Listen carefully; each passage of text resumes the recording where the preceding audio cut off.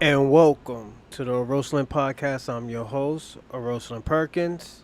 How's everyone doing today on a great Friday? We made it. I want to thank everybody from, what was it, Wednesday when we did a show? We did a late night show from Wednesday to Thursday, I think.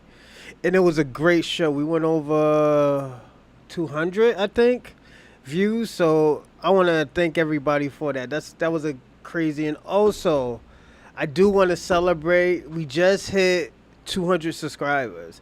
I know that's not a lot to some people, but to me, just building it up with no boost nor nothing, it's great, man. It's a great feeling, and I want to thank a few of y'all, but I'm gonna wait until the ending to actually really thank y'all and explain, you know, how much it really means to me of y'all participating on my show, you telling me about my show, y'all sending money orders, I mean donations and stuff, man. It's a great feeling, man. And and if I can inspire anybody to do it, definitely I will. Hold on one second, Chevy. You know, definitely. Give me a second. Damn, $30,000. I'll get to 100. Um, I do wanna. I do wanna. I'll say, me hitting 200, man. I think, and I'm gonna be personally honest. I think it just started taking off. The reason why I do think that is because I was stuck at like 30, 40 for like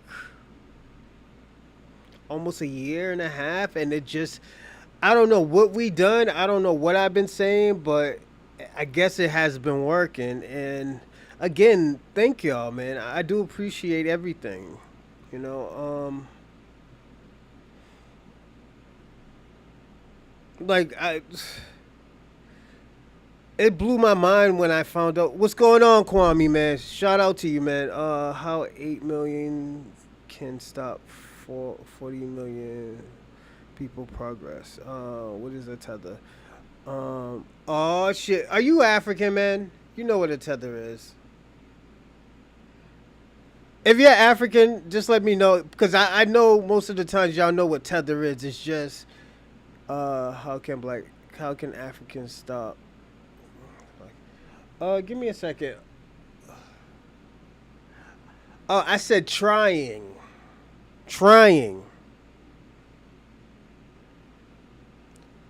but we're not into that. Right now we just asking questions. We'll get to that topic.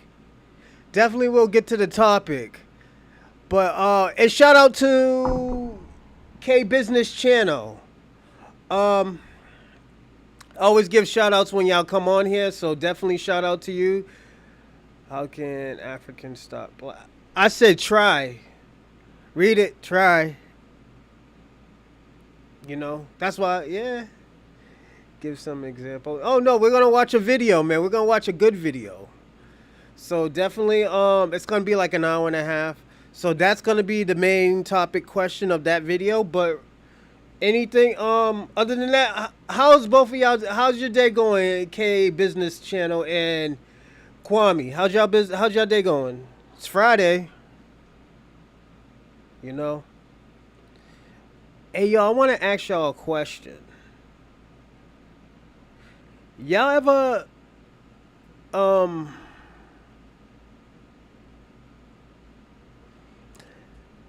have y'all? Cause I don't know what y'all money stance is. Oh yeah, Kwame, you live in New York. You can't even drive like that. Never mind, man. I was gonna ask you. I was like, yo, you ever drove in a Corvette?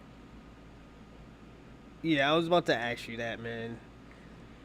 Yeah, man. Cause yo, you want to hear something crazy? I feel like yo, when I start popping off, man, and I start making money, I do want to buy a Corvette. I usually just buy Chevy cars now. I used to just buy Beamers and BMWs and Mercedes and stuff. Um, but I fell in love with American cars now, so I like American cars. So I've been getting into American cars. Um, I just wanted to know, have y'all ever drove a Chevy? I mean, Chevy Camaro. I mean, not a Camaro. Corvette. That was it. Yeah, man. Cause I was thinking about like buying one. I want a Chevy Camaro. I mean, a uh, Chevy Corvette. You know, I was thinking about getting a coupe, but then after that, I was like, nah. Hey, yo, the convertibles is the joint that goes back, right? Yeah. So I got a coupe. Yeah. Um. Yeah, I was thinking about that. I was like, damn, like, yo, should I even get you know, cause I've been saving a good penny, a pretty penny, and stuff like that. I got like safes. I got like mad like secret safes all over my office. So yeah, it's the thing about it is because I'm starting to do day trading now. I usually just put my money in like one of my secret safes and stuff, man. Because when you know it's not in your bank account, you won't spend it. So yeah, I've been doing that, and plus, I'm about to start getting more hours at work again. But the good thing about it, I get off of work early on Friday, so I can do an early show on Friday. So that's super dope. I could do early Monday. I could do an early Friday show, and I could do another. And I can do the not the Bronze Reaper, the Sincerely My Paramour show. So definitely, I want to know how did y'all like that show? If y'all watched it. So when we start really getting busy, let me know, man. Cause that was like I wanted to try it out. I personally loved it because I get to talk about myself and first I get to talk about myself and also I get to um talk about myself and I get to talk about my past, you know. So I really don't talk about my past a lot, cuz it's really not about me, but that show actually is about me and experiences and stuff and being better. So that was the dope thing about it. So yeah, I actually like that. Um, yeah, man. So if I ever get a little bit of money, I'm gonna buy me a Corvette, man. Hell yeah. I don't want no Ferrari or no Lamborghini. I want a Corvette. You know. I don't know why. I think those shits is dope. You know. And yo, I'm gonna come in there with one of the dopest colors and stuff. Hey, yo, Kwame, I'm gonna come to Queens to pick you up too. Watch, yo, cause you know what? I'm gonna pick Kwame up. Kwame be talking bad shit. That's why I'm just gonna come and pick this dude up in my convertible, my Corvette. I was like, yo, we're about to go to Atlantic City to go get some lemon pepper and lemon pepper chickens at Magic City, man. What's going on, Saint Magic? Salute, salute. Got to be an 80s model. An 80s model? I was looking at the new ones. Yo, you want to see the new ones I was looking at? Yo, because the new ones, the 2025s, you get to kind of build it. So, yeah, I was looking at it. I was like, damn, this shit is fly. But it already starts off with like 80. It already starts off like just to buy it for like $80,000. You have to kit it out and everything. Yo, it's crazy. You know, there's certain things I don't want to do to it. It's like, um, you get to put like certain lug nuts on it and stuff.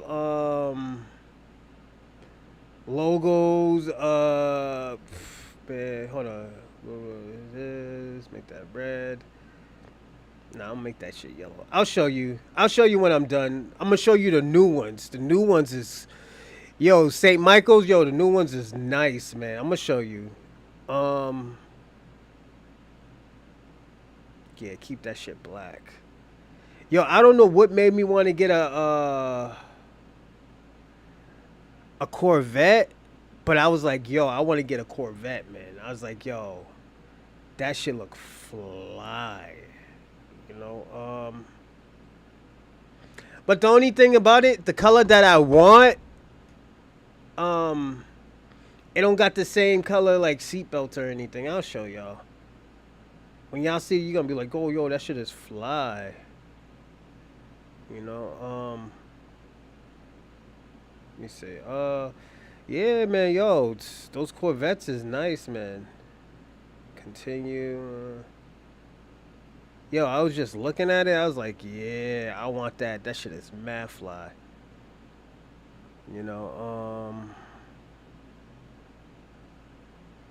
yo, like, all jokes aside, you gonna fuck around and spend like at least a good 110 on it.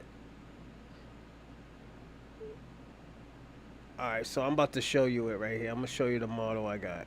I was looking at.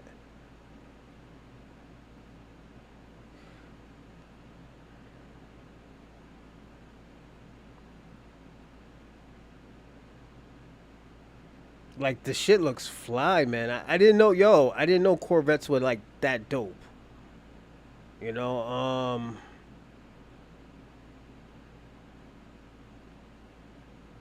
oh, they ain't even trying to show me it. Cause I'll get I'll get a convertible one. Like even my Camaro, the Camaro that I had. I'm telling y'all, Tyson Bedford is fish. Nah, yo, hold on. Oh, Tyson Bedford's in American Muscles. Yeah, I was looking at the Stingray. Yeah, yo, he already knew what I was talking about. Yo, y'all funny. You can't prove Tyson Bedford is a fish stock. Yo, I'm about to show y'all. This is the shit that I was looking at right here. This shit right here. I didn't even like touch down and looked at it, like mess around. Like, yo, you get to build the shit by your, like, yo, you get to build the shit that you want inside of it. Like, it's lit. You know, I want to get the purple joint too. The purple joint with the yellow, because I was gonna make it. First, I was gonna do yellow, but the shit's too bright. It's not an option. Yeah, it is. A convertible is an option. Watch, let me show you. See, look at. See, coupe or convertible. If you get a coupe, it's a little bit cheaper. It's like $8,000 cheaper. But you know, you want the coupe, you know, to stun out and stuff like that, just so people can see you and stuff like that. So, yeah, man, I think that shit's dope. That nigga is fish. That's a fact. Yo, I'm telling you, man. I don't know what got me into like American cars, man. Yo, cause the thing about it, I was gonna get me another Mercedes or BMW. Those convertibles are cool though. Yeah. Tell you, man, yo, American cars is the shit, man. I used to just all get German cars, German cars, German cars. First of all, convertibles are hard top. So is it coupe? All right, so I got to get the coupe then. You know, no, man, I want to shine and stuff, man. But yeah, man, I BMWs, Mercedes, all those shits, man. Yo, those shits is a headache, man. It's like, yo, you always gotta find, yo, on some real shit with BMWs, yo, you actually have to find somebody that knows how to fix a BMW. If not, you're gonna be back. You know how many, yo, within like 2 months, I brought my car to the shop at least 3 times. You know. Those old school muscle cars are the better mobile ever made. Yeah, because you know why, yo? They got that hard. They had the real metal. That's the only thing that I like. The old school cars has the real metal. You know. Progressive. Hey, thanks. Shout out to EBII. Shout out to E Will. Shout out to St. Michael's. Shout out to y'all, man. Yeah, man. I've been looking. I was like, yo, man. Cause like yo, I've been saying, yeah, I've been like stashed in my dough, man.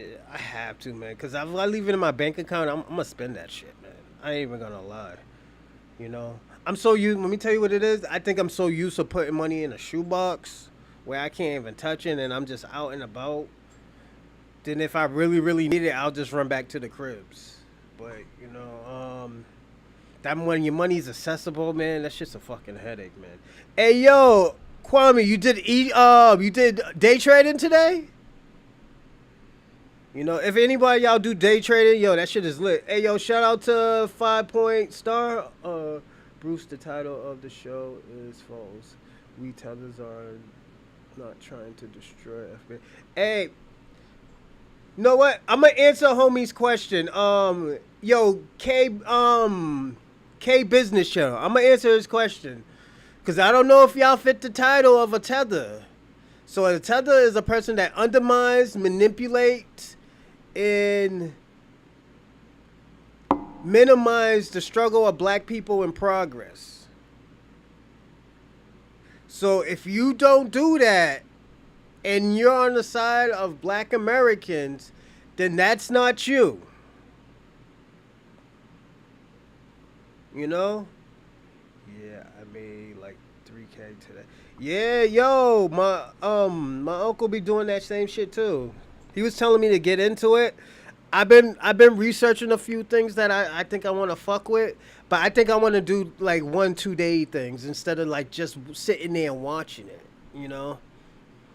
Yeah, it's very interesting. I forgot what they call it. It's not day trading. It's like you keep it in for a while, but when it goes up. But he's told me get shit when they're down, like when they're in the red. You make more money when that shit's in the red and it just goes up. He was telling me, so what's it, FBA that undermines Africans and Caribbeans? Oh, that's a good question. Probably a coon. You know, but we don't the thing about it, we'll probably make option trading. Thank you. That's what I think I want to do. I want to do that part time and I want to do day trading. Certain things I don't want to watch and there's something. That's why I got the TV on the wall until I get my big joint. I'm getting a free 55-inch TV. Hey, if y'all trying to get a free TV, there's this thing on app called Tally, Tell. You put in some information and they'll send you a TV, but it takes like a year to get. So, yeah, definitely you'll get a free TV, but it's expensive, man. I mean, it takes forever. It's free, you know. So if you want it, you know, go get it. But yo, real talk, salute to y'all, and especially the people who stayed up with me the last show. It's like Kwame, man. Yo, Kwame, yo, we went over like 200 views, man, with that show overnight, man. Salute to you, man. Thank you. I appreciate that. What's it? These are what's it? Like, thank you for just getting involved and shit. You know, shit got bit. I mean, even though you disagreed, you was talkative. Everybody was talkative, and I like that. You know, I just want to get y'all talking. As long as you talk, like 5 Point Star. If that's 5 Point Star, if I'm saying it wrong, my apologies. Let's see, media. Run media, y'all FBAs need to have a FBA. Yo, that is crazy because yo, I was saying that. I don't know if I was watching the Tariq Nasheed joint. I was like, yo, we should have our own parade. That shit was being, yo, oh my god, yo, you read my fucking mind. Like, yo, I said that shit like, I don't know if it was yesterday or 2 days ago. That shit will be lit. Like, yo, there'll be candy yams there, catfish, fucking potato salads, candy yams, macaroni and cheese, mashed potatoes, beans and rice. Yo, that shit will be lit. Yo, that's a must-need thing. Yo, I'm definitely going on the Tariq Nasheed show. Space today, and I'm gonna ask them. I'm like, yo, we should have a FBA fucking parade. Yo, you know how lit that be? Yo, everybody will be there. So, yo, Kwame, say you would not be there. Yeah, wave the flags and everything. Yeah. Like, yo, don't get me wrong, Juneteenth is cool and shit, but I want a parade. Yeah, I want to. And the thing about, we can even say this, Kwame, and all of y'all who are immigrants, we got inspired by y'all. Because y'all have the West Indian Festival, the Puerto Rican Festival. Uh, can I bring Joe Love? I don't know. We might have to, talk about that. But yeah, yo, K business. You don't gotta bring anything. Just enjoy yourself, man. That shit would be dope. Yo, that's what you do when you come to those events. You just go to enjoy yourself. Jerk chicken. I love jerk chicken too, but I don't know if they want us to bring it. They'll have some Geechee food, some Creole food from Louisiana. Yo. Yeah, just go there and enjoy yourself, man. If I don't have to bring anything, I'm good, bro. Fuck that. I don't be wanting to bring things. Bring a bottle. Fuck it. Bring a bottle. We'll do it like y'all do at the West Indian Festival. Drinking, have parades and shit. Yo, that shit would be lit, bro. Oh my god. Yo. That shit is I'm definitely gotta stay up because King Flex, he's from Cali. Don't forget, we got a 4-hour difference. That's why they be doing shows at like 1 o'clock in the morning. I'd be like, yo, why is this motherfucker doing these shows so late, man? I was like, yo, it's so late. Yo, I'm be tired. I was like, yo, I don't got time to try to stay up. Then I be doing this show. Yo, it's crazy. Yo, dude, there was one time I wanted to go on his show. Yo, we had a show and we didn't. And yo, that Wednesday we didn't end until like 4:30, 3:30, 4 o'clock.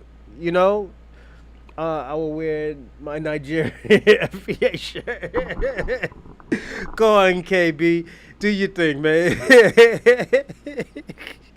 He's an FBA sell out soul food. Yeah, sell some soul food. Yeah. Oh, they do? Fuck it. Bring it then. If we do it there, yeah, might as well, man. Go and make yourself a penny. But yeah, it's just like, yo, we make T-shirts and stuff. Bring the community. Yo, the community will come. Shout out to the United States Supreme Court. Oh, what's still going on, Infinity? Yeah, I seen that. Oh, yo, y'all seen it? They fixed the 13th and 14th Amendment, I think. So basically, it's just you can't anchor your kids here no more. That shit he was saying that was only for Black Americans. Yeah, he was saying that. So that is correct. It's only for Black Americans. So yeah, I called in last night and embarrassed him. Oh, so I gotta listen. Oh, why you didn't tell me? Yo, you should have sent me an email, man. I would have listened. Yeah, man. So you can't anchor your kids here no more, man. At least y'all can anchor y'all kids in fucking Canada, Canada don't got that law. And don't forget, don't forget, they don't really got Black American people there. There's all Caribbeans and stuff. So, y'all motherfuckers will be lit up there. Let's see, 200 people and a half of them African people. We had in Philly, thousands of people came. Philly King Flex is a xenophobic joke. Hey man, yo, let me tell you something, Kwame. I'm gonna say this, yo, Shabaka is gonna change his mind once he get reparations. I swear to God, he's gonna get himself a white woman. Watch, I'm telling you, he's gonna get himself a white girl. Nova Scotia, yeah. Oh yeah, cause there's a tribe there. Cause is it in Nova Scotia? No, that's not it. Never mind. I'm thinking about Alaska. Trump can't do anything unless he tries to repeal the Fourth Amendment. He did it. He just fixed it. That's all he did. It's yo, all y'all gotta do is marry some old white woman, or some white man on CN, or even a black man who's on Senior Citizens. So yeah, but what's her name? Jasmine Crockett got at his wife, man. So that shit was crazy. That I knew that shit was gonna go left with her, man. I'm not gonna say she's problematic. There's an early FBA slave went to Nova Scotia. Yeah, I heard that. Some of them went to Canada. Like The Rock's father, his father's Canadian, but he's a Black American. He's like one of the last Black Canadians. One can was granted U.S. citizen due to being born in America, despite his parents being. Yeah, but their parents might have to go back. That's the only thing. This was established in the landmark of 1898. Yeah, but the motherfuckers is, I think.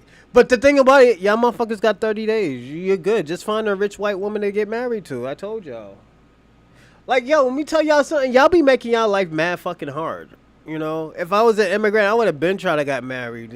If I couldn't find no cute ass girl to get married to, man, then just find a old white lady on senior citizen. Bang it out for 5 years. Give her some good coochie. At least you can't get her pregnant and divorce her and get some of her money. Just find a job, where you're secure and stuff, and leave, man. If she talk about you use her, like, nah, you didn't. I didn't use you, man. She wanted the immigrant penis, and I gave it to her. I know you are. I'm just talking about people who are not. Kwame, everything ain't about you, man. Jesus Christ. We're talking about people who don't have their citizenship. If you don't have your citizenship, you're kind of fucked. This is why I always tell yo, just marry somebody. And I always tell people all the time, I think that's very important. Just find some girl, you can sling some dick on a daily basis and find a job and you're good. You be living with her and everything. Her and probably with 3 kids, you don't know. Give me a second, everyone.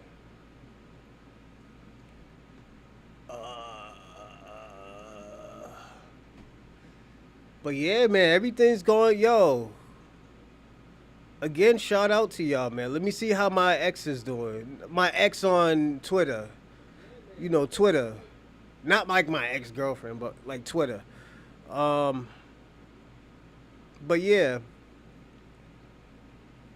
You'll be surprised, man. Oh, is it Ursa? Hey, yo, shout out Ursa. How's everything, man? Happy Friday.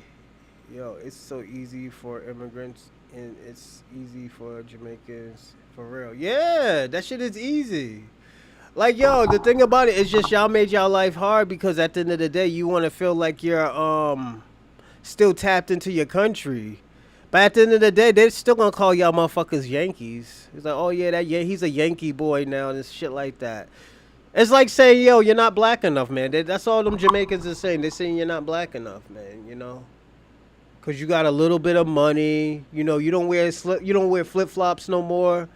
You actually clean. You got veneers in your mouth because, your teeth probably deteriorated from the weed, Kim parents were illegal. Oh, so she's good. Yeah, her parents is good. Afro Elite had to admit he didn't know Tariq was passing off an Caribbean holiday as a FBA holiday. Which one was a Caribbean holiday? Yeah, they be calling like immigrants people who are with tether here or people who was born in America, Yankees. Yeah, them Jamaicans is fucked up, man. Cause the motherfuckers is poor, they gotta drink dirt water and niggas who's in America, they living lovely right now, they wearing dashikis and shit and kufis. They don't gotta wear the open toe sandals. They could actually wear socks and shit. Yeah.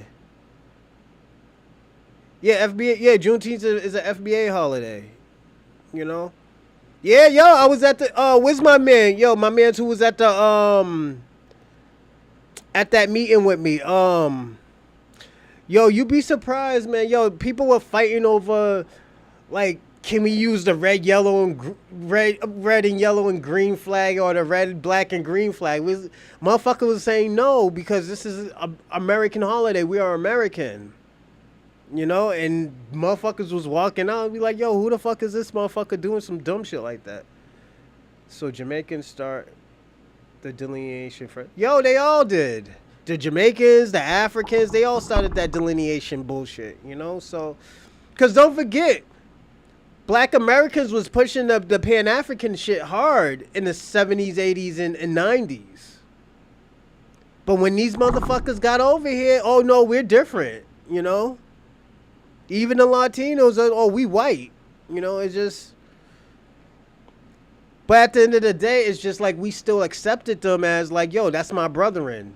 Because there was a few of them fucking with us. And those were the ones who were fucking with us was the only ones saving their whole community.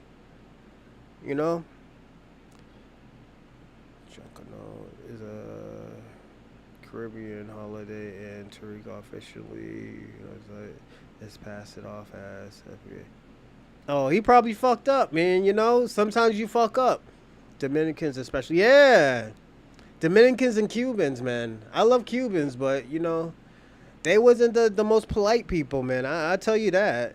I'm just being personally honest about the whole situation. I'm not saying they're not good people. It's just, they just be on one sometimes. Dominicans are beating up on Haitians and Dominican. Yeah.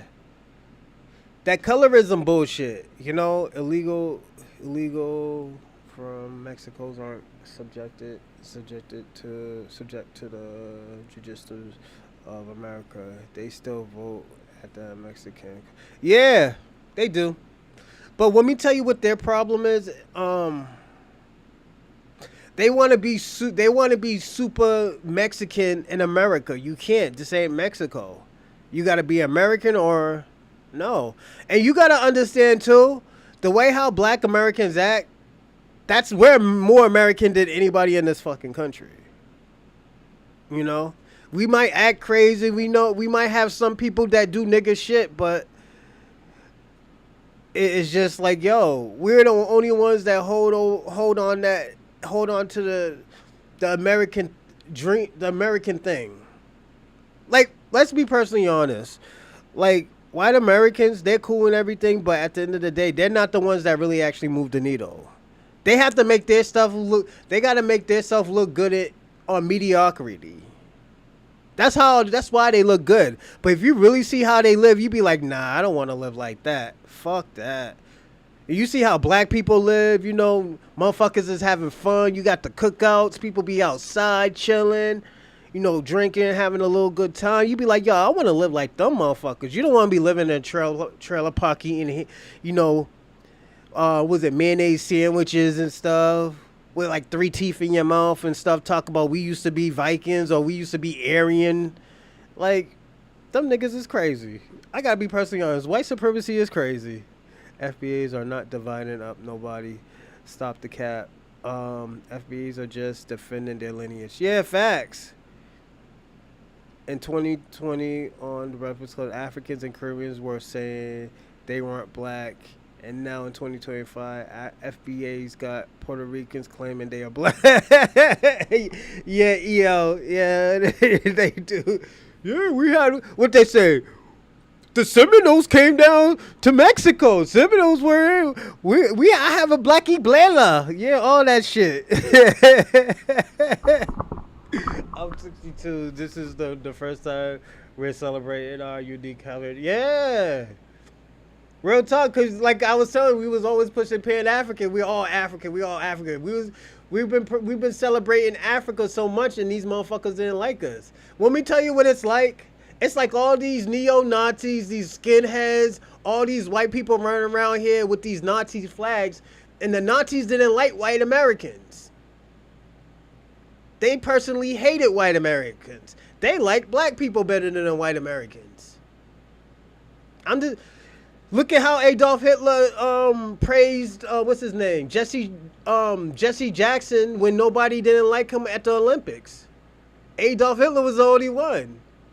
But when it came to white America, he didn't like white people. He didn't like white Americans. It is what it is. But you got these white people in America running around here with these Nazi flags, with the strikes and stuff, and the SWAT sticker on them and stuff. They look fucking crazy. I'm gonna be personally honest. Those white supremacy motherfuckers look crazy. And they be praising Hitler, and Hitler didn't even like them. Yeah. And the reason why Hitler didn't like them, because they were defending the small hats. So why the fuck would he like you? I don't get it. That shit is nuts. And just the way, just thinking about that, it's like, yo, you fucking running around with a swastika. That's like, that's like, falling in love with your abuser and saying like, yo, you know what? I want to be just like my abuser when I grow up. And the motherfucker says, shut up, bitch, and slap you in the head. Yeah, I want to be just like him. You look fucking nuts, man. That's what these neo-Nazis look like, man. They look fucking crazy out here. The Aryan Brotherhood, all the motherfuckers look nuts, man. Let me see this. And white European immigrants are getting mad too. We've been here longer than them. Yup. Most white European immigrants didn't immigrate. Yeah, facts. That's true.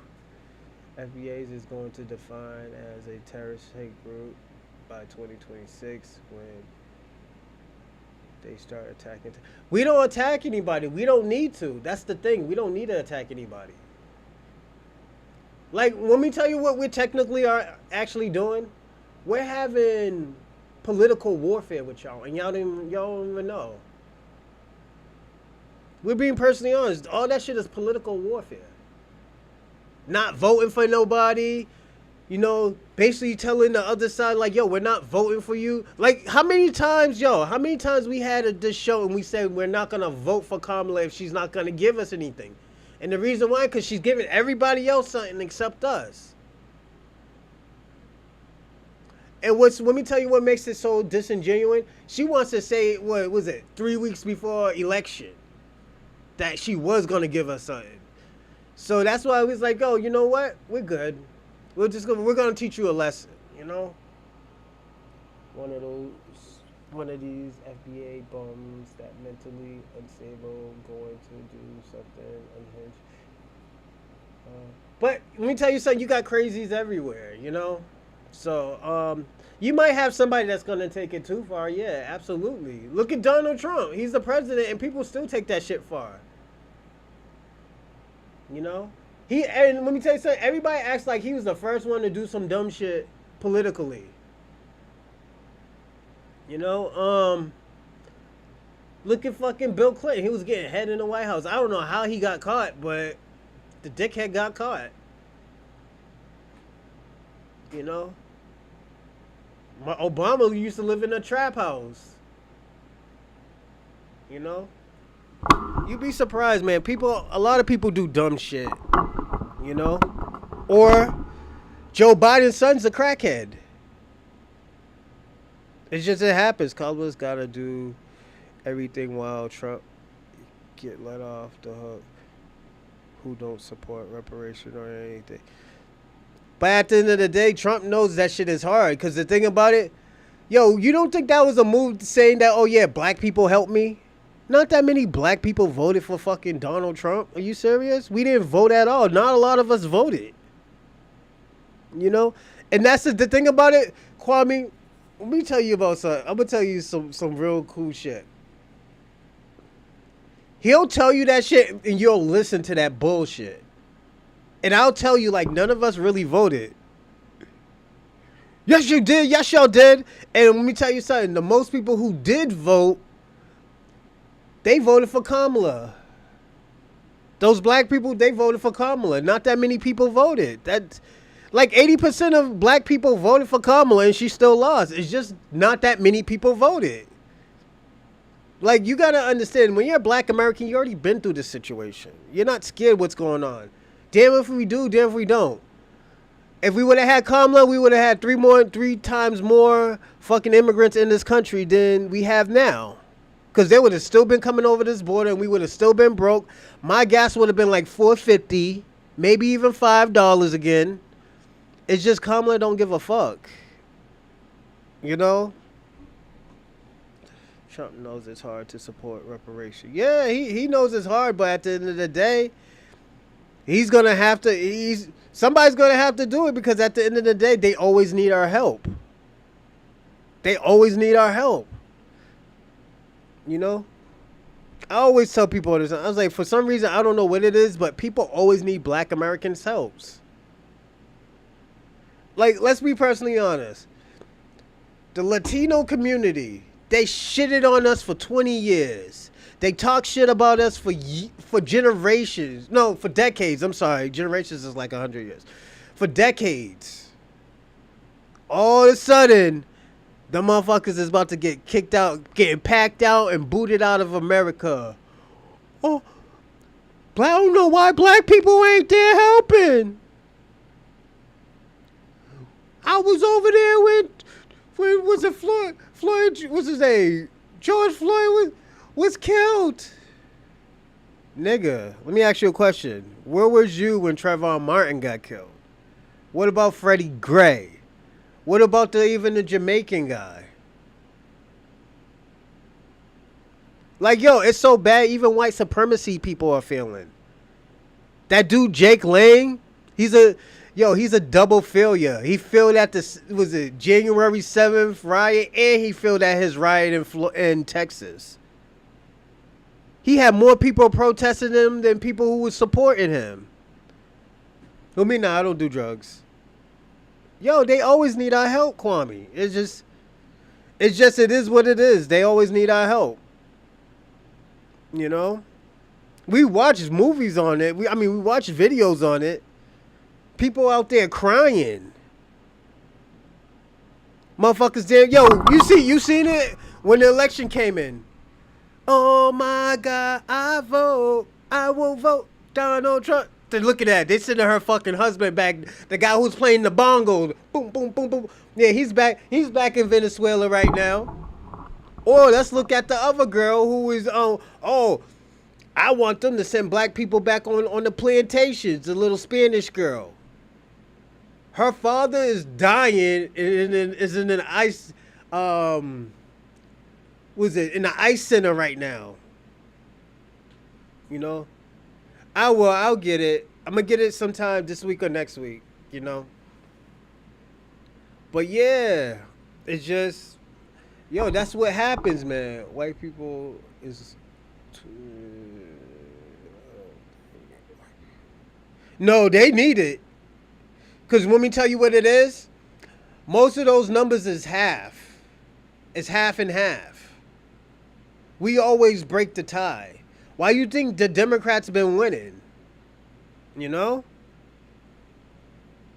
Our votes are more is on point. You know? This is what happens when we let other people, handle their own business. You know, let me tell you something, Kwame. If y'all didn't want Donald Trump to become a president, you should have told your people to vote. Your people who voted for Donald Trump. It wasn't black Americans. You can't blame us for that. That's all you immigrants. All you immigrants voted for him. You know? Those Latinos were dancing, singing, making videos. Yeah. Talking racist shit and everything. Yeah. And so-called black leaders want us to fight. Yeah, I'm not fighting for them. Fuck that. You know? Let me tell you something. If I like you and you're Latina, I'll tell you keep your fucking ass in the house. Until your cousins get sent back. I'm just going to be personally honest. Keep your fucking ass in the house until your cousins get sent back. And I'll send you some food every day. Fuck it. Them Democrats need blacks. Black people, the Republicans don't need immigrants. Most white people are Republican. Yup, facts. I believe that to a certain extent. I believe that to a certain extent. Kwame, definitely that's facts. I do believe that. What Caribbeans vote for Donald Trump? Yeah, they voted for Donald Trump. Yeah, you'll be surprised. They won't talk about Candace Owens. She's Caribbean.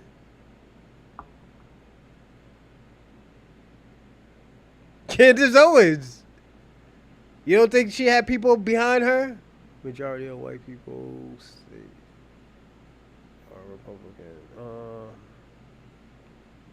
Yeah, see, told you Caribbeans love Donald Trump. The Puerto Rican didn't give a fuck. You know why they didn't give a fuck? Cause they're American territory. Yeah, they were like, fuck you, Dominicans. We don't even like y'all niggas anyways. Yeah, you vote for Donald Trump for me. Yeah, you vote. Yeah, SA vote. Yeah, let them niggas vote. Them niggas got sent back. The Puerto Ricans are laughing. Like these dumb niggas really voted for Donald Trump. You know, so yeah. What is it? The American Empire is falling. Tariq is gonna have Black Americans fall with the United States. The colonizers are not our friends. Yeah, none of them are friends. We know that. You just figured that shit out, Shabaka. We been knew that shit. We're doing political warfare, man. I've been told you that. You see how we shit on you see how we shit on these white supremacists. Like, come on, Shabaka. You should know that. We shit on these white supremacists. We talk shit about them. Them niggas is crying too. Them people talk about, oh yeah, we need to help each other. We're Americans, man. Get the fuck out of there with that shit. We're real Americans. Y'all niggas is some immigrants. That's what we do. And you know what? Hold on a second. Foundational facts. It's true. Those are the swing states, man. But yeah, do you need two parents that Black Americans to consider? No, you just need one. Technically, in America, you only need one. You know. I'm just being personally honest. You just need one. You know. It is what it is, man. Yo, you can't get mad about that shit. You know, and I always tell people all the time, I was like, yo, let's see, I love America. Yeah, me too, man. We built this shit. Oh, yeah, I love this country, man. I don't like some of it. I don't like a lot of people who are in this fucking country, but I love this country because my ancestors built it, you know? Just it is. They built, fought, you know, bled, sweat, you know, cried. Yo, it's a love-hate with this country, man, you know? It's like Kwame. It's like me telling you, like, yo, America is.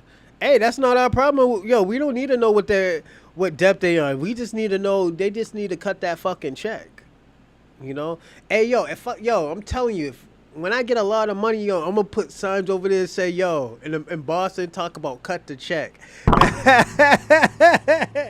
Yo, let me get some money. I'm gonna make signs talk about cut the check. Cut the check. America needs a cut to check. Then I'll find another rich friend. I was like, yo, make signs all around your state talk about cut to check. FBA on the way. But yo, shout out whoever said that, man. Yo, we do need a FBA parade, man. That shit will be fly. Hell yeah. Motherfuckers play the Paramounts and Funkadelas. I take it down to shit. Ooh, flashlight. Yo, this shit was crazy. You know? What was that? I hate America for what they did to African Americans. But we're not African American, Kwame. That's the thing, man. You could say Black American, you know? Like I always tell you, we have African DNA. It's just, you know, it's from like thousands of years ago. It's like, yo, it's like you having a white parent from like 8 generations ago. Are you gonna still say you're white? That's how it's like, Kwame. Yeah, one white parent 8 generations ago. Are you gonna say you're white? Are you gonna be walking around with a fucking Irish flag? And you're darker than me. You're gonna be like, nah, what the fuck? Nigga. Yeah, man. Talk is cheap, organization and unity is power. Build and own is 2 different things. When Donald Trump's not giving you nothing. We're not. The thing about it. Hold on 1 second. The U.S. censors black. Oh, they about to. You know that you didn't hear it, Kwame. They're about to change that shit. You know that, right? Yeah, they about to. Yeah, that shit's about to go in. They're about to put that shit into census is because you know why? Black Americans have their own lineage. Yeah, they're about to change that shit. So Kwame, let me ask you what you're gonna put. When they put, are you a Black American or African American? What are you gonna put? What you gonna put? Or are you gonna put other? Watch this, everybody. We're gonna see what he's gonna put. What are you gonna put, Kwame? They're about to change it. Yo, that shit would be dope. Or Black Native, FBA or Black Native. That shit will be fly. All jokes aside, that shit would be fly. You know? Yo, y'all be giving out some good ideas. We should be making petitions for this shit, man. Yo, that shit would be, 5-star. That shit would be fly, man.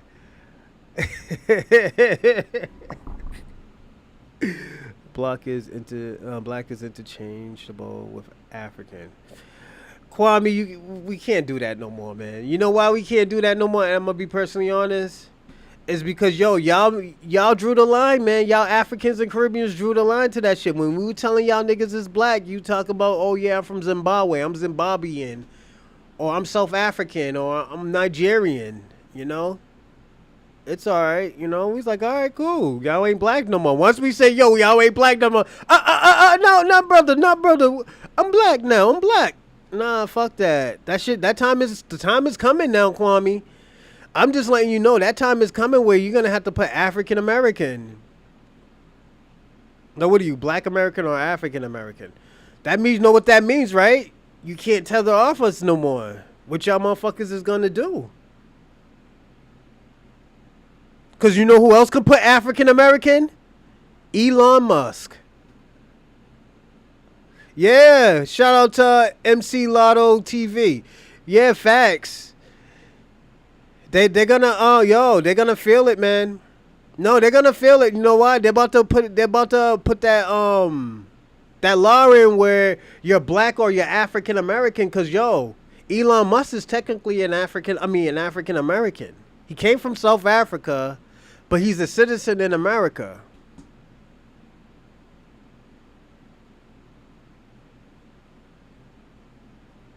Nah, they don't.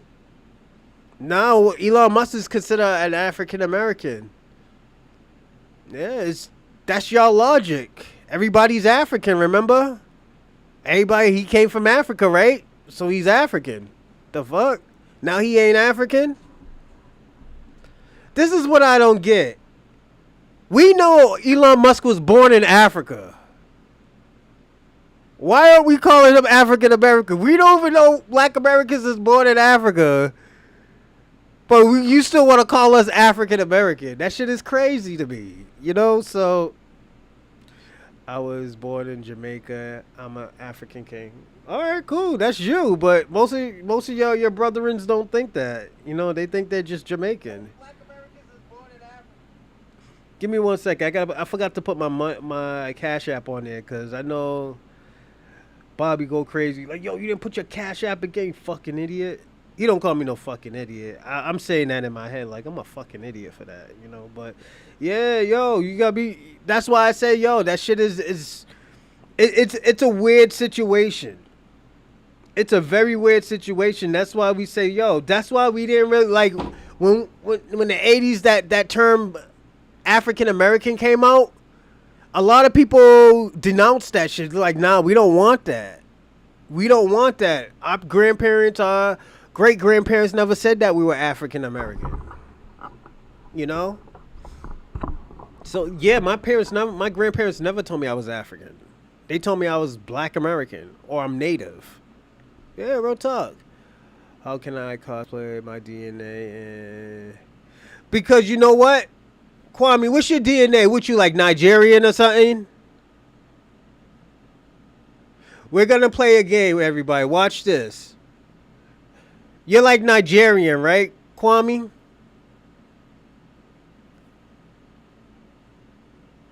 Yes, that's cool. But are you Nigerian?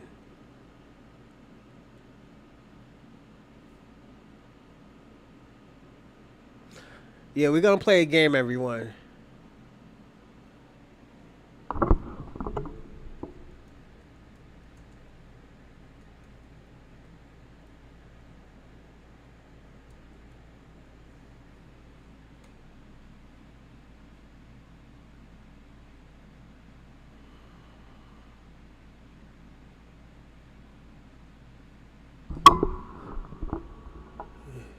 He is not Nigerian. So if anybody ever said, "Oh yeah, I got Nigerian blood," I want them to read something.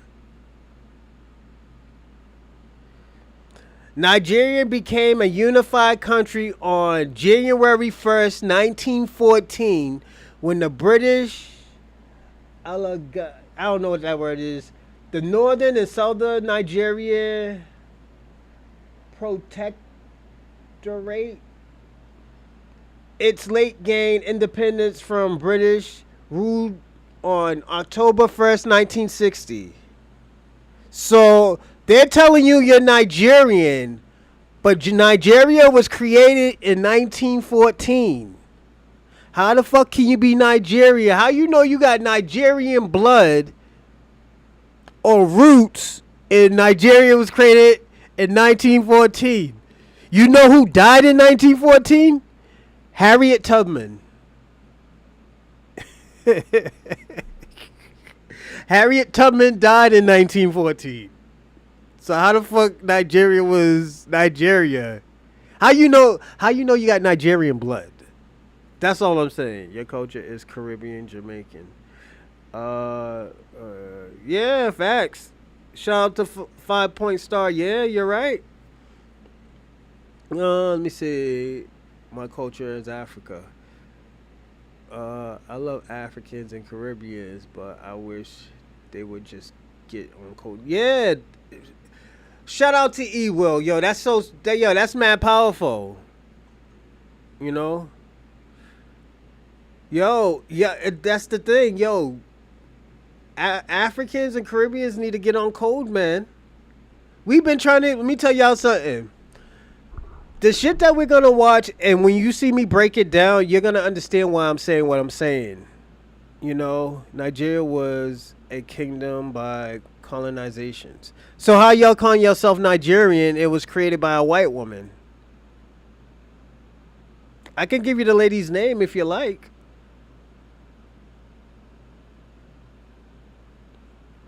Her name was, what's that lady's name?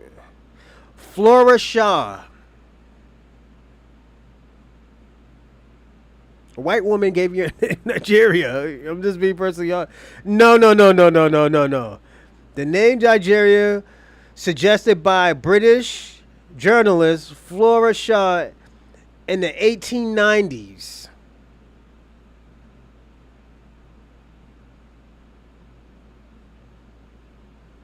There can no in Nigeria.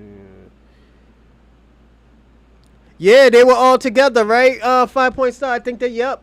I talk about that a lot. I was telling people, I think Benin was one country with Nigeria, and I think Togo. I think that was all one country, and I think it was a kingdom.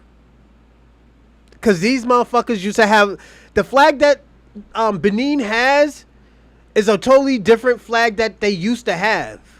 They used to have a flag that was red with somebody cutting off somebody's neck.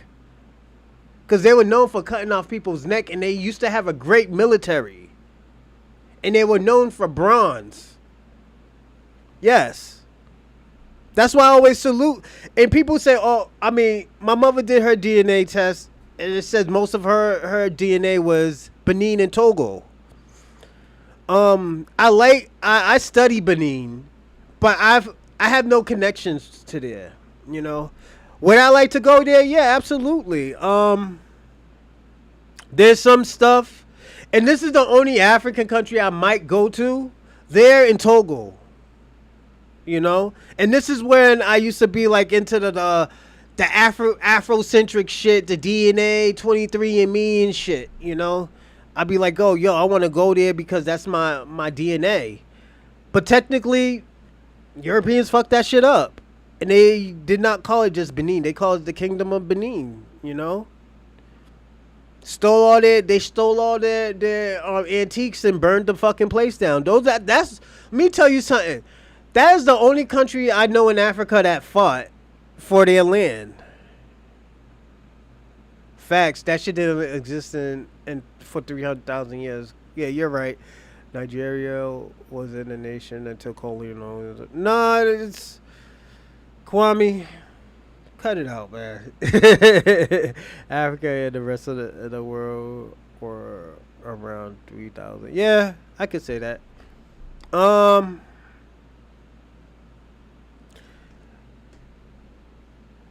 I will say this too. We was in Africa, dummy, of course. Jamaica. Yeah, you were in Africa. You know why? Because at the end of the day, those were colonizing spots. The only people who were in Africa was you, the Europeans, and some natives. You know, some natives. That's why some of y'all got good hair. Some of y'all got that Indian in you. Some of y'all got that nice looking straight nose. You know, from the natives. You know, so yeah. No, uh, you were.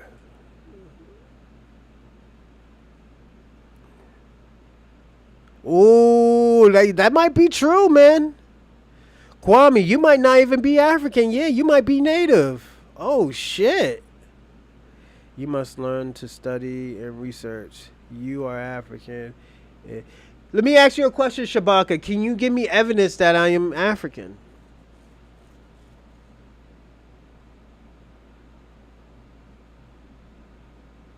We don't want to see, oh yeah, some slave boats and shit like that. We want to know that, like, yo, all these people came from Africa on a boat.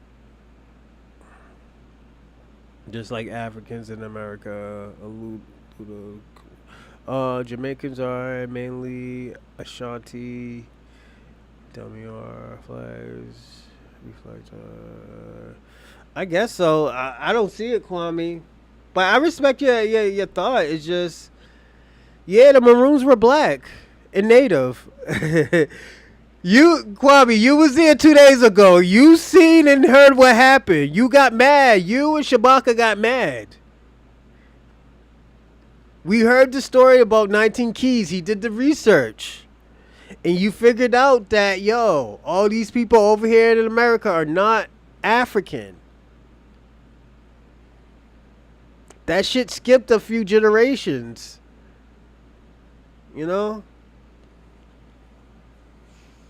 African yeah, the night in the 60s.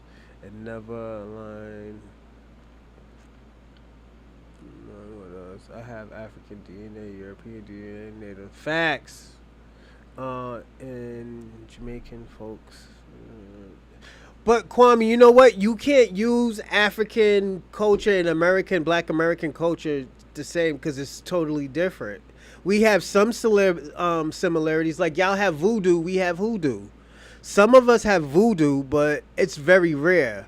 Like my grandmother knew voodoo and hoodoo. My great grandmother knew voodoo and hoodoo. You know, she taught my great grandmother hoodoo. You know, my great grandmother was a medicine lady. That's why I was telling you. It's just was a. You just said yeah, mom. Yeah, my mother's DNA, and I used to believe in that shit, but I don't believe in that shit because you know why? The Nigerian whole situation. Most of these people are saying they're like 32-40% Nigeria, but Nigerian was created in 1914. So how can these people be Nigerian? Nigeria used to just be tribes. If they would have been like, oh yeah, these are the tribes that you were in, I would have been like, okay, yo, that shit makes sense. But it doesn't make sense as telling somebody that they're from Nigeria and Nigeria was created by a white woman in 1914. You know, we have witches, yeah, facts, or witch doctors, yeah, whatever your preference is. That's why I said that my mother did her DNA thing. It said that she was more Benin and Togo. But it's just like I said, I don't believe in that shit because at the end of the day, when they say I got a little bit of Nigeria, I was like, how do I got Nigeria? And I researched it. They said Nigeria was created in 1914, so that can't be possible. I got some shit that was created in 1914 and me in 2023. at the time, or 2021. It just doesn't make sense. I'm not trying to shit on if you believe in the Africanism and stuff like that. It just doesn't make sense. I'm not gonna make some shit that doesn't make sense make some sense. What makes sense is that we were already here and we're more American than most people. That makes sense. That makes sense that, like, yo, there's a reason why there's so many black people in the South and not in the North or East. If these people, let me ask you a question. If these people came from the Mayflower, was it Plymouth Rock, the first person to step foot on Plymouth Rock, why isn't there any black people there? But all the black people are in the South, Texas, Mississippi, Louisiana, in those areas, Virginia, South Carolina, North Carolina. They all over there, but not in the East or the North, and that's where the Europeans came from. That's where they stepped foot at. It just doesn't make sense, They know who we are. Yeah, we're not. Yeah, facts. We were already here. Even if we were African, we had an ethnogenesis. We had a mixture of other things that will probably dilute, us actually being Africans. Like, Africans know that we're not Africans. They say it all the time. All of a sudden, y'all want us to defend them because they need help. Like, everybody needs help. All of a sudden, now everybody wants us to do a kumbaya. Niggas are not doing kumbaya. Even to this day, yo, Mexicans still have the audacity to disrespect black people, and they still ask for help. It just doesn't make sense. Too many people are entitled from getting help from black people, and it needs to stop. So at the end of the day, this is your nigga wake up call. You gotta do the shit yourself. You gotta go to let me tell you something. If these people want to say nigga so bad, okay, you could say a nigga and actually feel like a nigga because you're getting deported. You're getting treated less than a human now. So you know what? Why the fuck should I help? And you don't even look at us as humans. You look at us as animals. So why the fuck should we help? The Africans too. They look at us like that. Oh, that might be, yeah. 5 Point Star might got a point there, Kwame. You cook jollof rice with tomatoes. I guess you tethers to South America. Who, us? Yo, you gotta understand, Kwame. You can't own a fruit or vegetable that grows from the ground and say you created it. The reason is because the plantations were in the South. My people were on plantations in North and South Carolina. And your people told, hold on, since you're from North and South Carolina, your people said you were African. Your great grandparents told you that you are African. I understand the motherfuckers in the 50s and 60s. Yes. They'll tell you they're Africans, but the motherfuckers from the 30s and down told you that you were African? That shit don't make no sense, Shabaka. And you know me, I'm a reasonable person. It's just that doesn't make sense to say that, yo, my family was on a plantation and Africans were powerful than so-called black. Those were natives. Don't forget, in Virginia, they reclassified black Americans. They used to be black natives, and they reclassified them as Negroes. Just Negroes, not natives. Don't forget, the reclassification happened in Virginia. So we don't hear you talk. Let me tell you something, Shabaka. We never hear you or Kwame talk about the reclassifications of the white supremacy when they reclassified us. Kwame, what tribe are you from? We were sold by Africans to Europeans. You were sold by your own brethren, and you want to go back to where you were sold from by your brethrens. And it just, this is what I'm talking about. You can't beat science. That we're telling you science. If you're telling us we're Africans and we're not looking like those fucking people in Africa, most of us don't look like those people in Africa, Kwame. That's science, man. That's telling you something. It's like you and your girlfriend is black and your baby come out Asian. Are you gonna still say like, "Oh, that's my baby. We had an Asian baby"? Or your baby looked Russian, you're like, "Yeah, that's my baby. It came out Russian. It's albino, and it looked like a white man with white hair and everything." It just, yo, Kwabi, you're wildin', bro. It's just that's Black Americans ruled the Western Hemisphere after ruled the East Side Hemisphere. Yeah, facts. Yep. Shout out to MC Lotto TV. That's right. Look at shit. Can't Trump science. Hey yo, I'm gonna say this. I want to thank y'all because I got an announcement.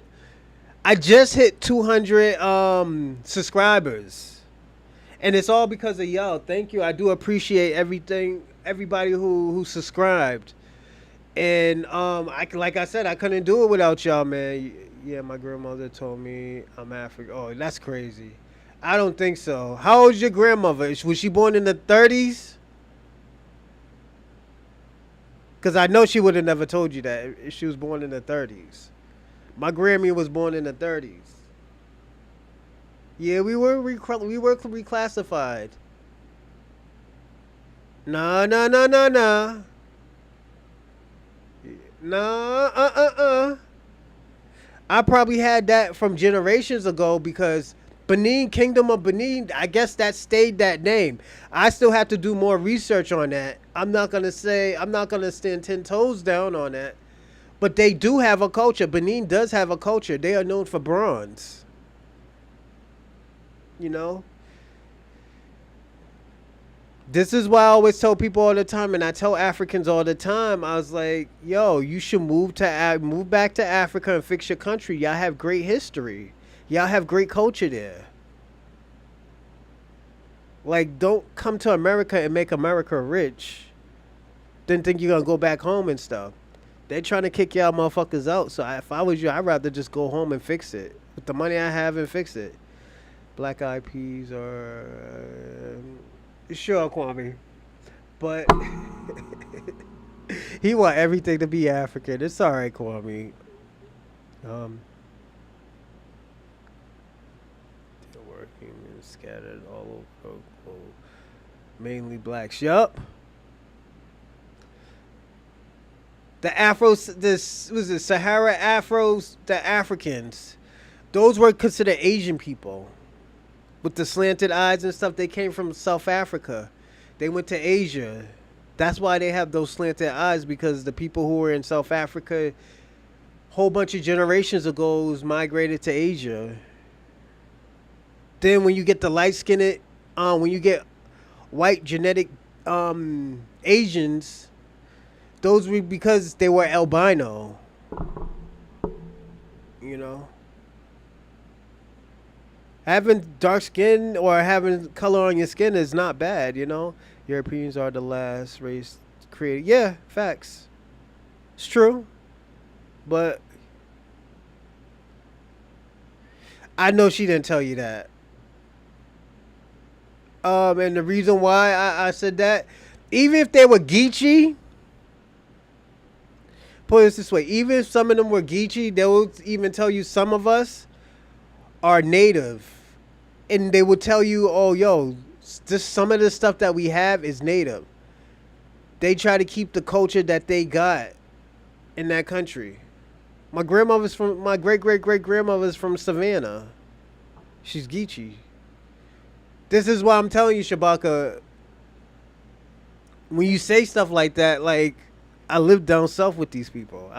I talked to my great-grandparents. Like, Most of my great grandparents were alive when I was younger. I had conversations with them. My great granddaddy was alive until I was like 18, 19. He died when he was 92. So yeah. Was it 92? Probably.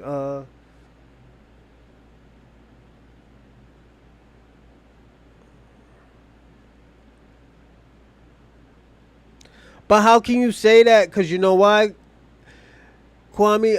Africans migrated all around Africa. Don't forget they were in East Africa first. Didn't they? Don't forget, then they were enslaved by the Arabs. When they got out of when they got out of slavery from the Arabs, they went to Western and Central Africa. So how can you say that they only had Western and Central African DNA? That's where they migrated from.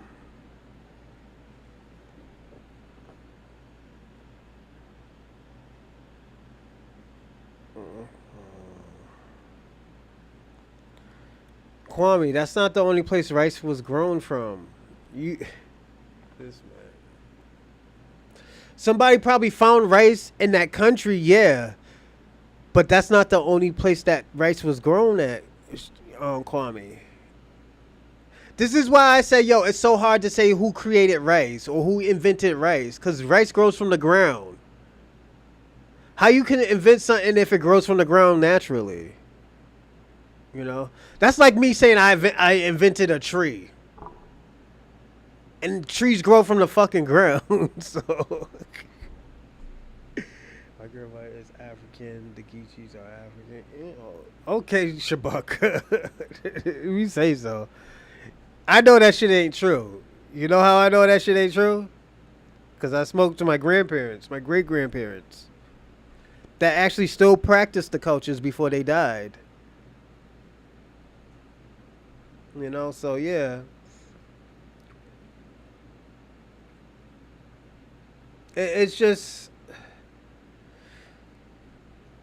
it's like I say, Shabaka. It's a weird situation for y'all. Y'all gonna have to figure that shit out. What was it called before it was Nigeria or Benin? Or I even have to do the research if I really want to know. I personally don't want to know. I don't give two fucks. You know. Only thing I want to go to Benin for is the Day of the Dead there. You know, just to see a fucking tree move around by itself and go up in the air and shit. I want to see that. Yo, those shits really go up in the air by itself. Yeah. In Benin. Yep, in Benin. Them trees go up by this. They have like these little bushes. Spins around mad fast. Woo, woo, woo, woo, woo, woo, woo, woo. Then it just goes up in the air and just stays there and just comes right down. I thought there was somebody in it, and there wasn't. Yes. All jokes aside, the motherfuckers go up in there as black Indians. We're not tribal. They move all over around the map. Yeah, facts. Facts. You know. But hey, if you want to be African, you could be African, you know. It's just but Kwame, what do you know about Africans? I want to know that. What do you know about fucking Africans? I know that they're tribalistic, they're scammers. Um, they eat bushmeat. They make some good cuisines. Um, they got it from French, but they reinvented it. Like they made it the African way. So it was cuisines in Benin. That's why I want to go to Benin for. If I figure out one thing I like is women and food. You know, if you got good food, I'll go to your country. Like it's like some dope dish. Like I would go to Jamaica, but then I don't. You know, yeah, real talk. You know, fuck you going to other countries for what? See dirty water? Fuck that. You know, I just go to for food and like, yeah, that's food, man. You know, it's like that's why I don't be getting people when they want to go to Italy and like fucking France. France is dirty. Italy's nasty too. Motherfuckers be peeing on the ground and everything. I would never go to those European countries. Those shits are so disgusting. Hell nah. Oh, I love rabbit. You don't like rabbit? Oh my god. Alligator. I never had possum. I never had raccoon. Raccoon is really like country country. I will say that raccoon is really country country. Like you gotta go to the country area where like there's no cops. There's like the corner store is like 5 miles away. The motherfuckers hunt raccoon and everything. Yeah, those are the country niggas. Yeah. Um, Alligator. I would eat alligator. It looks good though. Put some seasoning on it. I'll probably have like alligator stew or some shit. Bushmeat, nah. Fuck that. Hyena knuckles, nah. I ain't eating no hyena. Never eat rabbit. Me either. I had duck. Duck is real good. That shit's better than Duck is better than turkey. If they make it right. So if you go to one of those Asian spots, you gotta go to a good Asian spot. Get some duck. Oh my god. I don't think you'll ever eat turkey like that again. Um Seagull birds, nah, that's more Asian. Like the seagull eggs and the bird eggs, the quail eggs and shit, that's more Asian. Deer, that's more white. White people eat deer. Um nope. Never will eat duck. No, duck is good. Like real talk. I thought I didn't know what it was and I tried it. I was like, yo, this shit is bomb. Like, yo, they got the like this little ducks like this duck sauce on it. It's like brown, dark brown. Yo, it's when I say it's bomb, bro, I eat that shit at least 4 times a year. Cause it can get expensive for a whole duck is like $50, $60 probably. That's who you go to. If you go to Chinatown, you might get it for like $30. A half a duck. Is it a half a duck or a whole duck? I think a whole duck is like $30. Yeah, it's bomb. I'll eat that whole shit by myself and not share. I will hide that shit and not share. Oh, you know some bomb shit I ate? I had macaroni and cheese. I mean, lobster macaroni and cheese. That shit was bomb. Hell yeah. Bushmeat is hold on. Bushmeat is meat that's wild and not domestic. Nah, no, it's not. You know the things we hunt in down south. Those are wild. Those shits aren't domesticated. That's why the motherfuckers be eating raccoon. Yeah, they be eating raccoon because it's wild. You know. Nah, but I wouldn't fuck with no raccoon though. The rainbow diet, so the deer, so the food I will eat, whole eat, color code. Yeah, Africans smuggle raise. Oh, here we go with the fucking kufi hat, the styrofoam kufi hats. Go on, Shabaka. What are you saying? Uh, Rabbit, possums, and alligators is swamp meat. All food caught in the wild is bushmeat. Yeah, I'm not eating no fucking bushmeat. I'm sorry. That's like eating squirrel. There's some yo. I told you. Let me tell you something. Y'all get mad when we talk about bushmeat, you know, and we don't. And you know how that shit started? It started because of y'all. A boar is just a pig. It's just a wild pig, you know. Y'all have boars in Africa. Y'all call them hogs. So, yeah, that's all it is. A wild boar is a pig. It's a domestic. It's a wild pig. Yeah, that's why when you get a domesticated pig, I believe they don't grow hair, and it's pink. You know, chipmunks. Yeah, that's more like white culture. Yeah, they eat that shit. You from Massachusetts? They sell deer. Nah, they don't sell deer. I don't think they sell deer or bear. Cause I think bears are being extinct. So yeah, they try to save the bear more than to hunt it. You know, cause those shits is like 600-700 pounds. Those shits grow. You know. So yeah, you gotta be careful what you hunt and stuff. Um, I guess we can start the show. Oh yeah, before we start, can you like, subscribe, and comment, and also share, and hit the sub if you didn't, and also if you're on my X, My Twitter, formerly known as Twitter. Can you follow? So definitely, we'll see if you hit your share and we'll give you a shout out. So that's always dope. Thank you. That would help the algorithm and my page. Eat food all of all colors. Regularly see. Yeah. Like, yo, you know where I want to go? I want to go to Japan. I don't know if we talked about that. I want to go to Japan. And the reason why is because I like sushi. Um, but yeah, moose is more moose meat. That's like Canadian. They don't got deers. They got moose. So yeah. Yeah. So we're gonna start. So I got this video by this dude named Cam James. He starts to talk about FBA, how Tariq Nasheed grifts and the sixth stage of culture grifting and scam, like Tariq Nasheed was scamming, and I'm gonna break it down and I will give you evidence on what he's lying about. And so Kwame, you'll like this video, and you too, Shabaka. Not mad, boars are bushmeat. Okay, people domesticate them. That's how we got pig.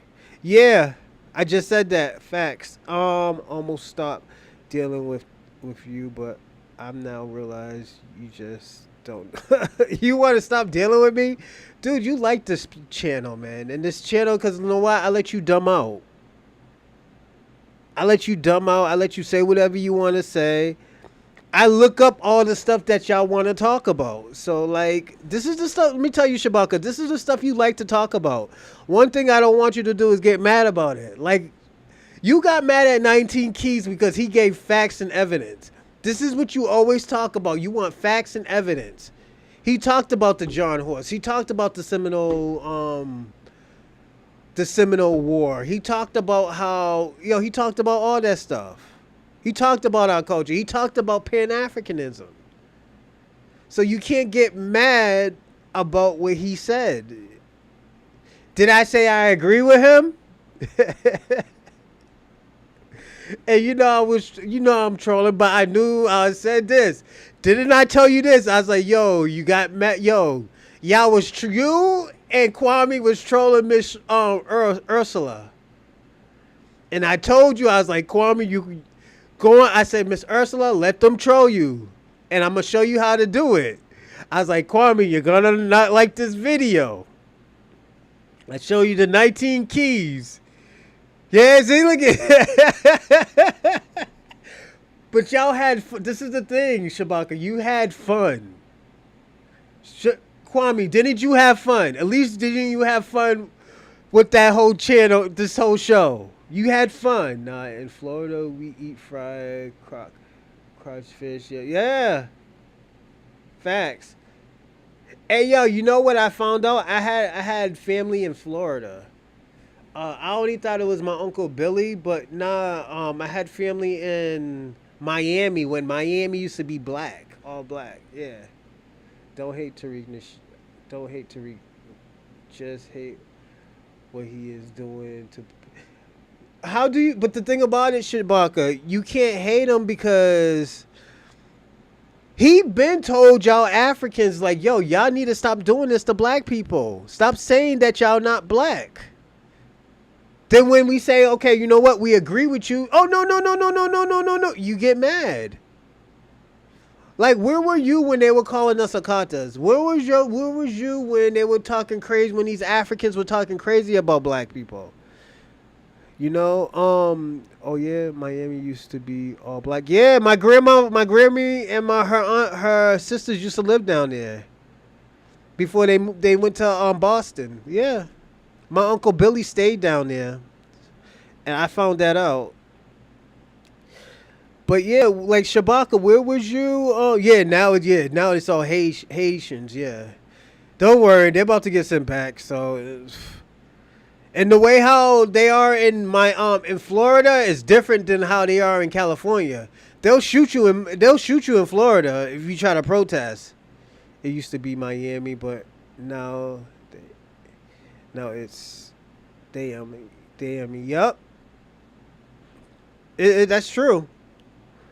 You know, in Florida, they'll shoot you if you try to protest or you run into a car. If you run in front of their car, they'll hit you. They on that type of time in Florida.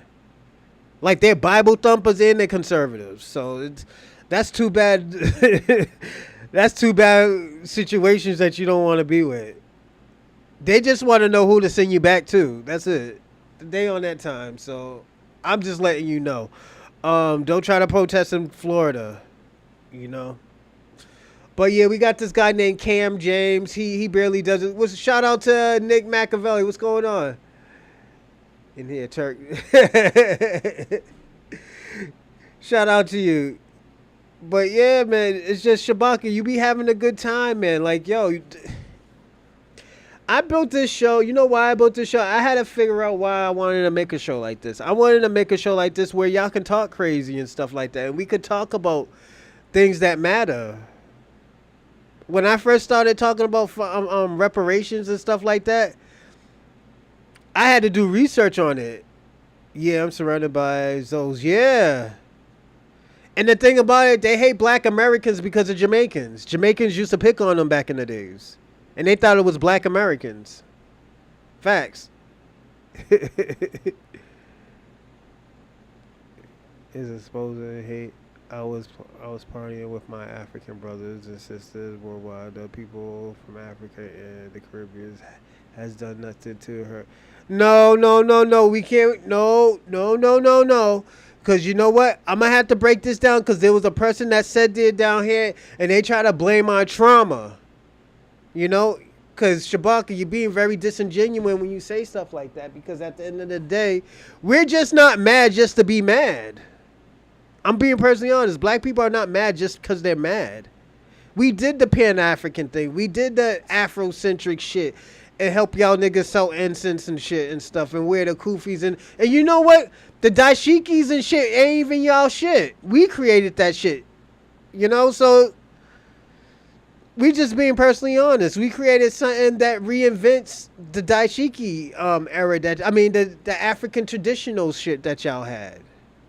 You know? So, technically, you know... Yeah, but they sold us into slavery. Yeah, facts. You want us to befriend people that sold us into slavery. You want us to give them a pass. And we don't even give white supremacy a pass. These white supremacists talking about, oh, yo, we need to come together and get these people out the country. I say, hold up, you're the fucking problem too. Why the fuck would I want to be your friend and you're the reason why all these atrocities happen to black people? And you know what they do? Oh, it's the Jews. It wasn't the fucking Jews. Well, it was some of them too. But it was mostly white supremacy too. They practice white supremacy as well. We are all alone on this because at the end of the day, we try to be our friends. We try to come together. We are brutal and violent, and we are not scared of anyone or anything. Facts. You know? No, Jamaicans don't run everything. I'm sorry. Y'all got ran out of Boston and New York, so... Yeah, the shower posse was in Boston, and they got ran out. Yeah, they got ran the fuck out of Boston, you know, so... Y'all could probably do that shit in New York and stuff, because it's mad, like, Caribbeans, but you can't do that shit in Boston. Too many... And the thing it is, let me tell you what it is. It's too many street gangs in Boston. There's too many street gangs in Boston. Let me see what you said. Jamaicans don't run or control UK or Canada. They run the homeless shelter in the prisons there. Yeah, that's kind of true. They do run the prisons in Canada and UK. Oh, yeah. And Africans in UK be on that machete actions, especially the Nigerians. So, yeah. Oh, Kwame about to crash out like a Japan. Don't crash out, man. Laugh out loud. Ran out by. Boston niggas ran the shower posse out. Yeah, yeah, we did. That's how y'all niggas got caught, cause y'all niggas got ran out. When there's gangs in Boston, they got gangs in Boston. Niggas ran out the people in New York. There was yo. I'm gonna tell y'all a story. When that dude God from New York came to Boston, he was beefing with people from the projects. They were shooting at them New York people. They were shooting at those New York people, and where can they run to? They gotta run back to New York or go to the police station. Then they gotta wait, and they hold on. Then when they go to the hospital, who you think's waiting for them? They don't got they're not up by numbers. That's the thing. Like they held their own, but yo, they were getting run out. They were getting packed out. There was too many. They were fighting my project's problems. They was fucking around with OP people. They tried to do that in my projects, and yeah, they got laid out, man. Yeah, them motherfuckers got laid out. And them Jamaicans too. They got laid out too in the projects. They left them in the trash cans. There was a Jamaican guy that got left in the trash can in my projects.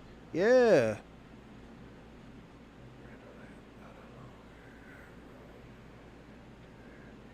Nah, not in Boston. Mm-mm. That rude boy shit doesn't work, man. Told you, yo, when I was young, man, yo, a Jamaican kingpin got left in the garbage can. Yeah. I mean, in the project, trash cans, the big joints. Yeah, they found his legs hanging out the trash can. Motherfuckers was playing hopscotch and shit. Then let me tell you what's so crazy about my projects. When they call the police, they can't just come one cruiser. They gotta come like 4 or 5 cruisers, cause the projects will fuck with them. The project people will fuck with them. Yeah, it's not like, don't get me wrong. They're not no punks or anything. It's just yo, them niggas just get packed out, man. Yeah, and also too, my project is probably one of the oldest projects in Massachusetts. Motherfuckers was up there in the 40s and 50s. So it's just yeah. And like everybody in my projects, everybody's related, from blacks to Puerto Ricans to Dominicans and Mexicans. They all related because everybody's sleeping with each other. So that's why when I was telling y'all, like, yo, I didn't know I didn't know Dominicans weren't black, like black American, because in my projects, damn near nobody speaks Spanish. Everybody was like project. Then when I got to school, elementary school, I don't know how it came up. I asked her, are they black or something? And she was like, no, I'm Spanish or Latinos. I was like, what's that? And motherfuckers was laughing at me. They thought I was stupid. It's just my projects, we thought everybody was black, even the light-skinned people. We just thought they were red bones. Boston is a place New York go to set up shit. Nah, not even close. They got ran out. There's another dude too. Like, I'll tell you another story about a dude from New York. There was a shootout with these Cape Verdeans. They shot this girl from New York because she got in front of the bullets and she got killed. The bitch's father was a judge. So Mayor Menino had to find the Cape Verdean dude, and they found him. They gave him 25 years and deported him. The black dude from New York, I don't know if he was Caribbean, he got like 52 years. So he got fucked, So yeah, they packed him the fuck out, Showers got ran out of New Philly. Yeah, facts. Shout out to V4 Vengeance. Yeah, man, it's just like people get packed out, man. It's just it's human nature, man. It's if you're not a good, what's the word? If you're not a good planner, yeah, you're gonna get packed the fuck out by numbers. It's just, it is what it is, man. You can't go to war with like less numbers. Even the Spartans had to figure that shit out, and they got packed out when they went 300. Yeah, they got busy, killed like thousands of people, but they got packed the fuck out, and killed. My cousin got shot up in Philly in '98. Yeah, yo, you can't fuck around in Philly, man. Now they got Muslims down there. They used to have a black mafia in Philly. It wasn't a mafia, it was a gang, but yeah, they got packed the fuck out, man. And you can't snitch in Philly. Yeah, they be on that type of time. In New York, y'all niggas just be snitching left and right in New York, man. Y'all couldn't be like Frank Matthews and just run out the country. Yeah, Frank Matthews just ran out the fucking country, man. Jesus Christ. Frank Matthews or Bumpy Johnson, you know? It was FBA games that ran out of... Yeah. Facts, man. It's... Like, don't get me wrong. The Shower Posse has legacy. But it's just like, yo, they can't do it in every place. They probably did it in Miami, but they can't do that shit in Boston. It's too many street gangs. They don't do like what y'all do in like New York, where like, oh yeah, I'm Crip, I'm Blood, all that shit is organized. No, these are street gangs. Like you go on another street, that's another street gang. You go on another street, that's another street gang. That's why I always tell people all the time, if you come to Boston, don't wear a hat. It's probably a street gang. You know? You could probably wear it out of Boston, like in Chelsea or like Lowell and stuff like that. And they might be like, oh yeah, you Blood or Crip or some shit like that. Nigga, I never seen a Blood until I was like 15. I mean, a Blood or a Crip until I was like 15. Because we don't have that shit. I thought that shit was only in California. Then when I started seeing niggas with flags and shit, and I'm like, yo, what the fuck are y'all niggas doing? Oh, I'm a Crip. So you got beat up so you could be from somewhere in California? No, we got a chapter out here. It was just crazy. That shit was a clusterfuck. Then them niggas got ran out. It's like, yo, don't do that shit around here, you know? Go do that shit in like wherever you are. That's crazy. I didn't even know the gang politics was that bad. Yeah, it gets serious, man. I heard. Yeah, I think Connecticut got Bloods and Crips and shit. We don't do that shit. It's just. Don't forget, most of us in Boston, we do bank robberies, we do kidnappings. We do shoot people, but it's just when you do shoot somebody, it's like 30% chance that you might get caught. The 70% you're not gonna get caught. You know. It's just somebody might snitch on you, and they don't got like paperwork like what y'all got in New York, where you could get people's paperwork. That shit be sealed, and you be walking around with a nigga who probably got a wire. You know, so that's why it's a cutthroat state. You know. You'd be surprised, man. Like, Boston is weird. Like, we used to have a mob in Boston, you know? It's a lot of foreigners. It's a lot of foreigners that cooperate. Yeah, facts. Facts. Yo, there was this fucking kid I grew up with. Yo, he was with a gang and stuff. The motherfucker went in the gang with a wire. He was a CI. Like... And something told me too, was like, yo, don't fuck with this kid. And I just stopped fucking with him. I don't know why I stopped fucking with him. I just stopped fucking with him because I was doing dirt too. And I was like, yo, this kid's acting weird and shit. Just be talking about... The nigga always tried to talk about old shit with me. I was like, nigga, I don't know what you talking about. We be smoking a blunt like, nigga, I don't know what you talking about. Nigga was wearing a wire. I didn't even know. You know what? I seen him too. I was like, yo, what's up with that shit, man? He's like, yo, man, my fault, man. You know, they had me on the ropes. I'm like, nigga, I don't want to hear that shit, my nigga. I'm good with you, bro. Yeah, man. Kid was a foreigner. Didn't know no better, you know? Then, you know what? What also, too, was crazy, too? It's like, in Boston, even the crackheads will rob you. Like, they'll pull out guns on you. Crackheads. And drug addicts, yeah. Rob you, pistol whip you. Yeah, they be thugging out too. The crackheads and shit. Yeah. The transgenders too. You go on Blue Hill Ave, you be seeing 6'5" transgenders running around beating up niggas too. Yeah. I seen this transgender almost beat up my boy that I used to hang out with. Yeah. Almost packed him out, my nigga. Transgender. The nigga was like 6'4", 6'5". Nigga had high heels on. Called him a derogatory term. Oh, what? You go, all right, I'll be right back. Motherfucker went to go put on his pumps, his trainers, took off the high heels. Motherfucker's like, what now, nigga? He was like, He's like, yo, you don't know me. Yo, it was crazy. Yeah, you get packed out in Boston. Yeah, Boston is weird, man. Yeah, I don't know if they're mafia, but they be packing out niggas in Boston. Them gay people, yeah. That's why. What's that nigga name? Nick Fuentes. He got ran out of Boston by some homos. Yeah, Nick Fuentes, the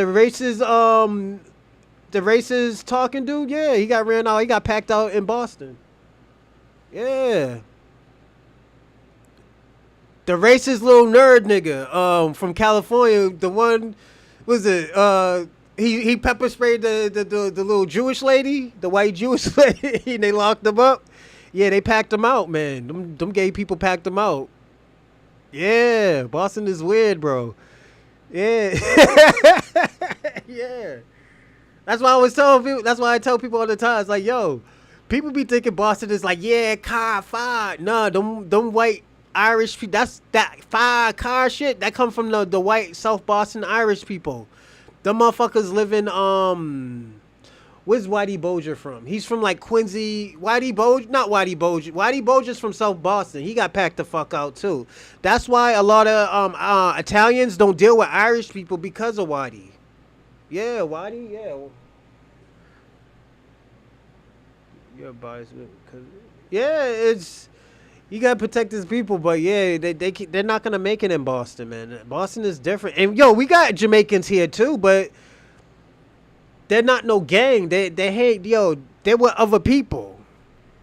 They with black people. They with Cape Verdes. They with Spanish. They're not like, oh yeah, it's the shower posse. They're not organized like that. Nah, they'll get packed the fuck out.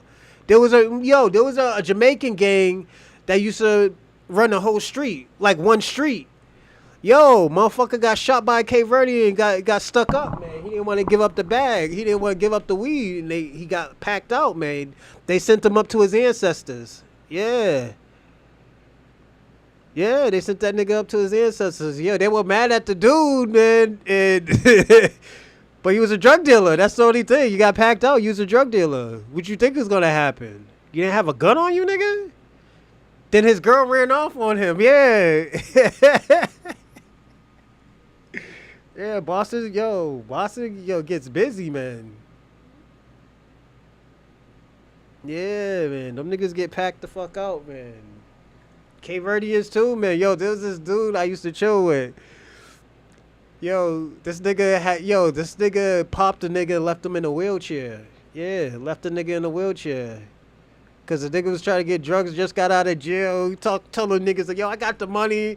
And I told niggas was telling other niggas like, yo, don't fuck with him. Yo, he's shiesty. He's a shady dude.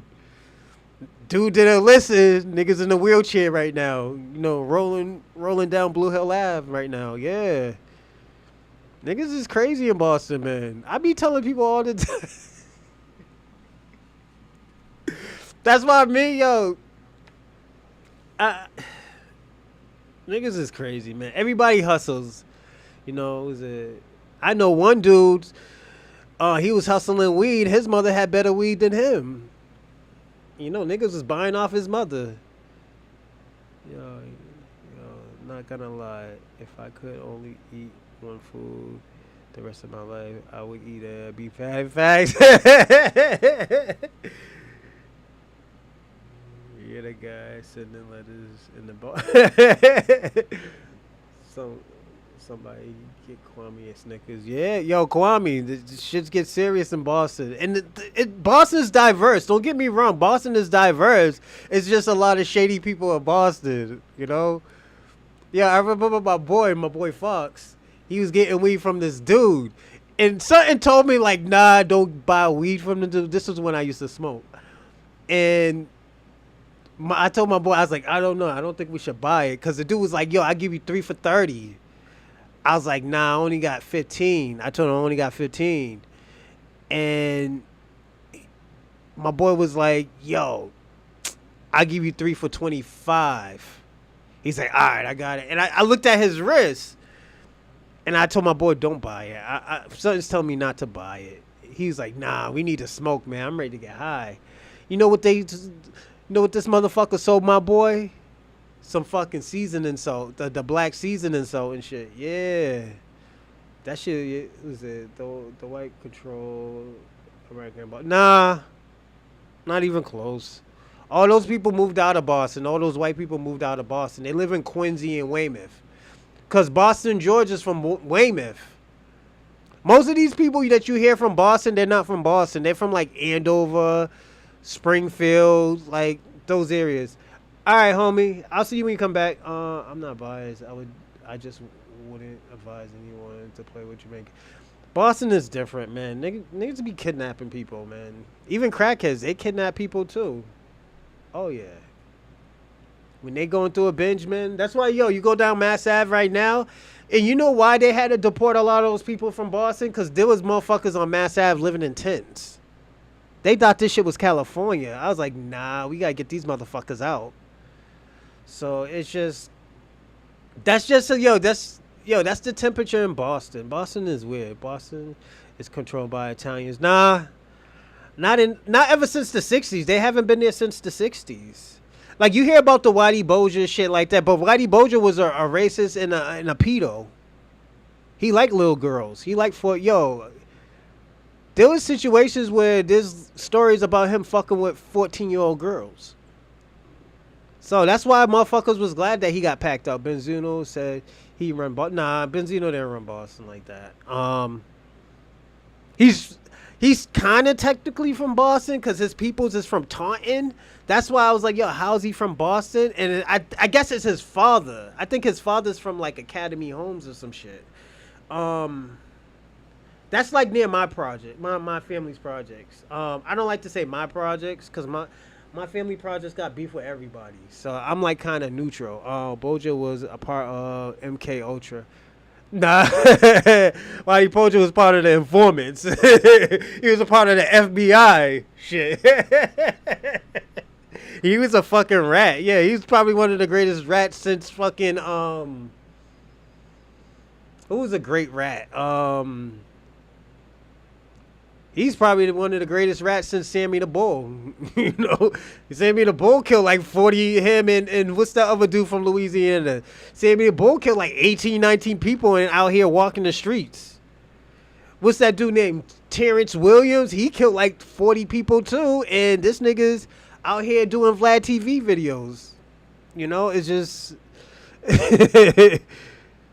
They run by the yeah, man. Nah... Whitey Bulger knew what he was doing. His brother was the president of Boston University. I mean, UMass Boston. Yeah, his brother was part of the UMass Boston. And that dude who killed Whitey in West Virginia, that motherfucker was part of the mob in Springfield. Most of those people be in the mob in like Springfield, Revere, Chelsea, out there. In Boston, there's too many black people, man.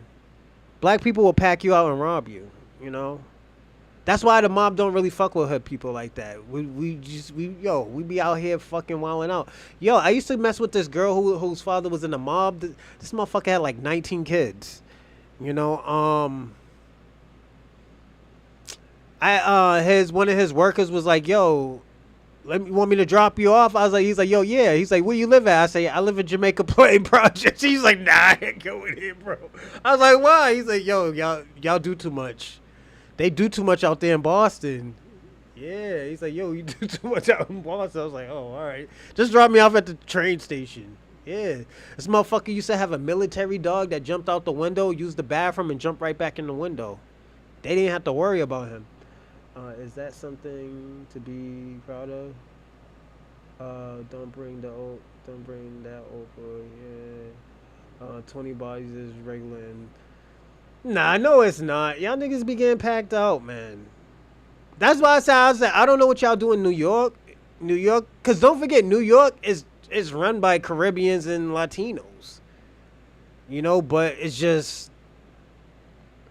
the shit that y'all do in like New York, even in Boston, we can't do that shit in Atlanta. Y'all can't, niggas will air y'all motherfuckers out in the South, you know? Why you think people be treading carefully? Why you think those people in like Texas, they want to befriend black people? Because them motherfuckers be dumbing the fuck out, man.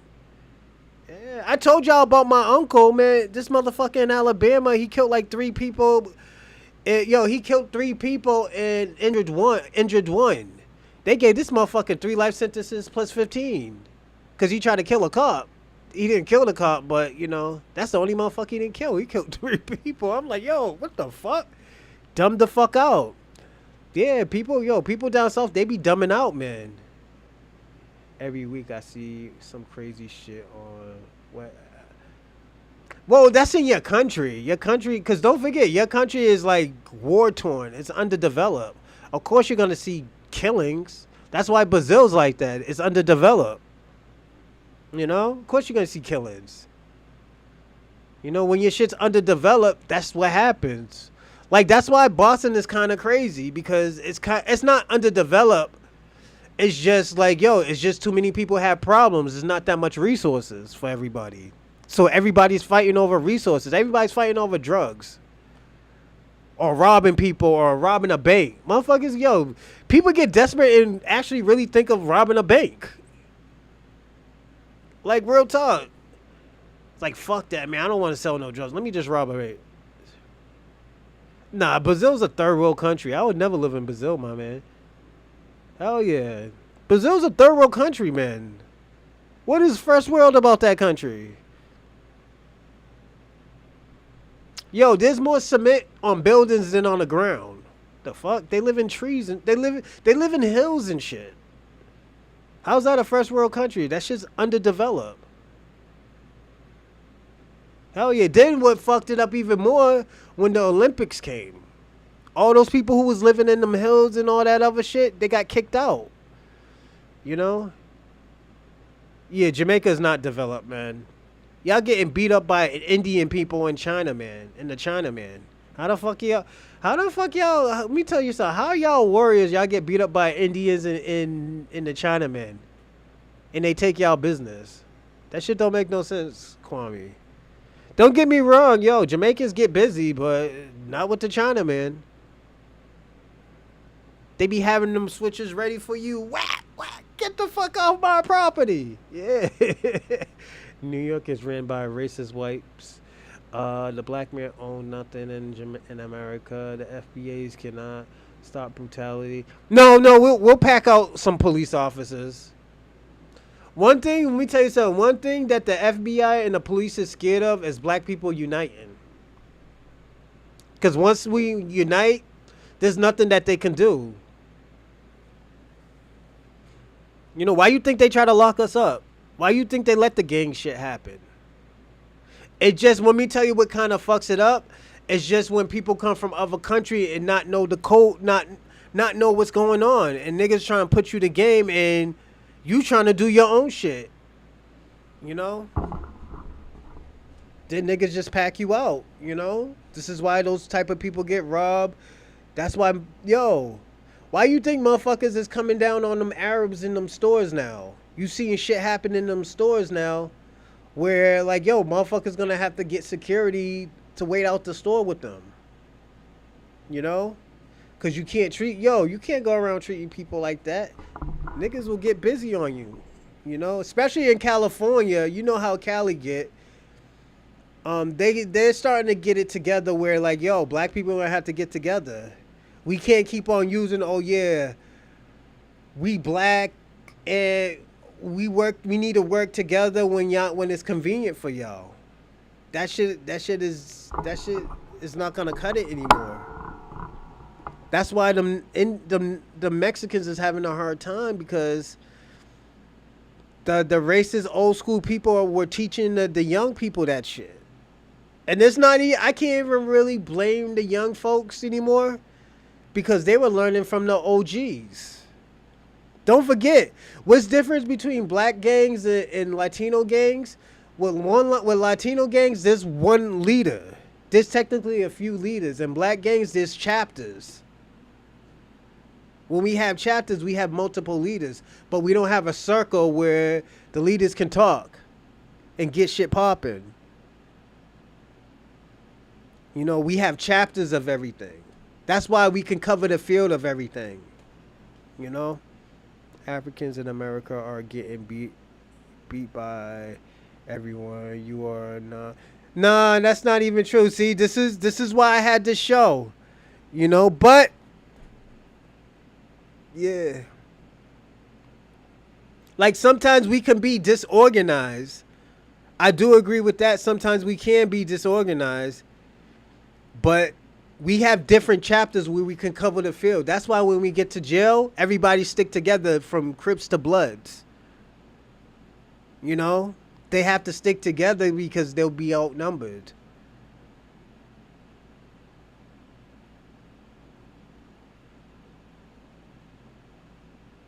Man, y'all beaches is owned by Indians and Asians, my man. Yo, all those beaches, man. Y'all can only go to Pacific Beach, man. Like them tourism beaches, y'all can't go there. Those are owned by whites, Asians, and Indians. Why you think they're giving y'all? Why you think they're giving you all your giving them all your resources? You know. Every time I try to be cool with a Jamaican, they slide me out to be up. Yeah, facts. Cause know what it is? They have a fear of being like us, like fighting like us. Cause we don't tolerate disrespect, so we're not gonna comply to their dumb shit. But when it comes to other foreigners, they comply. They're used to complying because don't forget they got their country taken, and they gotta comply to their taxes. Like Jamaicans, they pay taxes to England. They technically pay taxes to England. That's why the King of England can come there whenever he pleases. Because he gets money from that country. Why you... Let me ask you a question. How you think them Chinamen and them Indians are in their country? You think they just, oh yeah, you know what? Let me just shut up shop because I'm Indian. No, they got that. It was because of the English. I went to a doctor in Montego Bay, and they were tapping nigga packs to get in there. Nice try. Yeah, facts. Gangs are not power. Gangs only run jail. No, I'm talking about. What do you think an organization is? What you think Pan-Africanism is? That's a gang. Police, a gang. ADOS, a gang. FBA, well, that's a lineage. Yeah, all of those is gang. FBA is a lineage. We're just trying to stay on code with each other. You know, those motorcycle gangs, those motorcycle clubs are gangs, man. You know, but let's get into this video. Yo, I love talking to y'all, but I gotta get into this video. Shout out to Black T. Government's back in international trade. Facts. I believe that. That's how they make their money too. But let's watch this video. It's gonna be a good video. But this leans on the side of Kwame and Shabaka. But I'm going to break this down and tell you what's wrong with this video. The time to come together was on November 5th when it counted. And all black and brown people didn't do that. All marginalized communities didn't do that. You don't see a Haitian saying I'm African Haitian or a Jamaican saying I'm African. We try to do the right thing and acknowledge our ancestry, and now it's being used. Well, what part? Like, no, just for that, we just black Americans. When I was younger, I wanted to be well known. I wanted to be famous for something, anything. Growing up in the 90s, I saw America emerge from a time of economic prosperity with a side of Clinton destroying welfare as we know it into whatever the Bush was doing. I grew up getting kicked out of school for rocking snowman shirts, dreaming about stacking enough allowance money to get some J's, and trying my best to conquer my loner tendencies enough to get a date. I got past it though, went to college, worked in ad agencies while rapping, discovered filmmaking. So I'm gonna say this. This guy, he's gonna come with emotion, and the reason why, how I know, because he's telling his childhood. Most people who come with a certain attitude, Give me a second. I gotta charge this. We good now. Most people who come with those type of attitudes, it's because because they were probably picked on, or the girl didn't pick up the girl that they like didn't pick them. It happens, man. He don't know how to take failure. Let me tell you one thing I learned, and I think this is what saved me, is that when I failed, I learned from it. I didn't take it as, oh, yo, I'm gonna show these motherfuckers. I just took it as, okay, you know what? I gotta learn to be better. These people are not liking me for a reason. I'm not gonna sell myself out.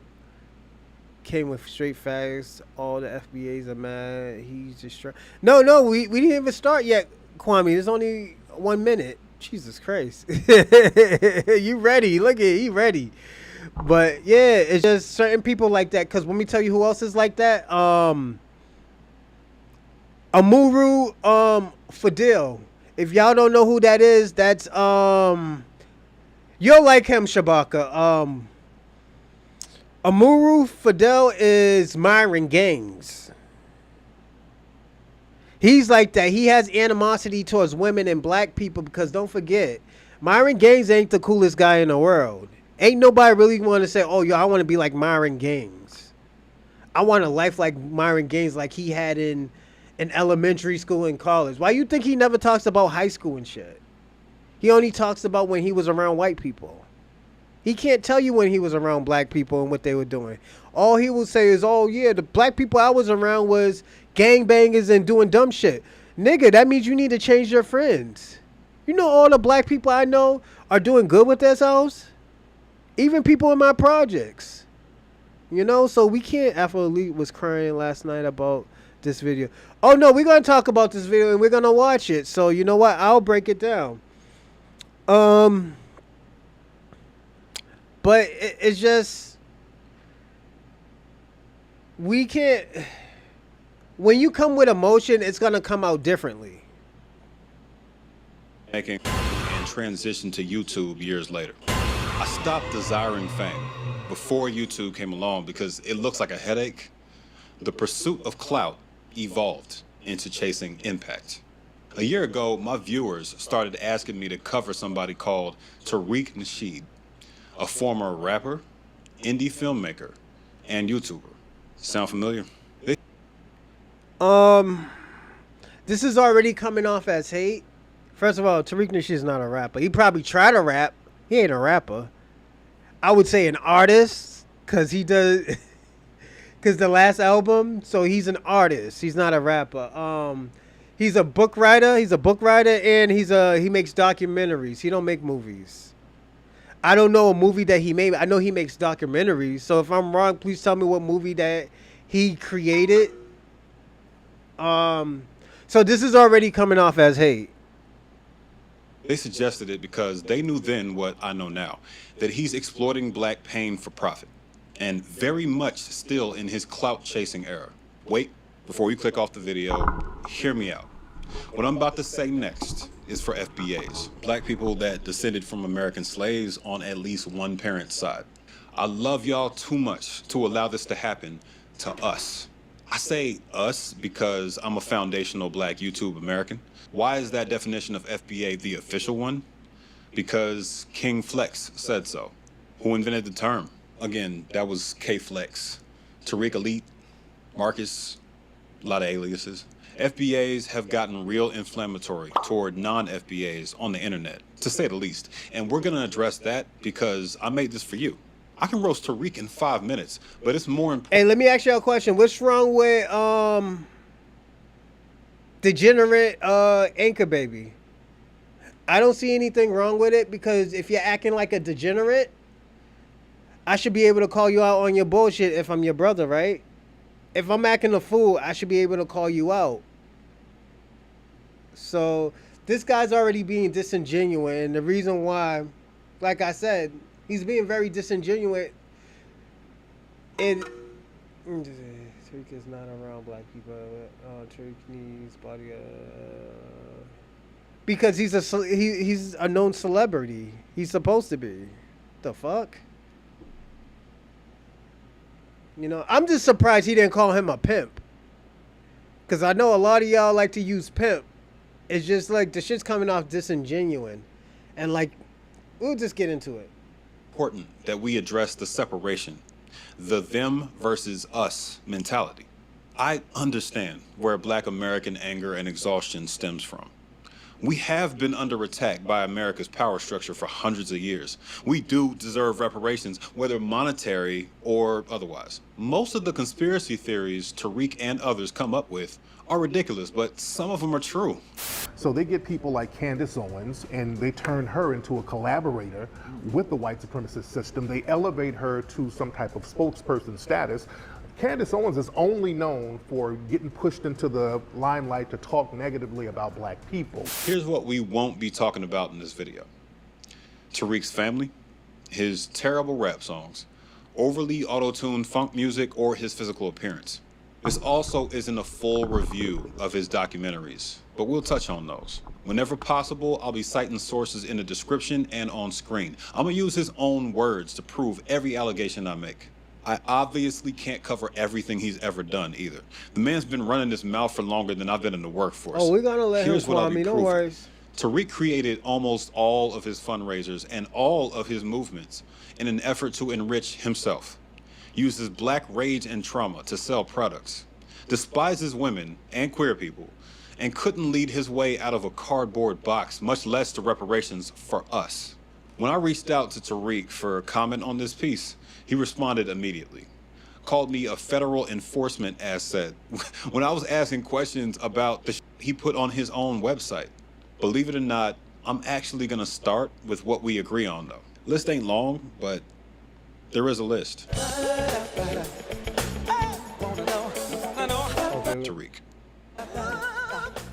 What do I have in common with Tariq? We're Black Americans. We both have two Black American parents, and we both have Black American names too. His is Marcus Vincent Thomas. And Tariq Nasheed not Jamaican? His name is Marcus Thomas. Marcus Vincent Thomas. Marcus Vincent Thomas don't got a Jamaican granddaddy? Marcus Vincent Thomas? I can't find the proof for that, but Vincent, I mean, it's a possibility. Every guy I know named Marcus Vincent Thomas is straight off the banana boat. No, 100%. In Jamaica. A lot of y'all are. That's cap. I got a cousin named Vincent. This is the disingenuine shit that I was talking about. This is why I let it play. I was gonna let it play, Kwame, don't worry. But you gotta understand what he's trying to do. He's trying to say, oh, he's trying to use our trauma. He was the only one letting us say, oh, yo, it's all right, you know, to tell people, like, what you're mad about. Everybody else gets to do it, so why can't we? Where are the Jamaicans' real native names? They don't have no native name. That's the thing. Marcus Thomas sounds Jamaican? Come on, Kwame. This guy looks Jamaican. You know that, too. He looks Jamaican. So we can't just say, oh, yeah, he got a Jamaican name. It's just y'all just reaching. You can't just reach here. We actually, yeah, I thought it was Marcus Sanders, too. Hold up. Give us a second. I'm going to look this up. You know I was going to do that. We got to break this down. We got to be good with this.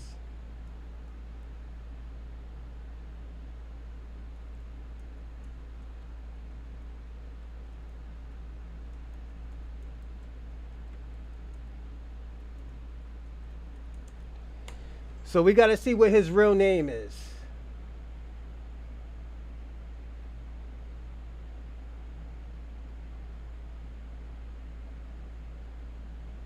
Because I thought it was Sanders too.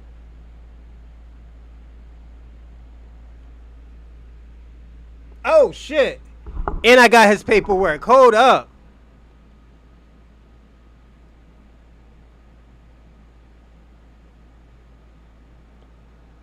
Right there, Marcus Sanders. Shout out to 5 Star. Was it 5 Star? Shout out to 5 Star. It was Marcus Sanders. Oh, my fault. That was E. Will. It was Marcus Sanders. So he already lied right there. This is y'all boy. I'm gonna check one more time, all right?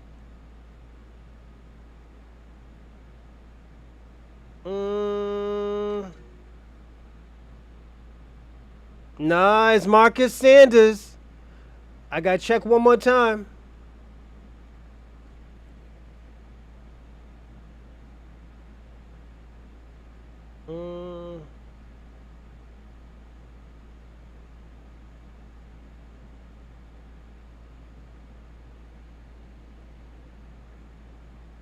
Oh shit.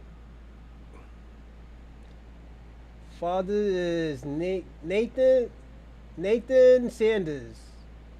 So Marcus Sanders is Tariq Nasheed's real name.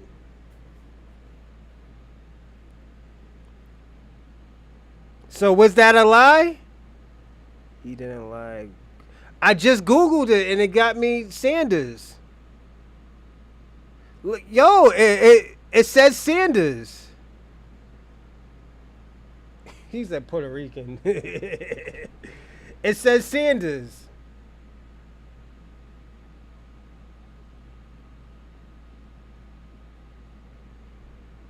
I'll Google it. Let's see.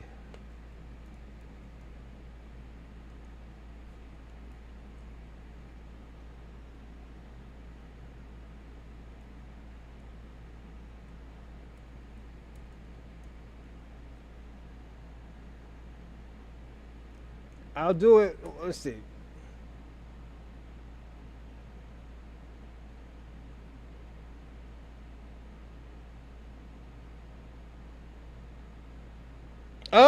Oh shit.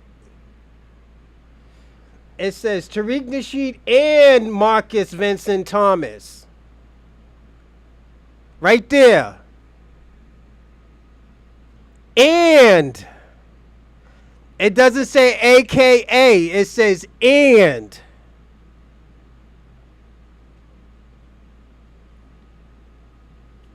It says and. So did he get sued by two people, or is this also known as?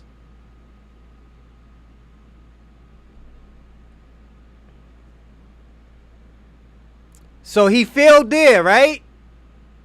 If I'm wrong, please tell me I'm wrong. You need to hit the like button also. Thanks for hitting the like button. I appreciate that. Yeah. It's in, so he read that shit wrong, or it's... We're looking at the paperwork right now. So, right there. Facts, yeah, he's not Jamaican. So you know how to read. It says... Defendant. It says Tariq A. Nasheed and Marcus Vincent Thomas. It says Tariq A. Nasheed and Marcus Vincent Thomas. What do you mean? That's two people, man. What you mean, bro? Kwabi, am I being unfair? It said and, right?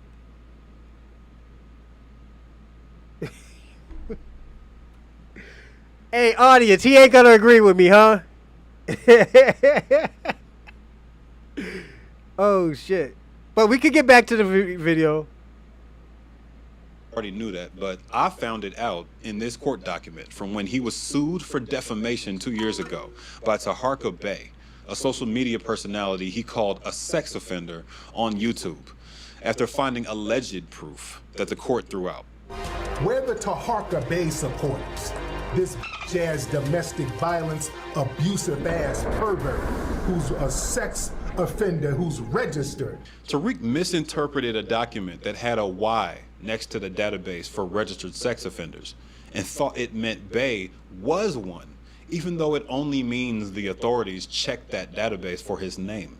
He was showing Thank his you, intake form, MOSOR Registered lifetime sex offender, yes. And then he would convince his audience that means that I'm a lifetime sex offender. Well, that's not what that means. You can go on the registry and you can type my name in. What's going on, you'll be Rando? Shout able out to Rando. to find out if I am one of those. Hey, shout out folks. to you, man. Good luck on your The game, guy player. doubles down and says, "Oh, if you are fed, you can get it taken off your record." Like, what? Yeah, he's probably gonna have to pay that man. Him spraying lies all over YouTube is gonna be a running theme. Y'all should settle in and get used to it. We don't support the Democrat Party. Tariq doesn't support the Democrats for one reason. He thinks they haven't provided anything tangible for FBAs. And We're gonna stop he doesn't this here, what? appreciate how black people are constantly expected to vote for them. The FBA movement actually started as the hashtag Tangibles 2020 movement before he tried to burn ADOS, or the American Descendants of Slaves, organization to the ground so he could shine. In the last election, I pushed... He stopped messing with ADOS because it was a LGBT. It was another LGBTQIA organization. That's why he stopped messing with it. It wasn't really for Black Americans. It has always been like that. And I got nothing against the LGBTQIA, but when it's about us, it should be about Black Americans. It shouldn't have these hidden agendas. That's why he just did it himself. So we can't get mad at him to basically leaving what's her name, Miss Yvette alone, and especially when Miss Yvette was talking about Miss Frances Welsh. I had a big problem with that. And Kwame, I know you'll vouch for me when I say that you would have a big problem too, because Miss Welsh was a Pan-African. And she was talking shit when she died. So I had a big problem with Miss Yvette about that. Then she was like, "Oh, I didn't know."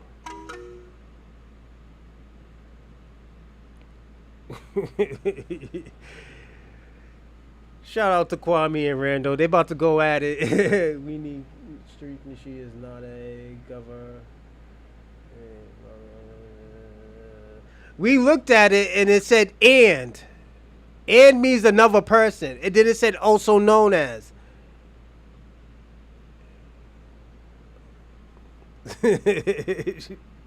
my viewers away from Trump because he represents an existential threat to every Thanks, underrepresented RIP. group in the country.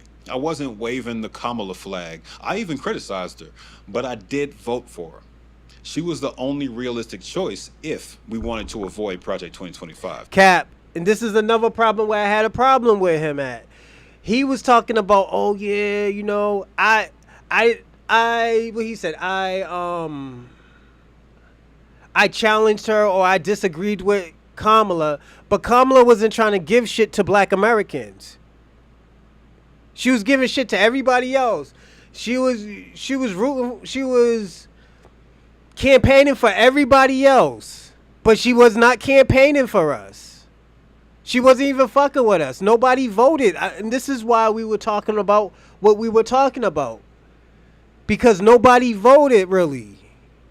He's mad because he was saying, he's mad because Tariq Nasheed said, if I had to vote, I would vote for Donald Trump because at least we know he ain't going to do shit to us, to hurt us or harm us. Joe Biden's campaign damn near hurt all of us. It had people in America not really eating. It had people actually really living outside. It had people from other countries living in nice hotels, getting $5,000, food stamps and shit. We can't keep on doing that. Shout out to Jeff. I remember when, yeah, Tariq slapped the shit out of him. Yeah, on camera. I remember that shit too. So he wasn't campaigning for Donald Trump. So he lied about that again. Which is happening right now. And I told y'all about Project 2025. Nobody listens. There to is no it. We just like Project the mainstream 2025. media. I mean, We both decided to build our own audiences and correct what we see as falsehoods. So it seems like we're on the same page on this one. Disliking all of the mainstream media is necessary when you're attempting to inspire blind loyalty. People who claim all mainstream media is the devil are just proactively protecting themselves from fact checks. We distrust some non-FBA black media organizations. I made a video about how trash the Shade Room is last year. So when Tariq lists off all the publications owned by black immigrants that denigrate us constantly, he's right. World Star, Shade Room, Gossip, Media Takeout. They come over here and get a bag denigrating us, cherry picking the absolute worst images. He's using it as justification to denigrate all of So I want to stop us here because all y'all Pan-Africans that want to back up these Caribbeans and Africans that put this crazy shit out about us, what are y'all saying? What are y'all saying? I was like, yo, why aren't y'all on these motherfuckers' back bumper? Y'all got so much smoke for black Americans, but y'all don't got smoke for these people that are saying this shit. Y'all don't got the same smoke for the people who are divisive, who be saying crazy shit about black Americans, who degrades us, these motherfuckers get busy, they talk shit about us, they put the worst of the worst about us. They do all of that. Now, hold on. Yet he makes appearances on okay, he did that shit once, and well, actually he did that shit twice. But he said he'll never do that shit again. So like, yo, what is you saying? And the thing, and the game plan that him and Captain Tazaria had for Adam 22, it went sideways. It was good for black Americans. It technically was good for us. You know why? Because both black men stayed on the same page. Both black men stayed on the same page. Captain Tazaria, he's for the black, Latinos, and natives. And when I say black, I'm talking about Caribbeans, not Africans, but Caribbeans, all the Latinos with the Mexicans, and Captain Tazaria was about that. But Tariq Nasheed, he focused on black Americans. But you can't just go over here and be hard on Tariq Nasheed. And y'all seeing this shit that what these Africans and these Caribbeans are putting out about black Americans. Look how I just said, yo, look at all these Caribbeans and Africans are putting out about black people. You see what Kwame just put?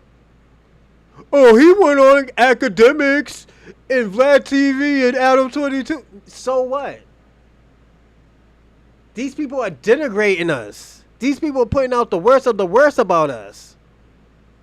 You can't do that, Kwame. I told you about that. I was like, yo, this is why we don't want to fuck with Caribbeans or Africans, because this is the shit that we have to deal with. We'll be telling you, like, yo, look at that man's killing that man. You'll be like, whoa. What you say? Whoa, you said, whoa, a black man shot Malcolm X. You do some shit like that. We're talking about what's happening now. You bring some old shit up. And this is what we have to go through. This is the shit that we have to deal with. We shouldn't have to deal with this crazy shit. them in return, meaning all Caribbean people and all African people, which is immature and short-sighted. He didn't say the all. allegation is true. Tariq doesn't do nuance very well, as we'll get into in the I don't agree with section. We both think there is an unofficial war on Black Americans. These people have waged an unofficial war on us, and that's one thing that we have to do. We have to start calling. Yeah, I have to break it down because you know why, Kwame? An act of Hold on, war. everyone. I think given I have to break this down so we can know what's actually really going on and what's right and what's wrong. He was right about Africans and Caribbeans getting a bag off cherry picking black degenerates. I do agree with that part. But him saying, oh, well, what I said, When Tariq Nasheed calls people out, when he's agreeing with Tariq Nasheed about it, but at the end of the day, he's talking about, oh, not all of them like that. Tariq Nasheed never said all Caribbeans, all Africans are like that. He said these Africans that do this stuff, this is why we treat them like that. Y'all talk shit about Black America and the way how we live, but look at your country. Your country's a piece of shit. In historical evidence and modern Shout day out to evidence, Jeff. it's really tough to argue that this hasn't been the case since slavery ended. Where we differ is that Tariq is using that fact to further justify his incredibly divisive actions and statements towards everyone who isn't FBA. What else do I have in common with Tariq? Anger. I've been angry at this country's power structure my whole life. Boom, we got a non-foundational Black YouTube American as well. So I wanted to get a feel for how Yeah, he's FBA, Nigerian. Look at his how teeth. their ideology has impacted you, how it's intersected with you, but also how you've interacted with Black Americans throughout your life. So first I want to give some empathy. I want to start out with that. Essentially, there's a unique experience that the Black American growing up next to their colonizers have. It is a maddening experience. To be Black is to be mad in the States. You see this? The second. You see what he just said? To be Black is to be mad. This is why I stopped the shit, so we can see this shit. We can see and we understand what's going on. We have to understand what this man is saying. We can't just like, oh, watch it, and after that we break it down and we miss certain parts. We have to do this. This man is an African trying to tell Black people how to feel. Talking about, oh yeah, they're mad. We're the mad Black man. We're the mad Black women.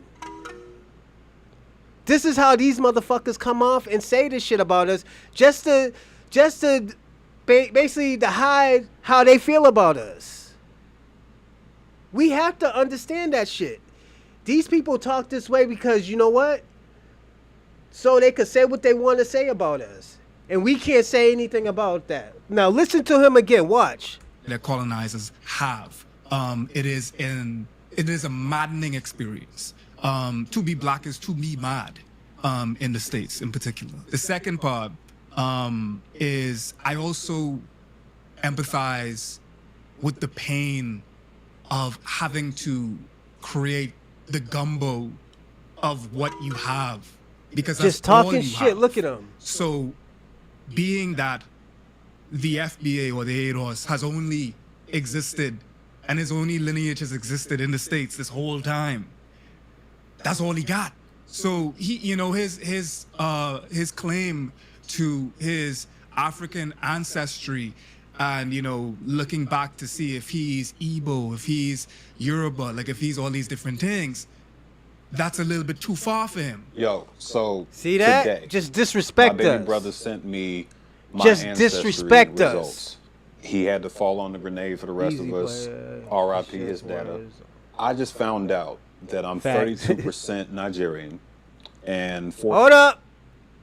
He's 32% Nigerian. Now watch this.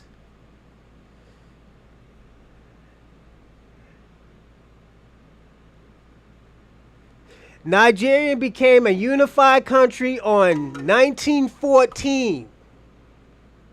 He's Nigerian. It was created in 1914. This is why I said those tests are foul and they're wrong. He's saying that he's Nigerian. And it's saying what? January 1st, 1914.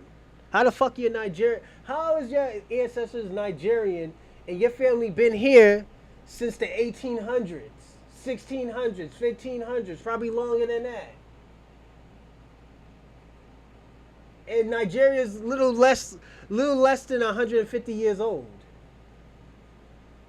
This is why I always tell people on the test. I think the DNA, that ancestry DNA, is just to get your genetics and your DNA. Yup. And her name was Flora Shaw. Facts. There you go. That's the evidence right there.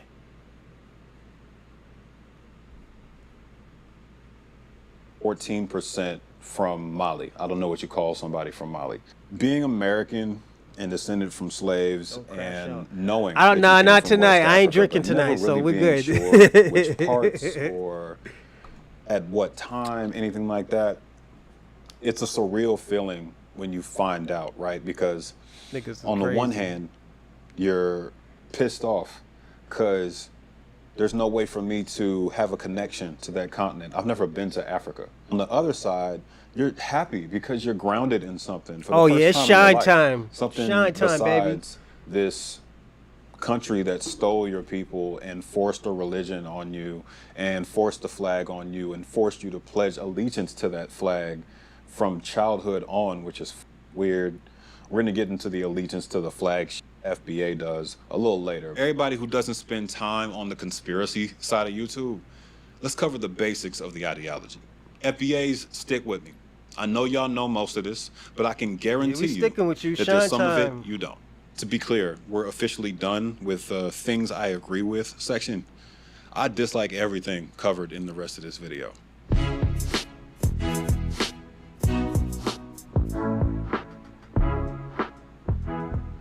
I owe y'all some proof for a couple of things I said earlier.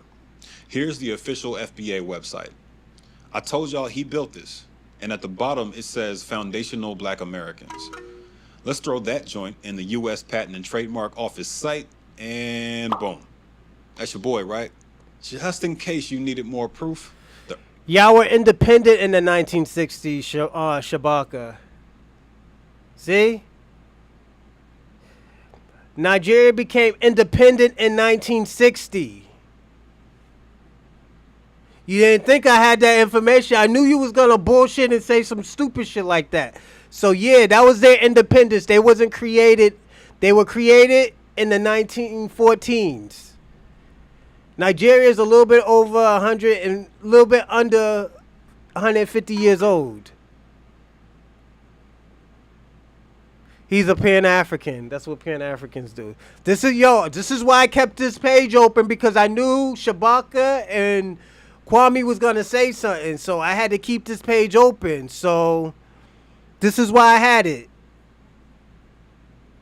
Earliest recorded mention of the site's URL happened on October 7th of 2020 when he was trying to sell y'all FBA mini flags. The earliest mention of the term is hard to pinpoint, but he was using it on another one of his sites in 2019. Here's proof of him creating the term in the first place, claiming he adapted it from Dr. Claude Anderson's Native Black Americans term. Facts. The FBA movement started as Tangibles 2020 in the lead up to the 2020 election. Man, we don't need to be on no ADOS, man. We need to be Pan-Africans. That's what Pan-Africanism is. Us fight for everybody else to come over here and get some of the resources that we've helped accumulate Facts. for them. And then they turn around and say, okay, thank you, Wakata.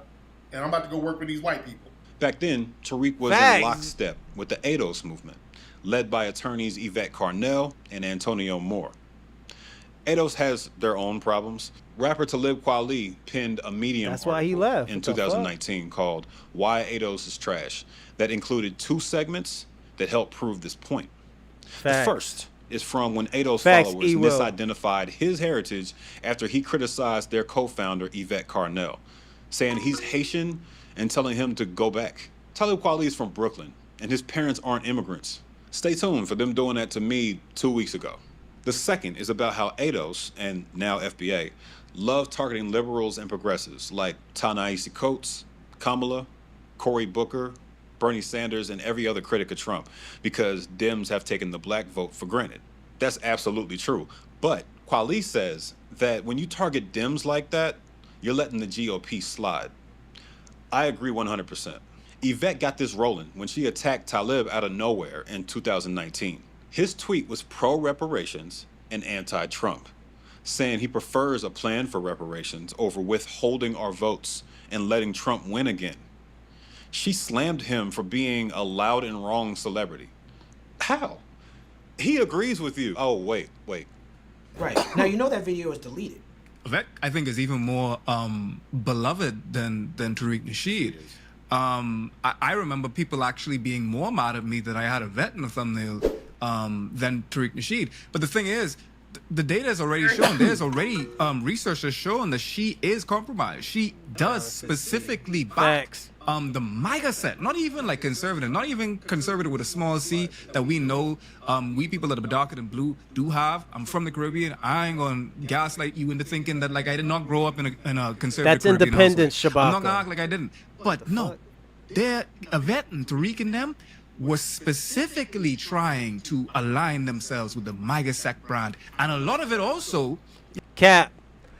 It was delineating from y'all, and it wasn't to pick any sides. It was just to hold on. If you do like the, It was to pick who's gonna do what for us. We don't have a team. FBA don't just pick.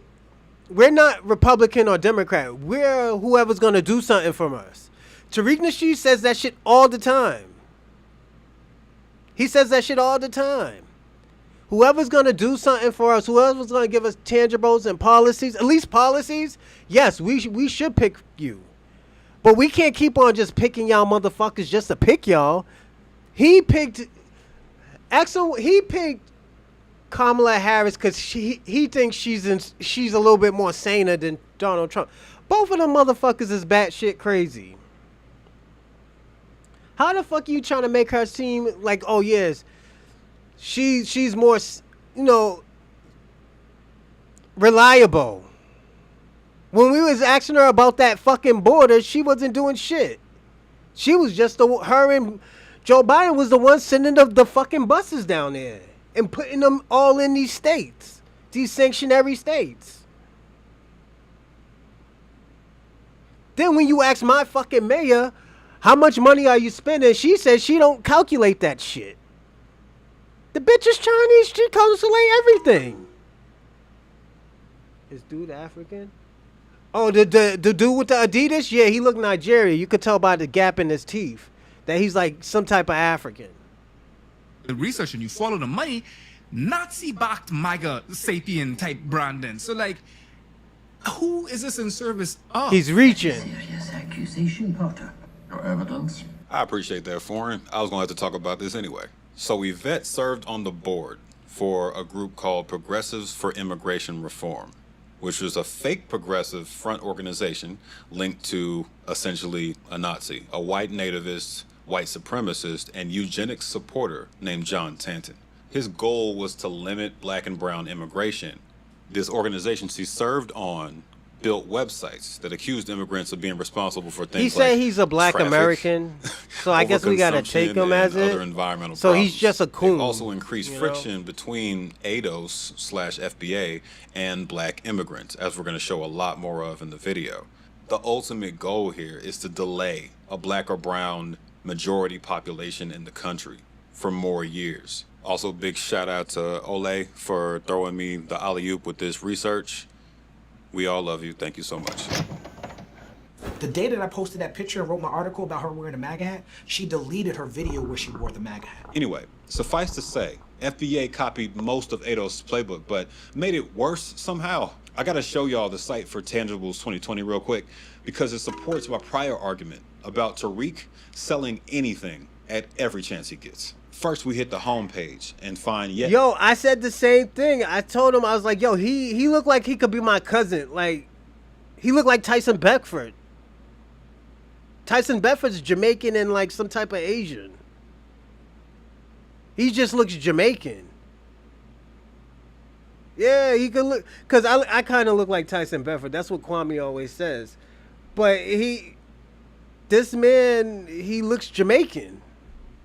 Another weird company launched by Tariq What? called hashtag. Give me a second, everyone. I'm gonna show you a picture of Tyson Beckford and tell me, does this motherfucker look like him?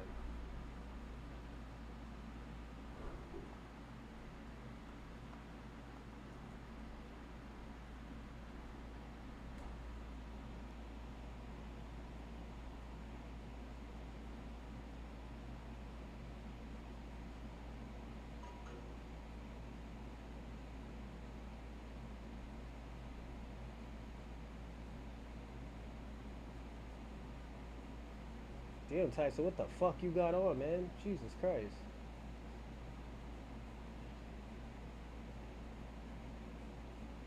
Watch. Look at him.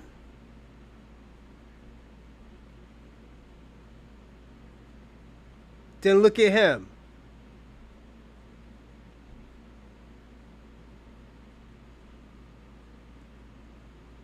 Told you. 1, 2. I told you. Oh, yo. Don't this dude look like him, Kwame?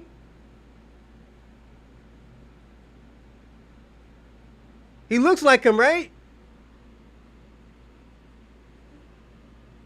Yeah, he looks just like him. He said, shout out to E. William. First them. Their argument is that there's corporate sponsored movements rising up in the entertainment industry around sexual misconduct, and that these movements are unfairly targeting black entertainers. The site goes on to say that there's allegedly hundreds of accused sexual predators from the dominant society, aka white people, and that they're being skipped over. Okay, so hashtag first them is really them first. Considering this main part of the site was built out in April of 2019, and the Me Too movement popped off over the 2 years prior, that's definitely what he was referring to. Let's see how many high-profile black people were implicated by that movement. 3, Bill Cosby, R. Kelly, and Morgan Freeman. 3 out of 9 or so high-profile celebrities, with the rest being white or Jewish. Most of y'all watching this are just now hearing about Morgan Freeman's harassment accusations right now. By the way, he accepted responsibility for it. So it's probably just one of the other 2 that he's caping for. Most of y'all have been watching me long enough to know that I wasn't guessing. Here, he says he's not trying to minimize the actions of R. Kelly after John Legend says Kelly deserves the Weinstein treatment. In the next tweet, he agrees unequivocally that they're on the same page. Kelly deserves to be punished on the same level as Weinstein. 10 days later, he tweets about an unsubstantiated case where a sex offender pretended to be a woman to lure a victim, then quotes himself and implies that R. Kelly ain't that bad in comparison. How are 9 counts of sex crimes and human trafficking not worse than that? I guess I shouldn't expect much from somebody who wrote a Mackin handbook for incels. We'll get to that, I promise. This is the most important part. How we help. Simple. You gotta donate and buy some merch. Oh, he's trying to sell things. There are no more specifics about where the money goes. That's your man's. That's your man's. He's talking about Tariq Nasheed trying to make money off of people, and he's doing the same fucking thing. This man's doing the fucking same thing. He's not black American. Jeff, I was saying the same thing. I was like, yo, he kind of look Jamaican. Yo, real talk. But yo, he's trying to sell things too. Watch this. After he shit on Tariq, listen to this. Donate and buy some. Important part. How we help. Simple. You gotta donate and buy some merch. There are no more specifics. This scamming ass nigga, yeah, he's Jamaican. They claim there's volunteer opportunities and fundraising initiatives, but we couldn't find anything to back that up. If y'all need proof that this is Tariq's site, clicking one of these sweaters takes me to a page with Tariq Elite in the URL. Oh shit, y'all! This is personal Shopify account. Hey yo, y'all dumb out in this live chat. Y'all do y'all thing, man. I don't even care, man. Fucking dumb out on them.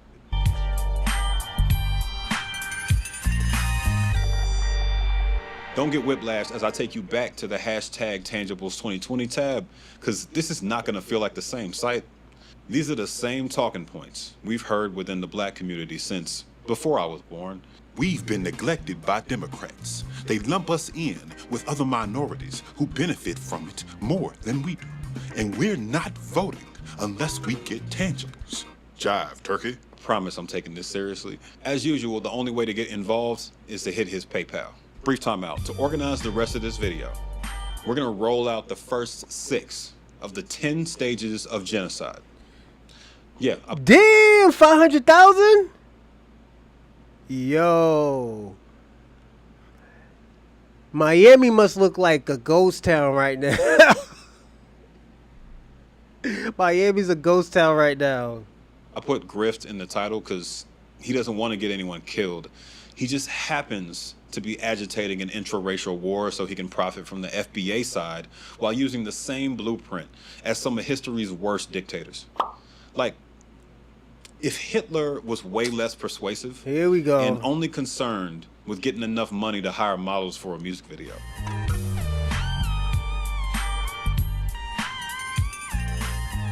Very long story short, he soon fractured off from #Tangibles2020 and formed FBA, using a lot of the core ADOS principles, reparations, delineation from black immigrants being the main two.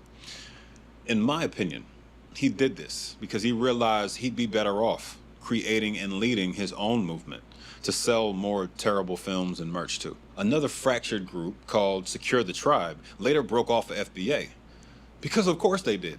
We've already covered the tribe sell more terrible films and merch too. Another fractured group called Secure the Tribe later broke off of FBA because of course they did. We've already covered the definition of FBA, but now we get the backstory behind why they're separating themselves from other people descended from slaves in the Caribbean. The site claims that almost a century before slaves touched down in America, a Spanish colonizer named Lucas Vasquez de Ayllón brought the first documented enslaved people to what's now the coasts of South Carolina and Georgia. This is widely confirmed by the historian community. There were about 100 of them, and a revolt followed weeks after they touched down. There were likely both free and enslaved black people in America before 1619. This article by Dwayne Johnson of the Valdosta Daily Times summed it up best. Apparently, Christopher Columbus wrote some of the potential evidence in his own journal. Columbus said that Native Americans confirmed black people came from the southeast in boats, trading in spears. These spears had the same ratios of precious metals as the spears being made in Guinea, which is in Africa. This is a secondary source though. We'd need to see and translate that journal, but hold up. He told you the truth. This is the shit we're talking about. He's seeing evidence and he don't. The thing about it, he's projecting of the question that he just asked. The question that he just asked is, why did black Americans want to delineate from other Caribbeans first? Caribbeans first, and I think he's going to get into Africans. He's talking about the history of it. We don't give a fuck about the history of it. We just want to know why these motherfuckers is delineating. Don't give us no fucking violin music. We want to hear why this motherfucker is doing what he's doing. I mean, why these motherfuckers is doing what they doing. All this dude been doing is nigga-splaining. I'm going to be personally honest. He has just been nigga-splaining. He could keep on nigga-splaining, but he's really not answering any questions that he's even giving us. And he's giving us the questions. This is the crazy part. He's giving us the questions. And he's just not giving us the answers of the questions. FBA's, I'm going to give that Harvard historian the benefit of the doubt. The evidence people like Tariq point to most often is the giant Olmec head statues from Central and South America. Some of the Aboriginal people here look just like us. You go down and see the Olmec statues. You go to California, the Ohlone Indians, the Mojave Indians. I'm talking about jet black people, all on this eastern seaboard, jet black people. He brings it up all the time because it's hard to beat visual evidence. They're like 11 feet tall and weigh over 30 tons. The explorer who... What about the Seminoles? If y'all was on that show the last show we ever did, we seen John Horse. John Horse was the Seminoles. We heard that the Seminoles went to Mexico and started their own community because they were black. So we can't say that, oh no, there's no evidence. I'm telling you evidence right now. Who found them? Jose Melgar said they looked Ethiopic and concluded there had undoubtedly been blacks in this country. Those obviously look like African features, but evidence like this is always debatable. Why couldn't Olmec statues be depicting Olmec rulers? Wouldn't that make sense? Isn't that what most other ancient statues are built for? Africans aren't the only people who look like that. As you can see, the truth is, this is all circumstantial and subjective evidence. We can't know for sure. as much as it feels good for us to believe it. I relate to how validating it is to know that some of our ancestors came here of their own free will. But a mark of maturity in these important discussions is being comfortable with saying the phrase, I don't know. Scientists say it all the time. He never says it's debatable, never says maybe. He not only stated theories as facts, he insulted Native Americans while doing it. Even though some of our people were from Africa, we were mixed in with the Aboriginal people here. We have to understand that we were here, many of our ancestors were here before Columbus. We're taught that the Native American people are these Indian-looking people with long hair that looks like weaves. This is the guy whose ideology you want to follow. The guy with 25 sales links in every video description. I counted. His Cash App is in there 3 times. Hold up. Give me a second.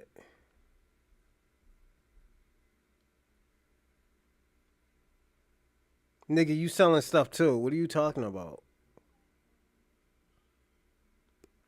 This motherfucker's selling stuff too. This is the shit we're talking about. Gets way worse than that. Let's keep going. I already told y'all at least one parent needs to come from a non-immigrant background in America to qualify as FBA. He goes on to say on the site that you aren't considered FBA if your mother and father descend from slavery in the Caribbean. The Black American has grievances. Yeah. The only problem now is how those grievances are then, of course, afflicted onto the wrong, the wrong victims. 100%. And often folks like myself that have an accent or that, you know, have a Bahamian flag or a Jamaican flag inside their bio or a Nigerian flag inside their bio, that iconography and whatnot means something. You see this. And because it's so hard to punch vertically. I'm a fighter, so like I say, it's hard. You ain't got enough reach. Your arms are short, you know, and white supremacy is tall. Yeah. You get me? The white institution is a very puissant, towering figure. You get me? So like, you trying to punch up, I'm gonna stop this. you can't reach. Yeah. Okay, well I can punch sideways then. I can punch horizontally. And what's next to you horizontally? Black Caribbean people. All right, I gotta stop this, man, because you know what? The reason why motherfuckers is doing what we're doing to y'all is because y'all turned y'all back on us. Y'all was the one talking shit about us. Y'all was the one who made those derogatory terms about us. Y'all was the ones who sold us out. Let me tell you something. At certain parts of my job, people sell each other out. And it's not my people. It's the Africans. It's the Caribbeans. It's the Latinos sometimes, yes. They sell us out. You don't think your people sell us out? You don't think your people do what they're supposed to do?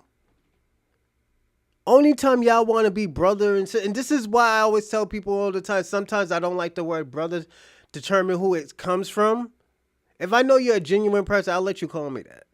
But if I don't know you, please don't call me brother. It offends me. And the reason why is because people like him, they'll talk about we have all this trauma and stuff and we take it out on them. We don't take shit out on you. You don't have anything that we want. It's just, we're just tired of y'all turning y'all back on us. Every time y'all get a chance, you know, so fuck that. You could cry to the next motherfucker. That shit don't mean nothing to us. Africans. You know, like even, you know, you get out of them Latinos, you see what's going on in LA. So that's and that goes across genders and whatnot too. Like the black man feels invalidated by his experience being in the States, being emasculinized by the white American. Blame everybody but but themselves. themselves. To take out his frustration with capitalism, with all these other things. He doesn't try to fight that system. Right. He fights the black woman. Yeah. You know, he fights his partner. The fuck? That's the problem. Right anger, justified anger. Nobody will ever contend with that. Wrong punching bag. Okay, to everybody who listens to See Tariq that shit? or never took African American history in school, They're trying to use our trauma or against had us. this He's part trying to use our conveniently removed trauma. from their Pay textbooks. attention. The transatlantic slave trade brought African people from their continent to the Americas and Brazil. Some went directly to the Caribbean, some directly to the colonies, but all were subject to being resold at any time. One of the countries that never gets brought up for buying enslaved people, Canada. Just as an example, Portugal was the most active transporter. That plantation in Brazil was theirs. They were brought to the Caribbean plantations and American plantations and shipped to Brazil Hold and Nova up. Scotia. Shabaka, I told the truth. And I could have said more. Now, y'all Africans always have some bullshit to say about us. Y'all have all these disparaging names to say about us. So when we call you out on that, you talk about, oh yeah, we're crying. So when we say we want to delineate, and all we said is we want to delineate. We want to delineate. We want y'all to hold y'all own fucking nuts. And y'all talk about we're xenophobic for that shit. Because we don't want to fuck with y'all niggas no more. This is why I said, you know what? Just because we cut in Shabaka's FBA, he's a foundational black American technically. But let me tell you something. If we're going to delineate from these Africans, these Caribbeans, we got to delineate from these coons. We got to delineate from this Pan-Africanism shit. We got to delineate from these people because we got to have them hold their own nuts. They're holding us back, technically. Shabaka don't believe in what I believe in. That's still my man's, but at the end of the day, I can't help that motherfucker with his cause. I can't help Shabaka with his cause. Shabaka got to do what Shabaka got to do for Pan-Africanism. If Shabaka get in trouble, yeah, I'm going to have to set up a GoFundMe and get this motherfucker out of wherever he's in. But other than that, no, we can't keep on helping these people. These people are mad because we're not helping them. We want to delineate from them. We want our own lineage. This is why we're reclassifying ourselves as foundational black Americans or black natives. And they're mad about that shit. Because that means, you know what? They can't parasite off of us. They can't tether off of us. And when I say shit like that, they get mad and say, oh, we don't need y'all. Okay, well, support the cause then. I'm not supporting that xenophobic cause. So you scared to be by yourselves. That's what it's saying. And I know it feels like I'm crashing out. I'm not crashing out, but I'm letting people know, like, yo, this is the type of people that we have. We can't keep on big brother, little brother these little people. We can't little brother these people no more. They're too entitled to everything that's going on. Yeah, I'm woke. I woke up and smelled the fucking coffee. That's why I stopped defending Africans. That's why I stopped defending Caribbeans. Because they always got some shit to say about black people. Y'all never say anything when they say shit about black people. Why is that? Y'all have no sentences, no questions, no nothing.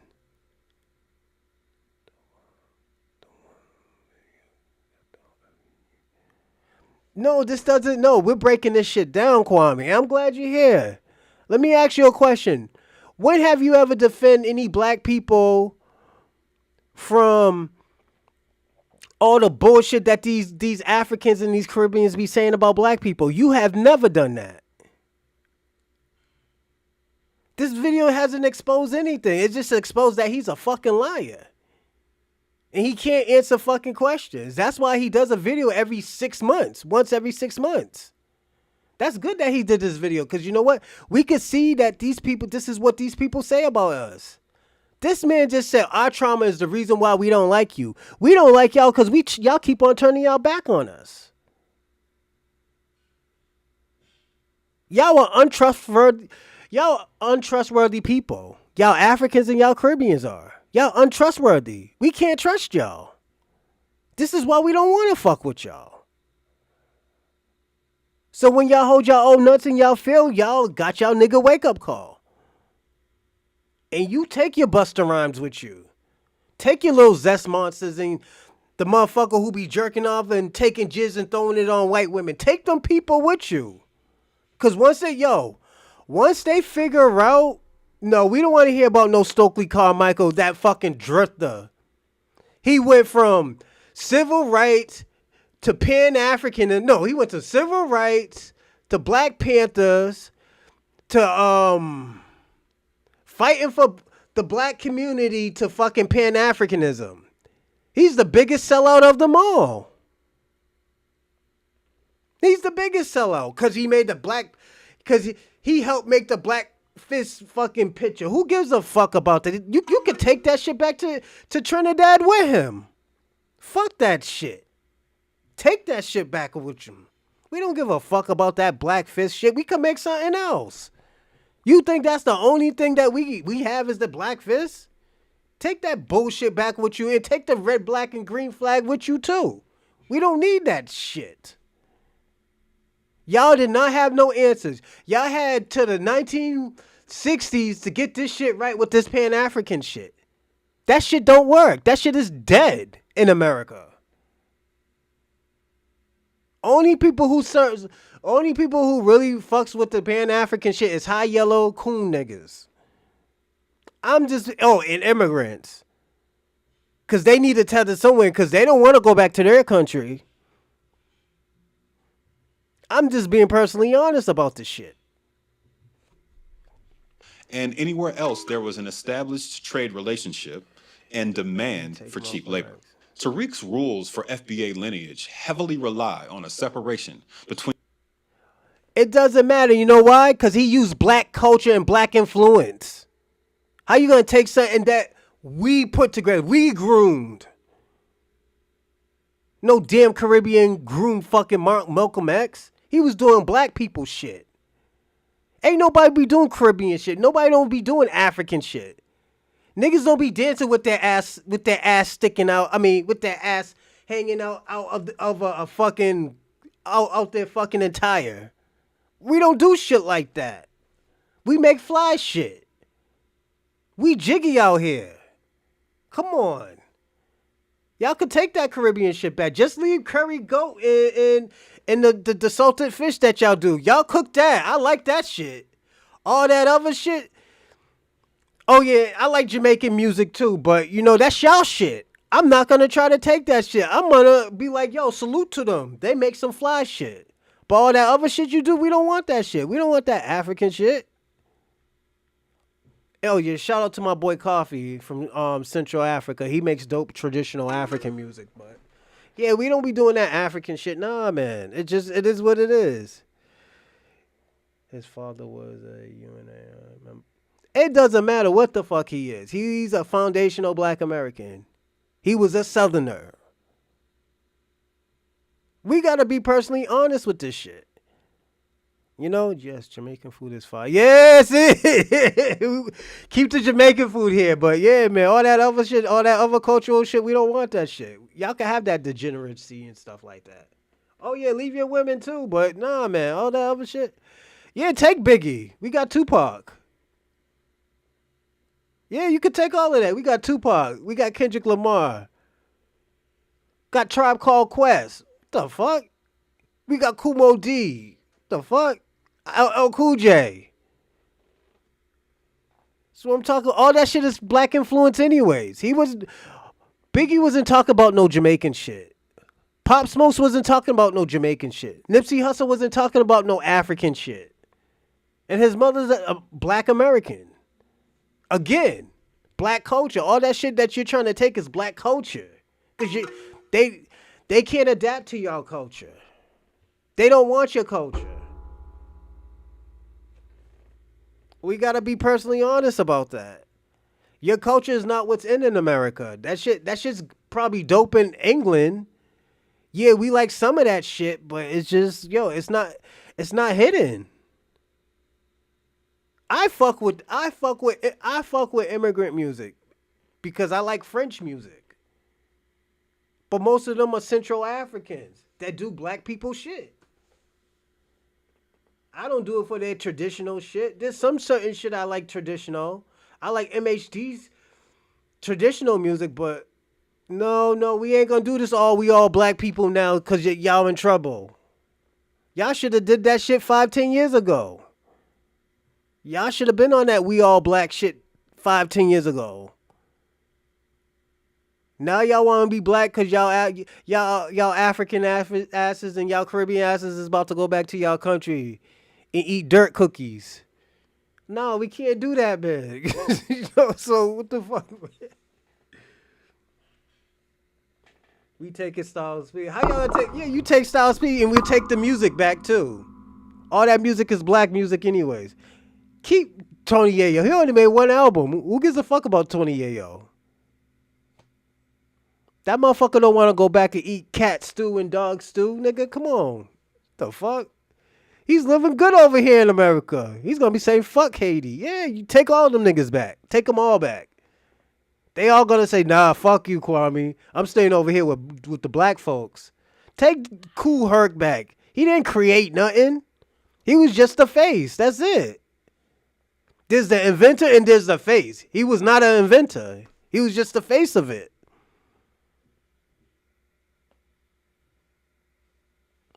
Only thing Kwame's teaching me how to do is tether off of people. That's it. The fuck? Between those descended from Caribbean slavery and those descended from American freedmen. This rule blatantly and intentionally ignores that people cross between these plantations all the time.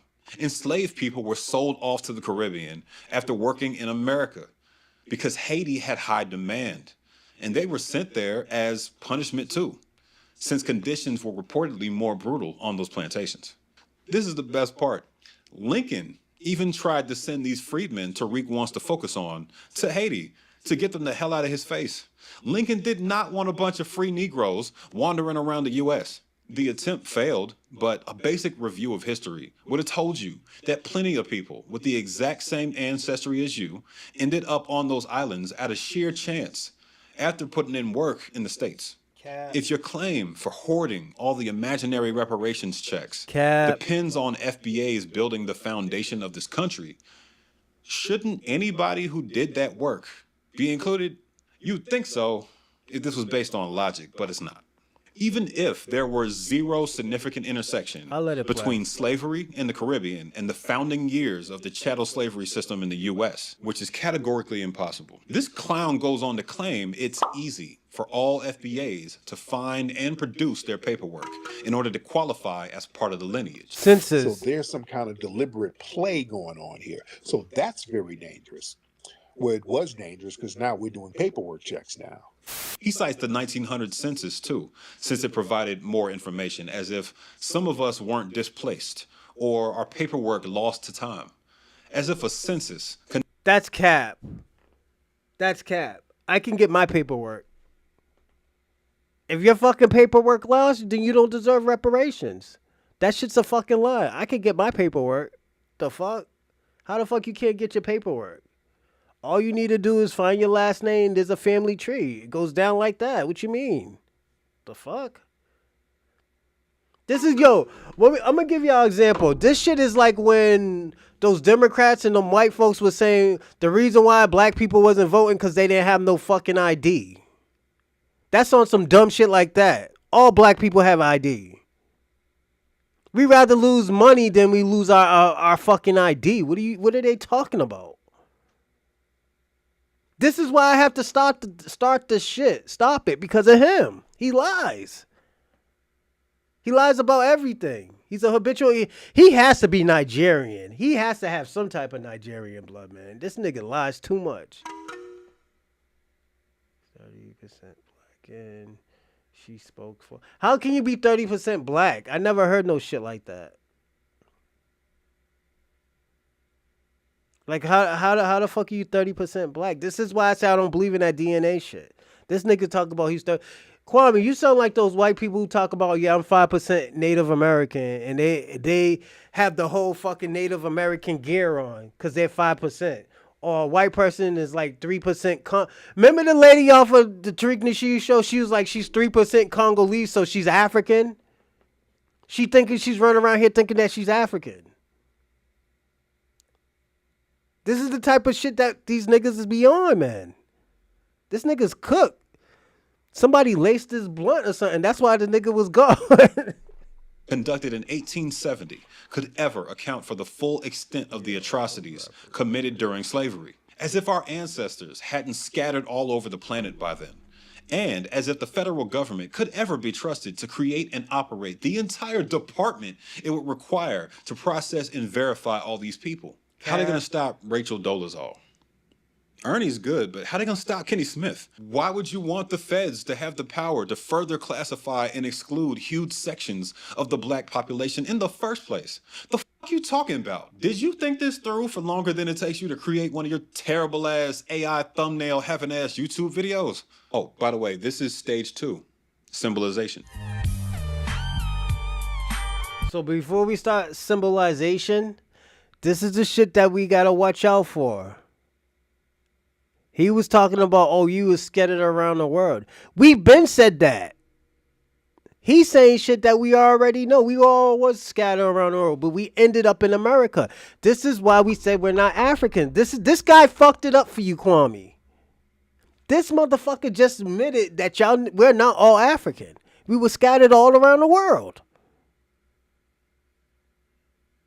He said that. So how the fuck does that make us African if we was scattered all around the world? A white person could be an African. Elon Musk is an African. We got niggas who's Indian that's darker than us that are African, I guess. They got African DNA. So what the fuck are we talking about? This is the shit that we have to be careful with. People like him, I had to debunk this. I was like, oh man, he's giving me content. This is shine time. This shit is shine time. This is the bullshit that we have to watch out for with this type of dude. This dude is very dangerous. He's very dangerous. As we scroll down this page, let's clock all the demeaning and exaggerated ways he's depicted immigrants, as compared to how he depicts FBAs. Indian working at a gas station, bug-eyed Africans, dirty Africans, crazy Jamaicans, etc. Marcus Vincent Thomas. Notice the AI version of himself is pristine. This is what Trump would do more often if he knew how computers worked. It gets worse as it goes.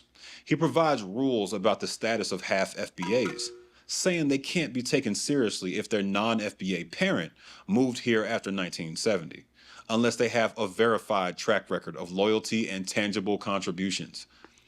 Y'all might be asking, but Tariq, why would the year matter if their other parent is... Hold on, that shit don't make no sense. Is she black or not? She can only be half black. You can't be 30% black, then be a whole bunch of Caribbean countries. Especially not in 2025. Where y'all getting this information from?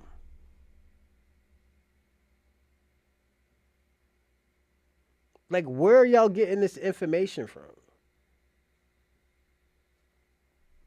is full FBA.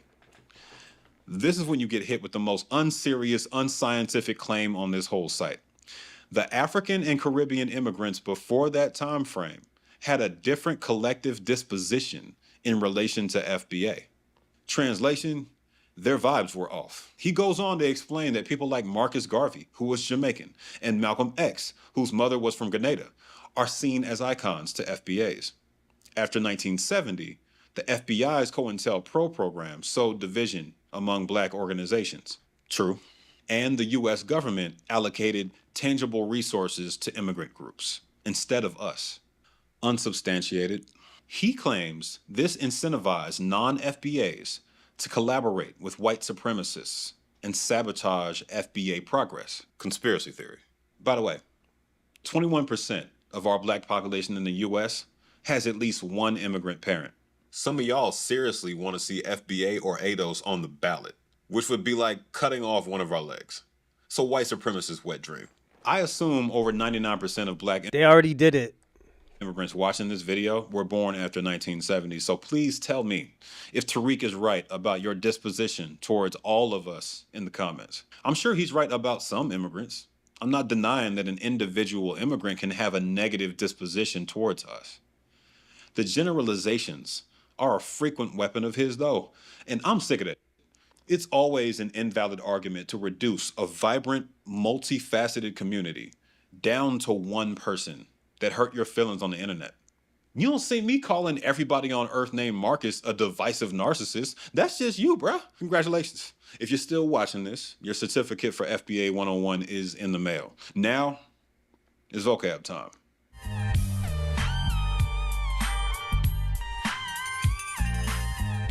I'd like to introduce y'all to Tariq's favorite slur. The tethering, the cultural parasitism in tethering needs to be checked. Sometimes he pairs it with anchored for extra spice. He has slurs on the site, like the tether and the anchored tether. It's on the site, like the anchored tether. Anchored tether is so, what he calls it. That's what's interesting. It reminds me of incels. You know, I have a lot of background with like the alt-right research and the alt-right and stuff like that. Mm-hmm. And all of these alternative intellectual spaces that lean into toxic habits of, you know, harassment, conspiratorial thinking, antisocial community building, they all are built with the same general like structures and attract the same type of people, disaffected young men, with marginal social, economic, and, you know, romantic opportunities. Looking for community, looking for things to like subsume their identity into. And the development of jargon and coded language and things like that is actually really, really important and valuable. Nigga, shut the fuck up and just say what you're supposed to say. It marks who's in and who's out. An anchor baby is a slur used for the child of an immigrant who came to America and gave birth after, making their child a citizen. I was born in the States, so technically I do have both parts. You're an anchor baby because at the end of the day, you knew what you was doing. You're anchoring your kid here so you could stay in America. That's what you was doing. How the fuck is this a slur? Nigga, if I go to another country and I know I'm about to give birth and I stay here until I have that baby, nigga, I anchored my kid over there. What the fuck you mean? That shit don't make no fucking sense, man. You did that shit for citizens. You did that for shit for a bag. Like, it's all right to admit the shit. Like, come on, let's. Passports. Like, really. Trump hates me, and I lived most of my life in the Bahamas. So like, I was just born in the States, and then I came right back to the Bahamas. So I'm an anchor baby essentially. My girlfriend is too. Hey, you know, I can tell. That's why you defended these immigrants. Once I got back to the States for tertiary education, there is a tendency that a lot of people that have not had to live shoulder to shoulder with their colonizers, like Americans do, like Black Americans do, like indigenous, like a lot of folks that have been maligned by their colonizers, and they look like that.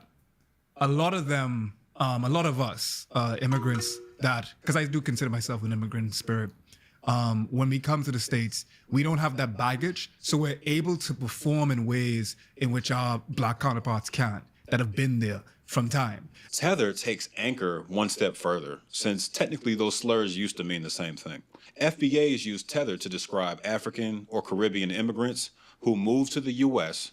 to benefit off of our civil rights struggle, while simultaneously disparaging us. They claim it's an action-based thing and not prejudiced, and that they don't have beef with all immigrants. You're lying, and I'm gonna prove it. Tether conjures up images of Jordan Peele's movie Us, where it referred to a mirrored copy of each main character that lived underground, didn't speak clearly, were badly groomed, and violent.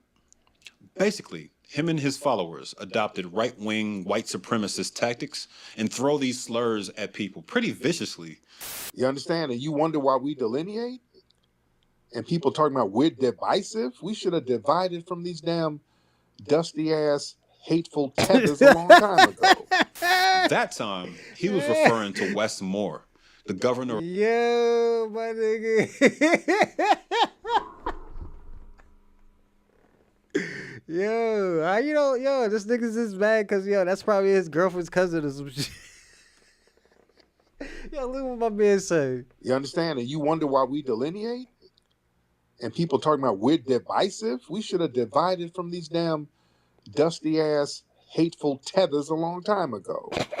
That time, he was referring to Wes Moore, the governor of Maryland and that the nigga only outta black here. governor in the country.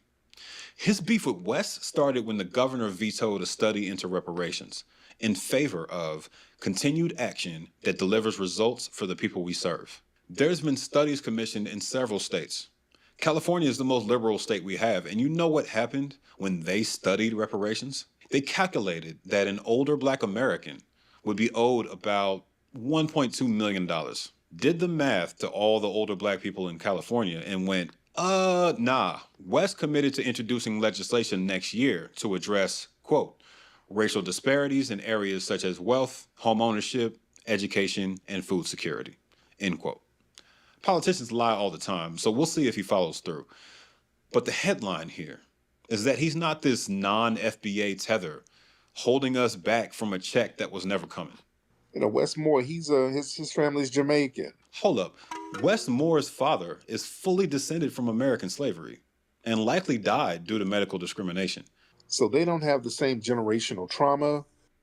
Give me a second, everyone. You know why? Because we got to look that shit up. We got to look that shit up. We ain't playing with these people today.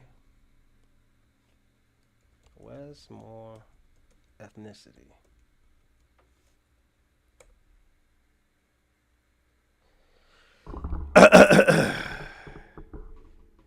Wes Moore is African American. His father is black and his mother of Jamaican and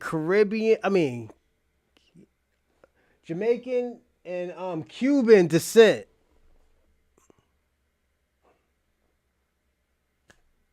So let's listen to what homie said. Hold on, what he say? Hold up. Wes Moore's father is fully descended from American slavery and likely died due to medical discrimination. But where his mother is, he lived with his mother.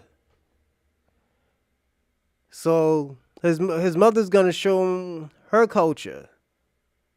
This is the type of shit we're talking about. Shabaka, you can't do that, man. We're telling the truth.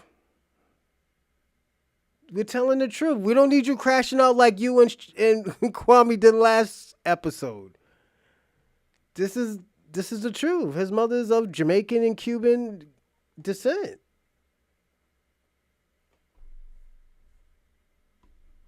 So they don't have the same generational trauma, the direct connection to the reparations claim, the ancestral ties here. And his grandfather fled the country after his great-grandfather was targeted for lynching. His mother is half Cuban and half Jamaican. So they can easily dismiss or I just said that. See how he try to mix that shit up and not say that? What he say first? African American. Then after, but his mother's Cuban and Jamaican. deprioritize our policies without any type of internal conflict. Wes is half FBA. Tariq lied on this man's blood to fuel his xenophobia, then said this. There's a reason why they get these non-FBA tethers. Slur. He's wrong about Moore's lineage. Lacks the intellectual rigor to fully explore Moore's position on reparations, and uses this opportunity to add dusty and hateful to a word that's already a slur. He's a dusty nigga. Years, my first anti-fan stalker type people that were emailing me and sliding into my DMs and talking about my wife and kids and stuff online and trying to dox me were Tariq Nasheed fans talking about I was really Jamaican. You know what I'm saying? And I still get that. I still get Jamaican. No, they don't stop. Because anybody black that disagrees with Tariq Nasheed got to be Jamaican and Nigerian. I got called a tether immediately as soon as I said anything to them. Nigga, you look Jamaican. The fuck? Nigga, he look Jamaican. What the fuck? Nigga, you look like you could be my fucking cousin, my nigga. I know I'm not Jamaican, but my nigga, you look Jamaican. Yeah. Nigga. He don't look like this man right here. That man's a Jamaican. them, and I'm like, right. I'm y'all. Right. I mean, I am from Chicago. Right. My grandparents are from Mississippi. Right. The framework of his social analysis and his movement is identical to how white supremacists have built their social movements and frameworks. It's very right wing. It's we identify an other, we develop, coded language and things like that through which to differentiate, through which to slur. This is the 10 stages of genocide. And this does seem hyperbolic because he does not have the power to commit a genocide. Right. However, the framework through which he's organized FBA, just as I read this, you're going to be like, yep. So stage 1 is classification. Differences between people are not respected. Stage 2, symbolization. Nikki Haley and Tim Scott have really been making this argument out there that America does not have issues with systemic racism, while also bringing up their own individual experiences with racism. I just think you can't have this both ways. You can't try to sell me on your personal story of upliftment and the fact that you overcame the odds, and then say, but there were no odds. You can't have it both ways. You debunk your own story. You're debunking your own story. It's important to Tariq for y'all to think he doesn't consider all black immigrants to be tethers. He made that clear when he got in a Twitter beef with Luther Campbell, the party rap pioneer, also known as Uncle Luke from 2 Live Crew. Basically, Mr. Doodoo Brown himself accused Tariq of being divisive and a grifter, and sprinkled some "your wife is white" on top. As a group of black men, and most of them hang out on Twitter, Tariq Nasheed. Oh my God, I do not like him. I swear, I feel like he's an agent. Yeah. One of Tariq's response tweets said this, quote, "Luke, all Caribbeans and Africans are not tethers. Just the bootlicking ones who act as flunkies for political parties by trying to trick foundational black Americans into voting for nothing in return." End quote. As I've already made clear, and will provide more examples of, that's bullshit.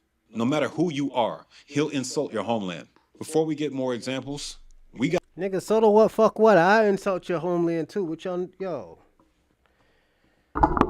Nigga, I do that. You talk shit about black Americans and all that other stuff, I'm gonna insult you. The fuck? That's how war is. What you mean? This is how this shit goes. You think I'm gonna say something nice after you just insulted me? Hell nah. I'm gonna talk about where you came from, nigga. What the fuck? This nigga's losing his mind. We got some more vocab to cover first. Bear with me. I hopped in the live chat of his recent video about non-FBAs co-opting Juneteenth and asked a simple question. What does one flyer have to do with an entire group's activity? Why is everything us and them? You would have thought I called everybody's mama a hoe. First person yell typed erasure with 4 exclamation marks. Another said, "I'm talking that tether talk." Next person straight up called me a non-FBA without knowing me at all. Then they blamed their anger on non-FBAs and claims FBAs have always been welcoming. It never ends. Not to mention the wild statements I skipped over. Quote, "We are the leaders, they are the followers. I'm tired of African and Caribbean people. Get out of our business and go fix your dilapidated homeland." Power! Look, fixing America is not my job, but I promise you, I'm trying my best with the skills I have. In case you haven't heard, we're going through a lot right now. White America's Yo, two go dads fix your broke up country, in bro. the first week of Pride Month. Lilo and Stitch, Hold not on. putting up That shit was African funny. and Hold Caribbean up. people. My nigga's Get crazy. out of our business and go fix your dilapidated homeland. Power! Look, fixing America is not my job, but I Yo, promise go you, fix I'm your trying country, my my best with the nigga. skills I have. In case you Yo, haven't if you're in heard, we're going America through a lot talking right shit, now. my nigga, go fix your country, my nigga. Go fix your country. Your country shouldn't be looking like that, my nigga. Whoever said, yo, shout out to that person who said that shit. Oh yeah, I know this. We're already on the 3.5 mark. Like and subscribe and comment. Go in the live chat. Get busy. And hit that sub button. And also hit the follow button on Twitter for me, please. Thanks. Helps the algorithm and stuff. Now, white America's two dads broke up in the first week of Pride Month. Lilo and Stitch was mid. Tyler Perry's still writing TV shows.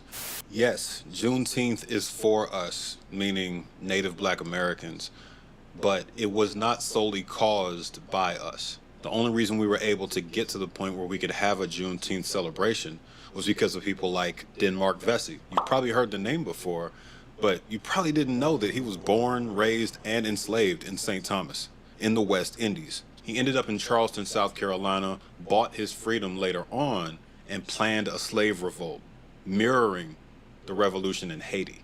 His plan was to revolt and sail to Haiti before the law could catch up with them after they killed the slave masters.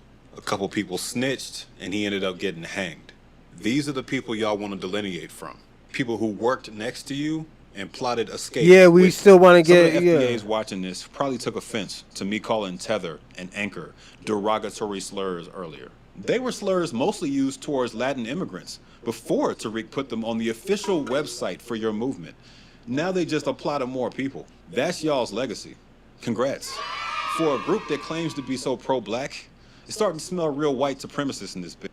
I'm not new to this, though. When I covered Umar last year, I got called all kinds of coon. But this guy is worse than Umar by a magnitude of 10. Black political content in social media has been trash for half a generation. Mm-hmm. It's been garbage since it came online because it was really birthed under and or into the manosphere. It's a lot of barbershop philosophy, 100%. a lot of mythology, a lot of conspiracy theories. And it's not even like, oh, you got to have a degree. There's literally just no intellectual rigor.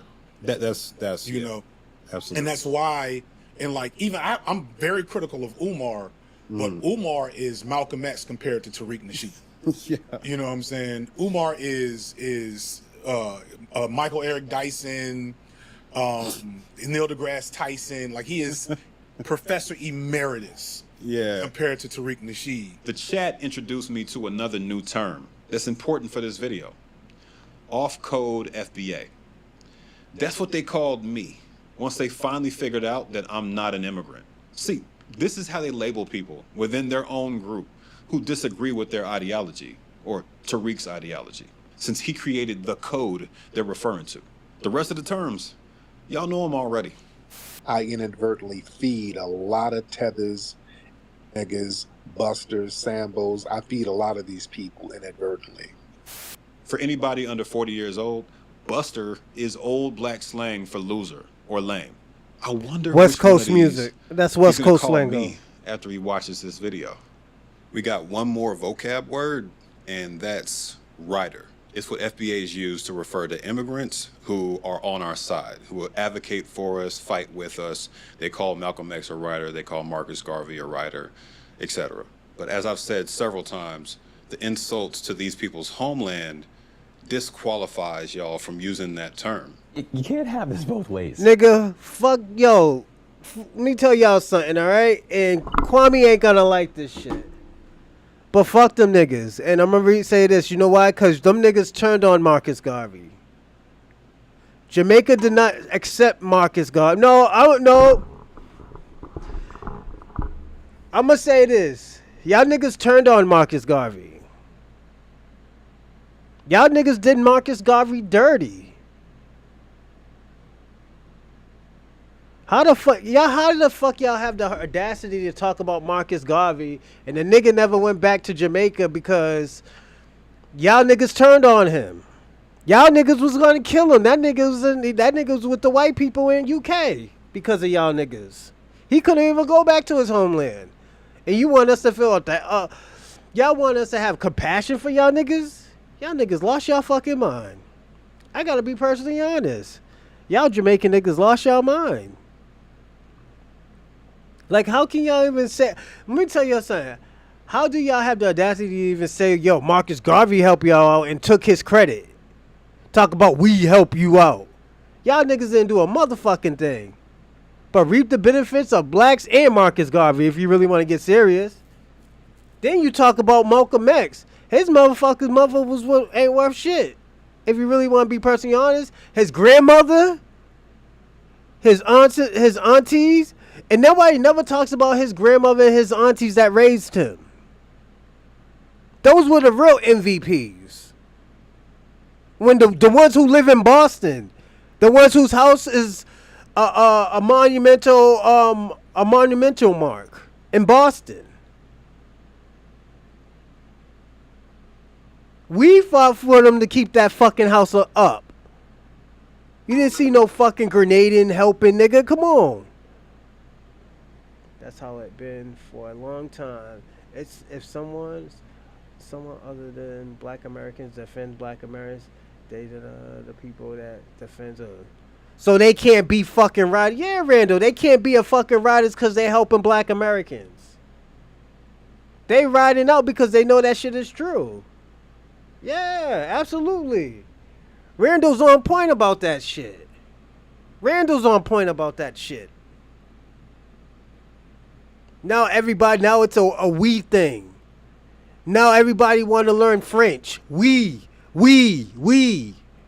Ain't nobody talking that French shit right now. After all that bullshit y'all niggas been doing. Y'all niggas stay on that bullshit.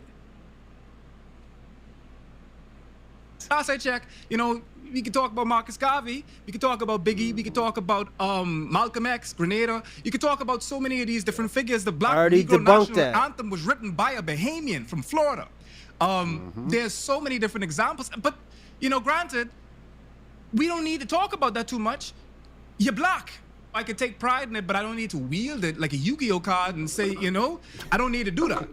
And yet again, I come back to empathy because I get it. You need or you feel like you have to find different qualifiers to bargain and barter for your worth to this experiment, the American experiment. So when you bring up the different Black contributions to the United States, what you're doing is you're at the table and you're trying to negotiate, not with me, but with white supremacy itself and saying, hey, I have value. Let me in the club. Let me in the club. Stop deflecting. You see this deflecting bullshit? Treat me as a human being. I've done for you. Please do for me. And facts. Unfortunately, as you're seeing, they ain't gonna do it. It's a losing proposition. I think it always has been, and I've been fighting my kind of doomer tendencies as I write this to be like, y'all, we're not going to get reparations. Like, y'all know that, right? I'm not even worried about reparations. Nah, man. Because, our political education in America among Black people is so bad. This is why I said, yes, we delineate from the immigrants and all these Latinos, but we got to delineate from the coons, the sellouts, and these type of motherfuckers. This is why I say, we got to delineate from all these type of motherfuckers. As the same way we call out these I'm going to tell y'all immigrants and y'all tethers. Most likely just the riders. The way how we call out our coons and our sellouts, y'all need to call out y'all tethers.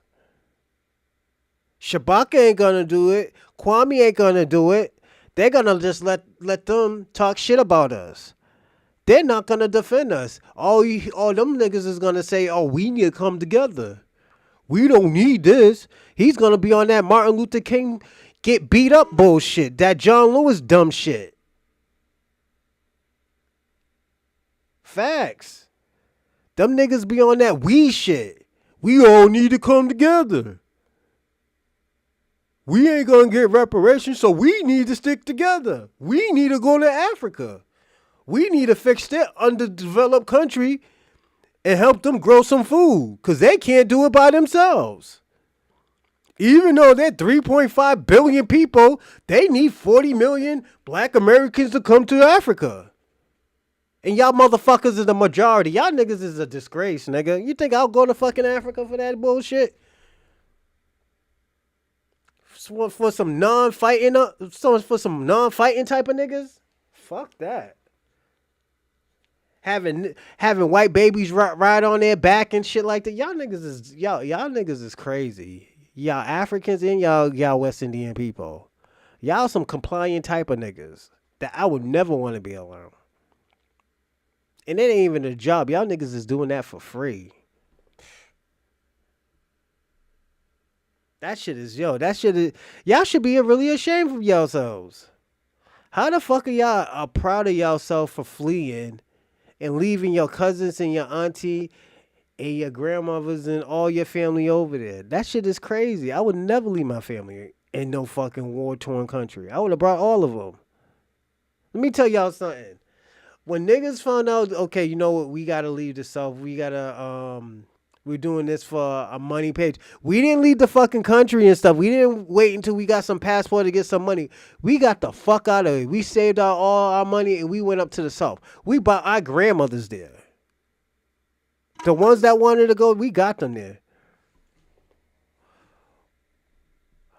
How can you get anything by being alone? Nigga, everything we got was being alone. When these niggas turned on us, this is the type of shit I'm telling y'all about. Listen, Bronze, how can you get anything by being alone? Nigga, what are you talking about? Them Africans is 3.5 billion people, and they're still getting their ass whooped by the white people. By white supremacists. I just answered that question. You are embarrassing black worldwide. I don't talk for other people out of America. But this is how black people are feeling. Why the fuck will we help y'all? Y'all niggas been talking shit about us ever since y'all got to this bitch. You are a disgrace because you are against your own people. They're not my people. They told me that off the rip. The niggas that I fuck with, that's from other country. I fucks with them. I'll ride for them. But them other niggas, no. You gonna have to hold your own nuts, nigga. Just like how my grandparents did it, just how my great aunties and uncles did it, y'all niggas gonna have to do that. You can't give me no fucking sad story to help these niggas. I gotta be personally honest. Look at how this nigga's talking. And you didn't debunk or you didn't rebuke anything of this, what this nigga was saying. This nigga was talking crazy about black people. That little African dude with the gap teeth, he was talking crazy about black people. Talk about the reason why we don't like Africans because of our trauma. No, we don't like y'all because y'all niggas turned on us. That nigga couldn't even tell the truth. You know that nigga's a scammer. They blamed everybody except their fucking self. They did not take accountability for anything. And here comes Shabaka. Fucking super saving these niggas. Got the cape on and everything. With the S on your chest and everything. Trying to save these African motherfuckers. And they don't even like you. Them niggas don't like you, Shabaka. And I'm gonna be personally honest. They don't like you and you still kissing their ass. You still on their side. And I have to say kissing their ass because that's what you're doing. I'm taking at least 30 members on. Yeah, you take the motherfuckers with you. I bet you the motherfuckers are like, yo, Shabaka, send me back, man. I can't deal with these motherfucking flies, man. These flies is bigger than fucking butterflies and shit. Nah, fuck this. Send me back from this Ebola ass country, man. Get me the fuck out of here. That's what they're gonna say. You're batshit crazy to go into Africa, and it's underdeveloped. How you bringing your family to an underdeveloped country, man? You didn't even fix the country. This is why I say y'all 3.5 billion strong and y'all niggas still can't get shit done. You talk about you need all of us. Nigga, you got 3.5 over 300 fucking white supremacists. And you need black Americans to take the forefront? Nigga, you crazy. Nigga, you crazy as hell. That's a disgrace. You're 3.5 billion strong. You're the majority and you still can't get shit done. Black Americans is the minority, and we got more shit done than most of these motherfucking countries that's the majority. You can't... Yo, Shabaka, you can't make sense to that shit. Them niggas is just disgraced, and they can't do shit by themselves. They got no... They talk about unity with us, but they're not even united in Africa. They're gonna turn on Abraham. And that's why I feel bad for. Y'all gonna turn on a great leader. Y'all talking all this Mansa Musa bullshit right now, but y'all gonna turn on him. Once he dies, y'all gonna go right back to giving them the Europeans your money. What do you mean? Never united. Thank you. For 60 years they've been here. We fought to make the land livable for everyone. Facts.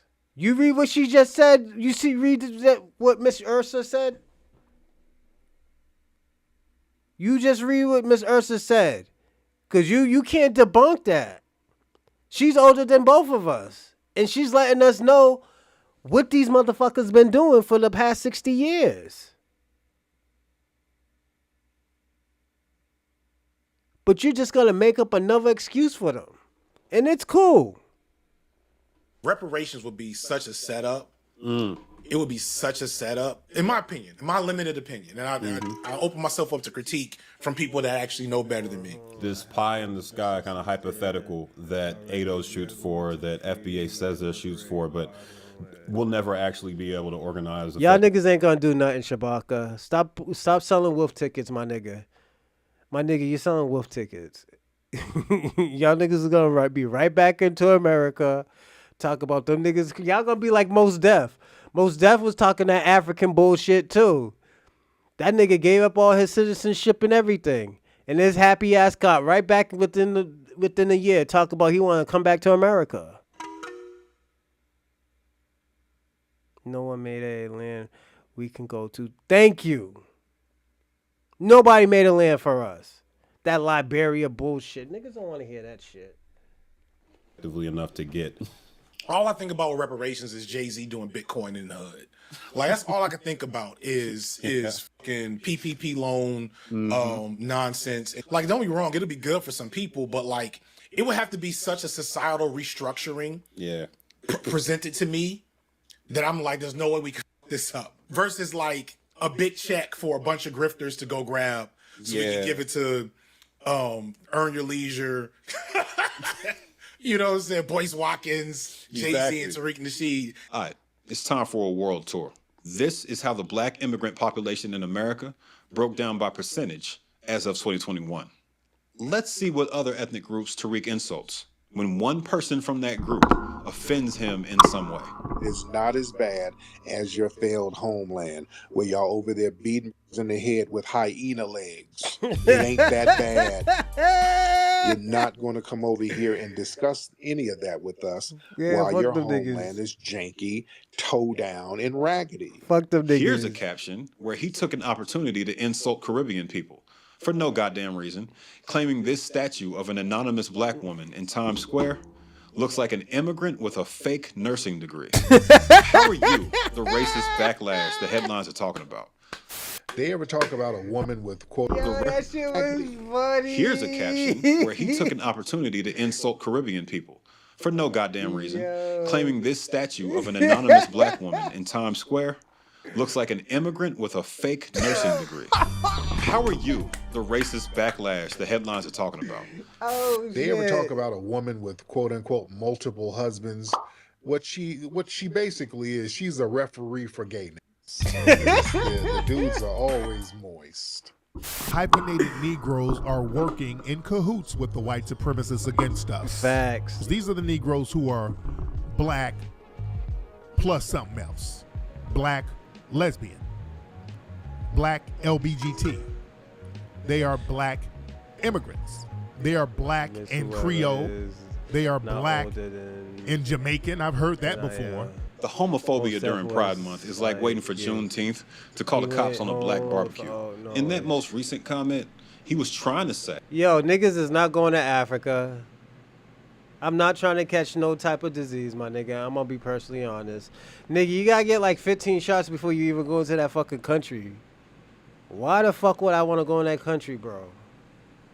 Like, I got to be personally honest. I feel you, Shabaka. You want to go home, but Africa is not your home. I'm just got to be personally honest. It's just a big... I'm going to tell you something, and you might not feel... You might get mad at me, my nigga. But Africa's is a big-ass homeless shelter, my nigga.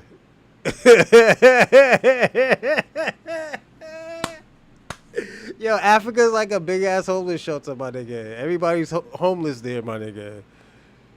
Like, you gotta build your own shit, my nigga.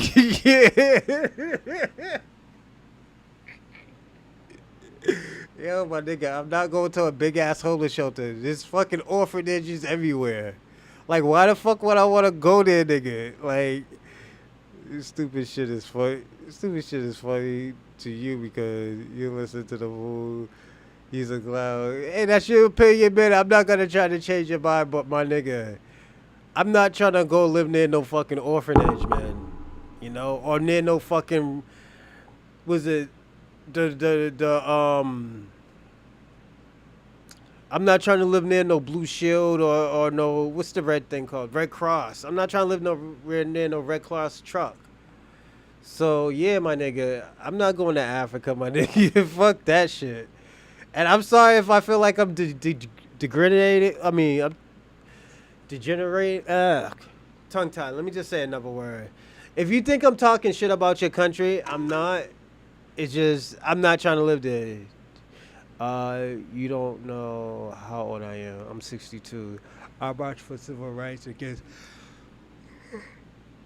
That's an OG right there, Shabaka. Miss Ursa's a OG, so she put boots to ground, so yeah.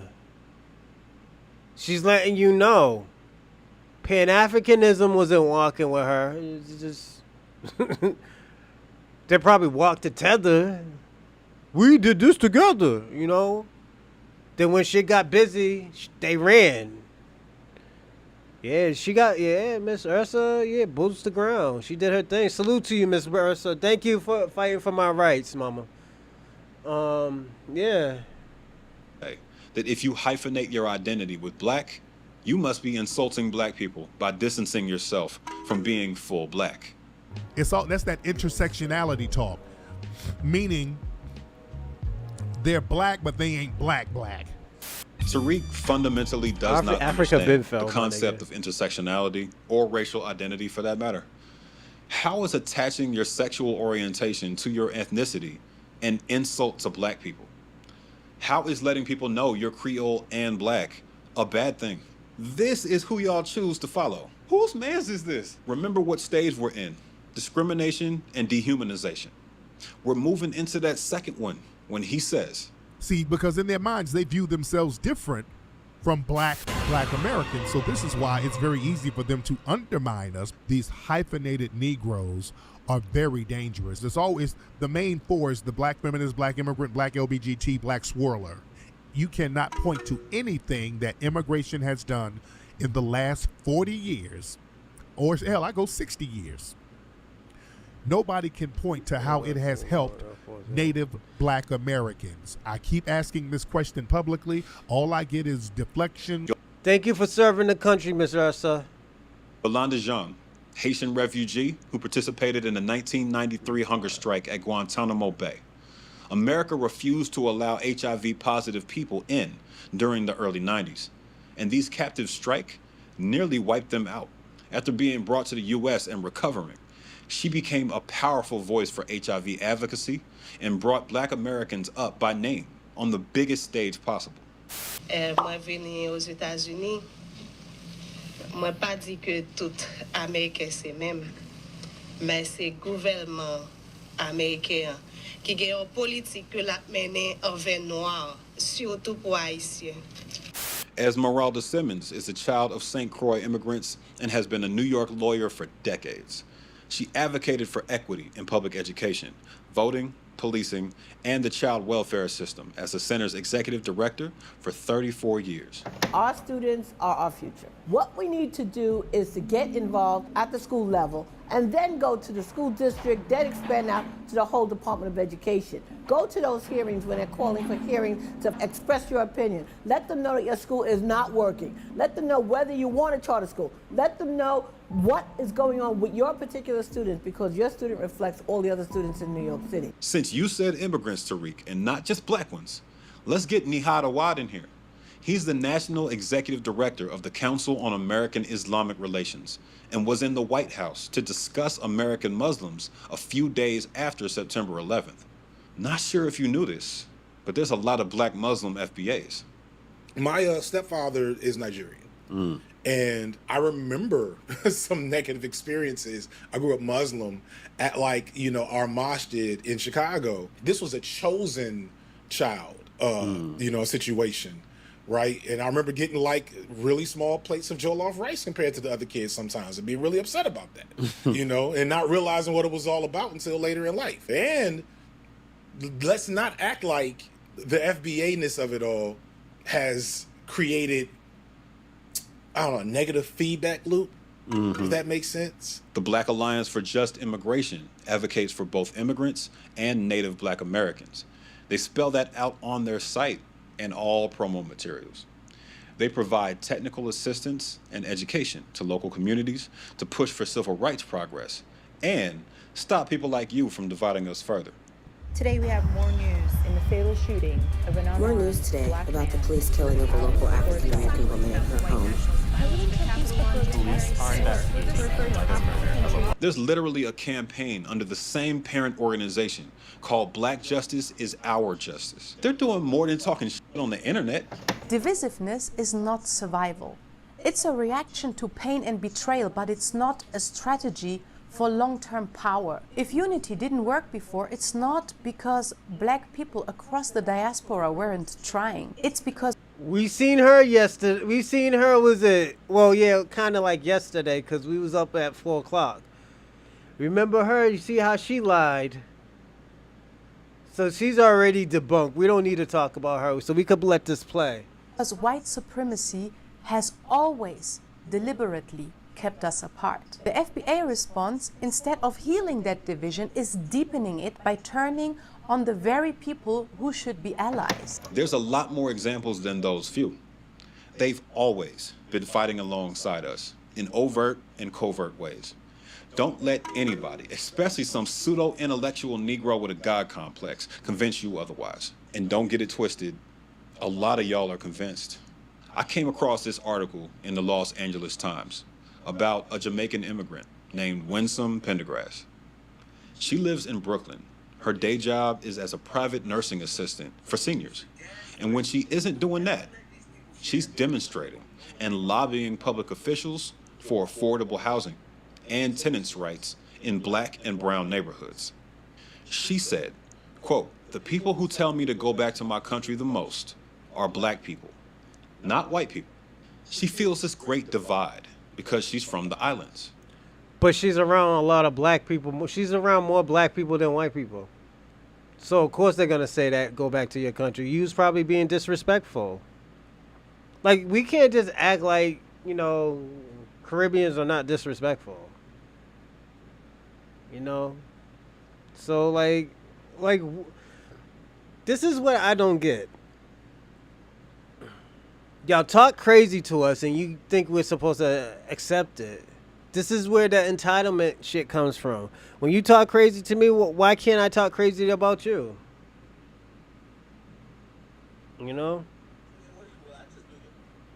This is what we're supposed to do. The Times ran focus groups with immigrants from the Caribbean and sub-Saharan Africa. And several of them said that the reason they avoid associating with us, meaning FBAs, is because Black Americans treat them more harshly.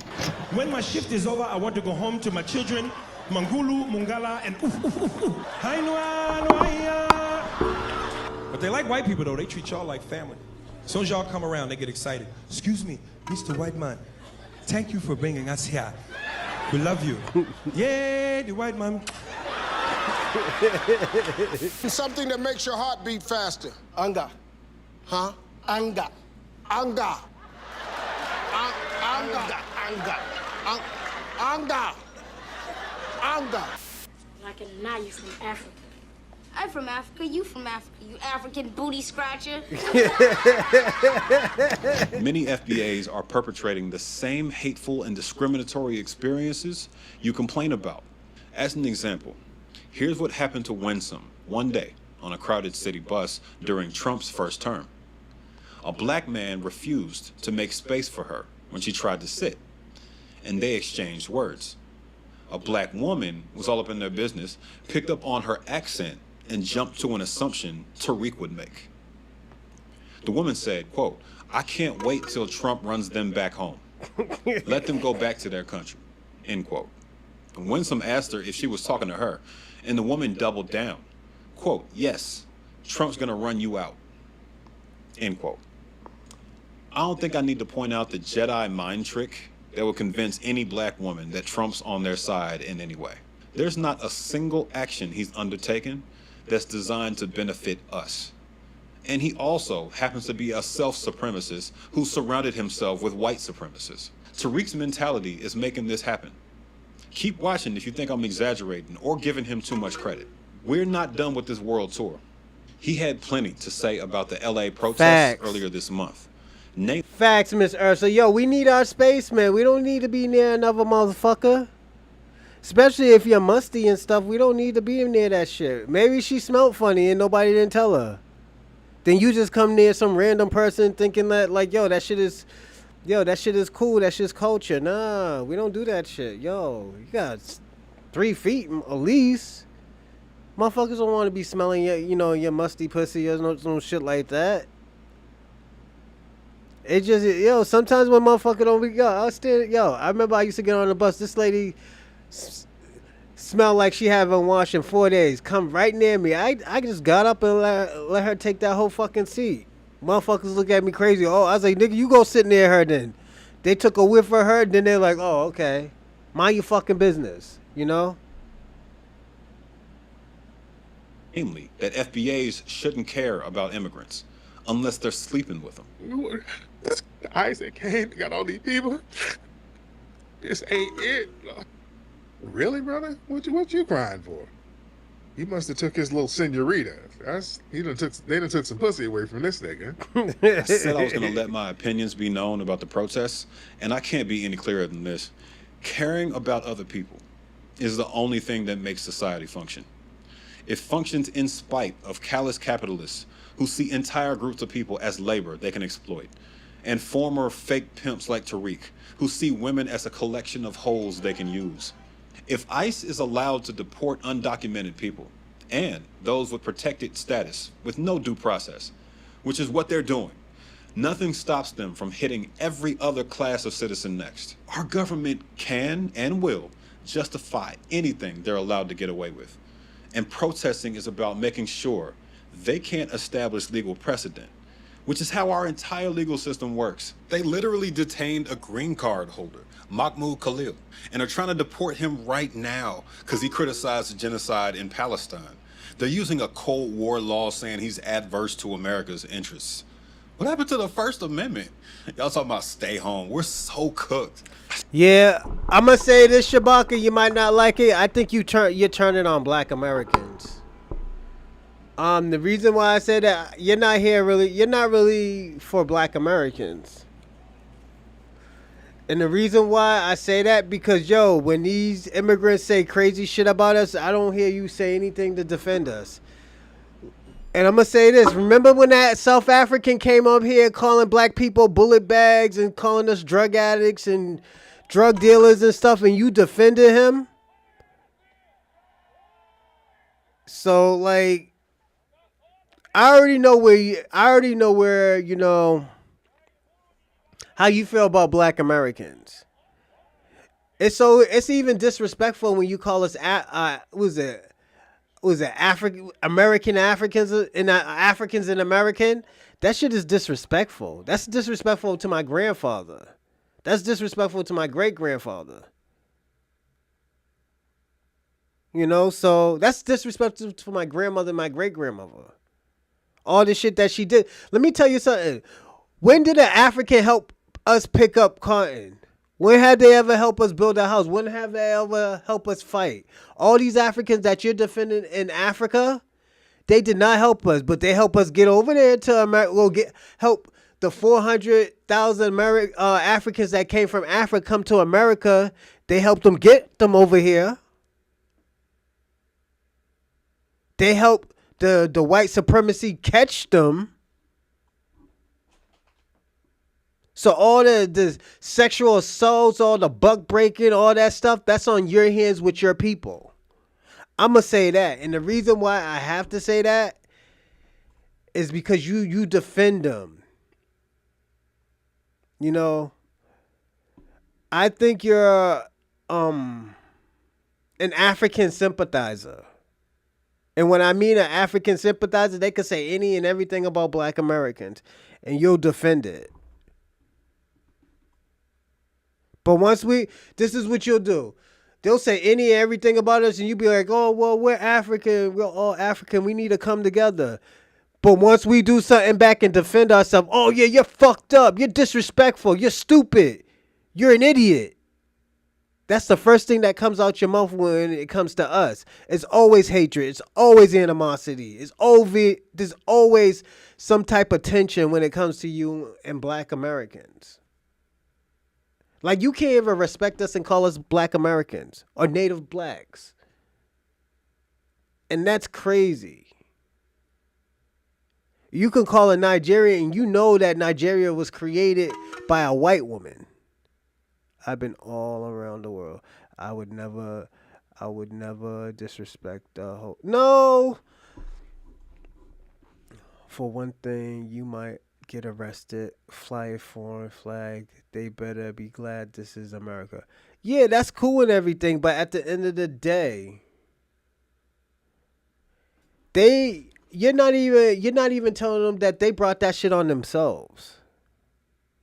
When we try to come together, when we try to put boots to ground for them to even come to this country, yes, there was a few Africans, a few Caribbeans, and maybe even a few Latinos that help. But there was not the majority. We were the majority. And you can't even give us credit for that. You always have to throw a Caribbean or an African in there. Talk, well, they help too.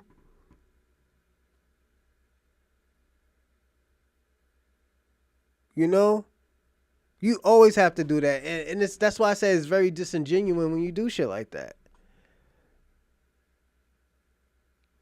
You know, it's very disrespectful.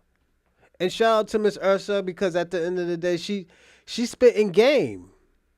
She put boots to ground. She's telling you this is what she's seen out here. This is you telling her experiences is wrong and it's her fault. That's what you're doing. You're telling that that's her fault and she didn't do something right. Even though she was there with open arms, saying like, yo, come to this country. You get the same rights. And no, you know what? We helped them come to this country knowing that some of those resources was going to get taken from us. Just because we thought they were our brothers and sisters. Then when they got there, they turned on us. We tried to tell them about Whitey. They fell for the okay. Yes, absolutely. Thank you, Miss Ursula. And hold on, Shabaka, was you in more? And shout out to you, Shabaka. You know, thank you for your service as well. But, you know, I know you ain't for us. You're not Native or you're not Black American. See, that's the disingenuous about it. You're disrespecting my grandparents. That's what I'm talking about. That's why I don't know how you get mad when I talk about Africans and the Caribbeans. You don't even have respect for my own culture and my lineage. You know, you're trying to tell me what I am, and I'm telling you what I am. That's like me telling you, yeah, I'm black, and you're like, no, you're not black.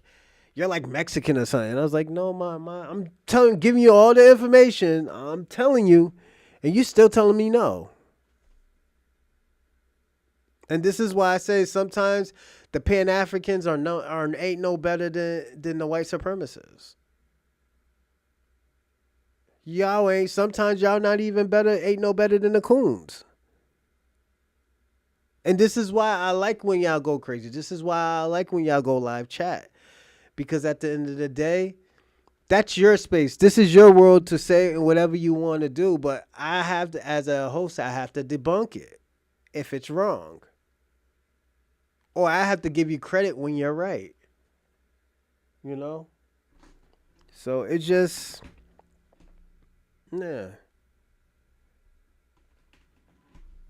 Shouldn't have to do the whole "they'll eventually get you" speech. But it seems like basic human decency is in short supply in the 50-year-old high school dropout turned fake pimp turned rapper turned hotep grifter demographic. Now, you want people to shed blood, to exert crazy amounts of energy, to put themselves in danger, to come together now because you're in the hot seat.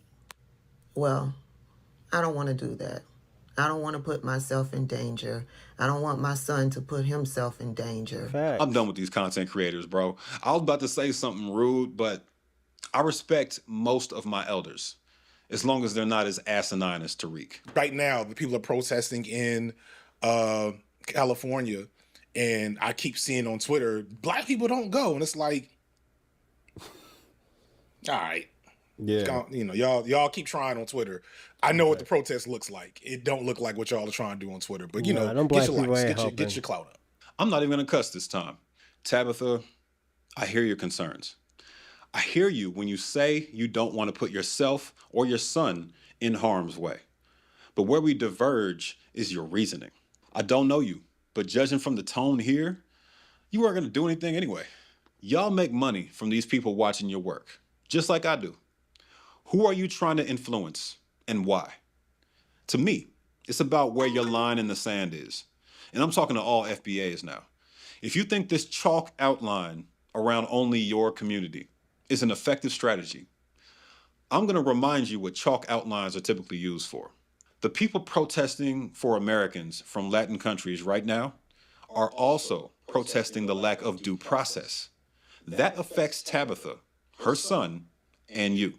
If you don't have an alternative to fighting for all people's rights, we don't need to listen to your complaints about who. We're not going to fight for everybody's rights. And the reason why, because we've been doing that shit forever. Whenever there's a problem, black Americans was always the ones on the forefront.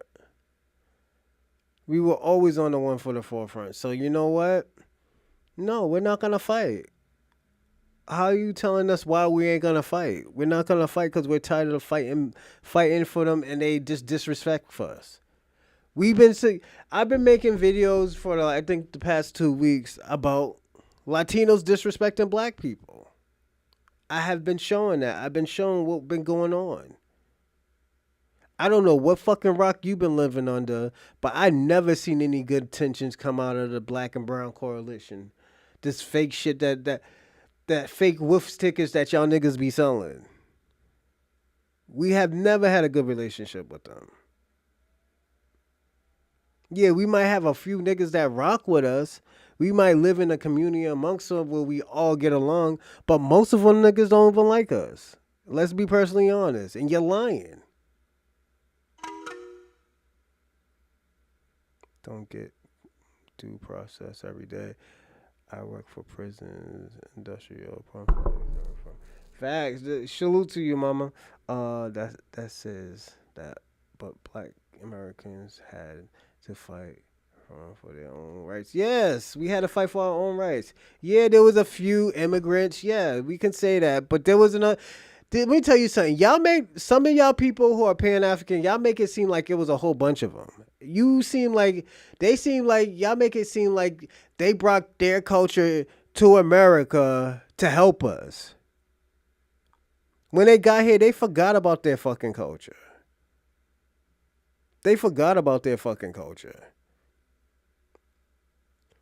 So we're not going to sit here and act like, oh yeah, niggas was doing this all together. He brought his culture, I brought my culture. Nah, nigga, you was using my culture to get on point. So let's not do that. We choose to advocate for. What's the end result of this FBA-centric strategy? What's your end game? More Tabithas with their auntie glasses talking trash into a cell phone? Trying to rewind the tape on the civil rights movement as long as it's not our rights getting deleted. If that sounds fine to you, I'm here to tell you it won't work. The GOP will use these precedents to push even further into more marginalized groups. We are next. I'm going to address our extreme polarization more later, but I want y'all to think about that while we cover even more of Tariq's world tour. He said this to an Indian caller who called him racist after that caller said America was his homeland. You built some shit that failed, sir. Your homeland has cows and shit on the streets, sir. The caller calls him out for generalizing and brings up Diddy as an example. Since Diddy obviously doesn't represent all FBAs, I could give you 100 tries and you would never guess what Tariq says after that. Since you're telling me all these people are representatives of the Indian community, Diddy is a representative of you. He's a rich black dude from America. Okay. I take success over people making bushmeat and goop scoops. Okay, yeah, okay. I don't know what kind of insult that is. You're straight up racist, dog. How? Well, he's not running a sex code. He had a freaky ass Filipino chick that liked to get peed on. So yeah, the trial is bogus. The sexual text messages she was forced to read out loud in court made up one day of testimony out of several that also included violence and coercion from Diddy. And the fact that you're sitting up here agreeing with the feds shows that you are a colonized cancer to our culture. Notice how he conveniently ignored that this man kicked the shit out of her on tape in favor of calling him rich. This is another case of Tariq taking things he couldn't possibly know for sure. And yo, I'm gonna say one thing about that shit. I think that was over drugs. That was like a drug dispute. If you ever been around crackheads, when the motherfucker is trying to get high and stuff and the lady just, put the drugs in her bag and try to run off, yo, the crackhead will come in and beat the shit out of her and stuff. You like, yo, what the fuck's going on? Yo, she got my drugs. Yo, give him back his drugs. She give, okay, here. That's what it looks like. It looked like a drug dispute. It didn't look like, oh yeah, the nigga just got mad and just started beating up on her. No, it looked like a drug dispute. Running with it to make a woman look bad. If you think that's the worst he's ever gotten, I'll wrap it up with this tweet to the co-founder of ADOS, Yvette Carnell, from Christmas Day of 2019. He called her a hoe, insulted her sexual identity by saying she has penis envy. Oh yeah, said she wears a dirty that dildo, shit was funny. and called her a hoe again, just in case you didn't see it. On Christmas, imagine your daddy is calling some woman a hoe on Twitter when you open in your presents. He's also handing out bedwench awards. You can find that here on YouTube. He does it on Twitter, calling black women bedwench, a term from the slave plantation. The institution of slavery relied on the forced reproduction in order to produce more capital through the births of black bodies or black children. So violent to take a term that was used by the slave master against black women that they were using to breed and throw that at black women in the 21st century. My girlfriend and I just celebrated our first anniversary. As we enter our second year together, I still can't believe how fortunate I am that she's in my life. She was born in America and spent several of her early years in Ethiopia, a country with a proud culture and a very vibrant immigrant. That's why he talks the way he talks. He talks like an Ethiopian. This is why I said this shit was emotional. Now we see why he talks like this. Because he's getting some Ethiopian coochie. You know? This nigga probably be eating with the hands with the bread and everything. Yeah, that nigga, yeah, he's getting some Ethiopian coochie. But them Ethiopians don't really be fucking with him like that. I gotta be personally honest. Them niggas will be like this and shit like that. Them Ethiopians, yeah, them niggas be wilding with them the neck shit. Like, I don't know what they be doing, like some shit like that with their neck. Him trying to, yeah, he told you. It's because he's mad because he got a little Ethiopian girlfriend. This nigga wasn't doing this a few years ago, you know? Who, Shabaka? That's how Shabaka is. You just be entertained by him and stuff like that. That's why I fuck with Shabaka. Shabaka is crazy, Miss Ursa. You know, why is he here? Yeah, that nigga be on some. Shabaka be on one. Community here in Atlanta and beyond. Amharic, or Amharic, was her first language, and she spent most of her life here at this point. The knowledge that Tariq has poisoned the culture to the point where she's felt unwelcome at times pisses me off. This is deeply personal, and if I have to walk through every angle of what makes this dude a loser to drive the point home, it is what it is. Baby, I know you're watching this. I love you. And I'll clarify that in her case, it's mostly online. We get along in real life for the most part. And I saw like getting thousands of likes and hundreds of retweets. I was just like, wait, hold on. Is this just a small underground section of people? And then like I saw people interacting with it, and I was just like, hold on, this don't make no sense. I don't feel like these are that many people. And then you look into the likes, and then you look into the reposts, and then you go to these profiles, and then you see something even more pernicious. A lot of these ain't real. I ain't gonna lie to you. Like, sorry, I have to drop it. This thing that we be doing online is the same thing with the gender wars. You don't have that really happening like that in real life. Black Americans and the rest of the Black diaspora have gotten along. Now, are there transgressions between Black Americans and the rest of the Black Sure. Do Black Americans come up to me and go say, hey, what up, man? Big up yourself. Do they do that?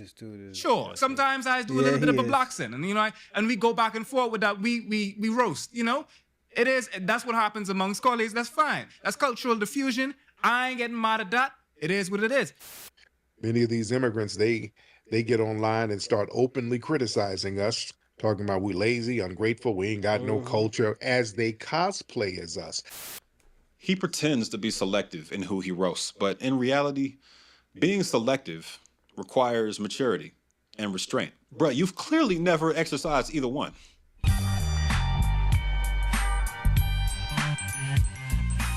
Now, Tariq is not the first wannabe leader to think having a massive following makes him Malcolm X.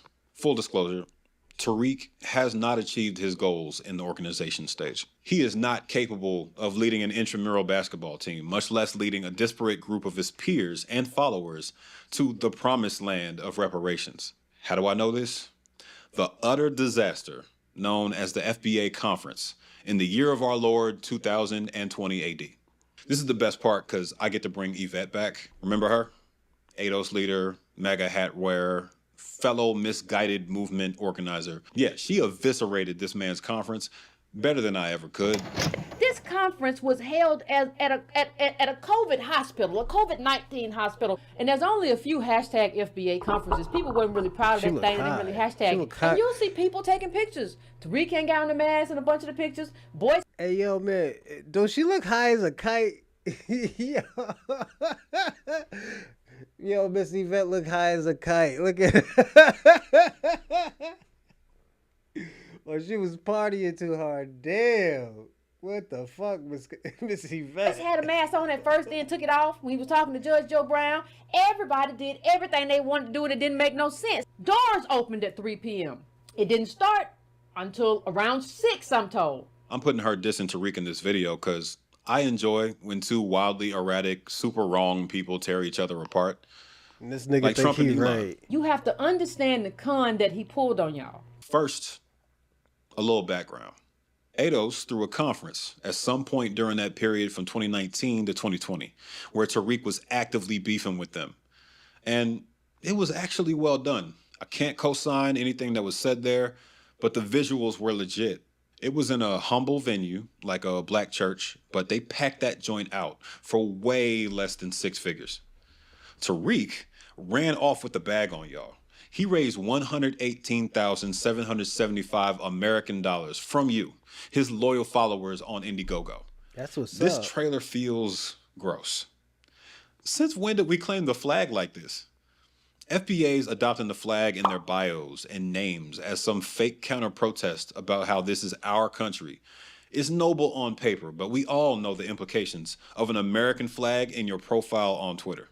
Automatic block, do not follow. But then he's now pivoting towards a nativist, foundational Black American rhetoric that attunes itself or attaches itself to the American flag. Y'all are some curious ass Negroes that really just are very invested in ahistorical takes. You're subscribing to alt-right iconography and claiming it's different when you do it. The description for the event gave us one of my favorite word salads. Quote, FBAC 2020. Yeah, I was thinking about, you know what I was thinking about, everybody? I was thinking about doing a reaction video with Miss Yvette and Tariq Nasheed going at it with each other. Y'all think do y'all want me to do that later on or tomorrow? I can do that tomorrow or later on. So let me know. Brainstorm on solutions for a foundational Black American agenda. Who throws a conference without an agenda. You trying to sell tickets for hundreds of dollars to a brainstorming session? We could have done that shit on the internet. How did he use all that money? He booked the Georgia World Congress Center for 3 hours after promising that this conference would be popping. We're going to have something like Revolt.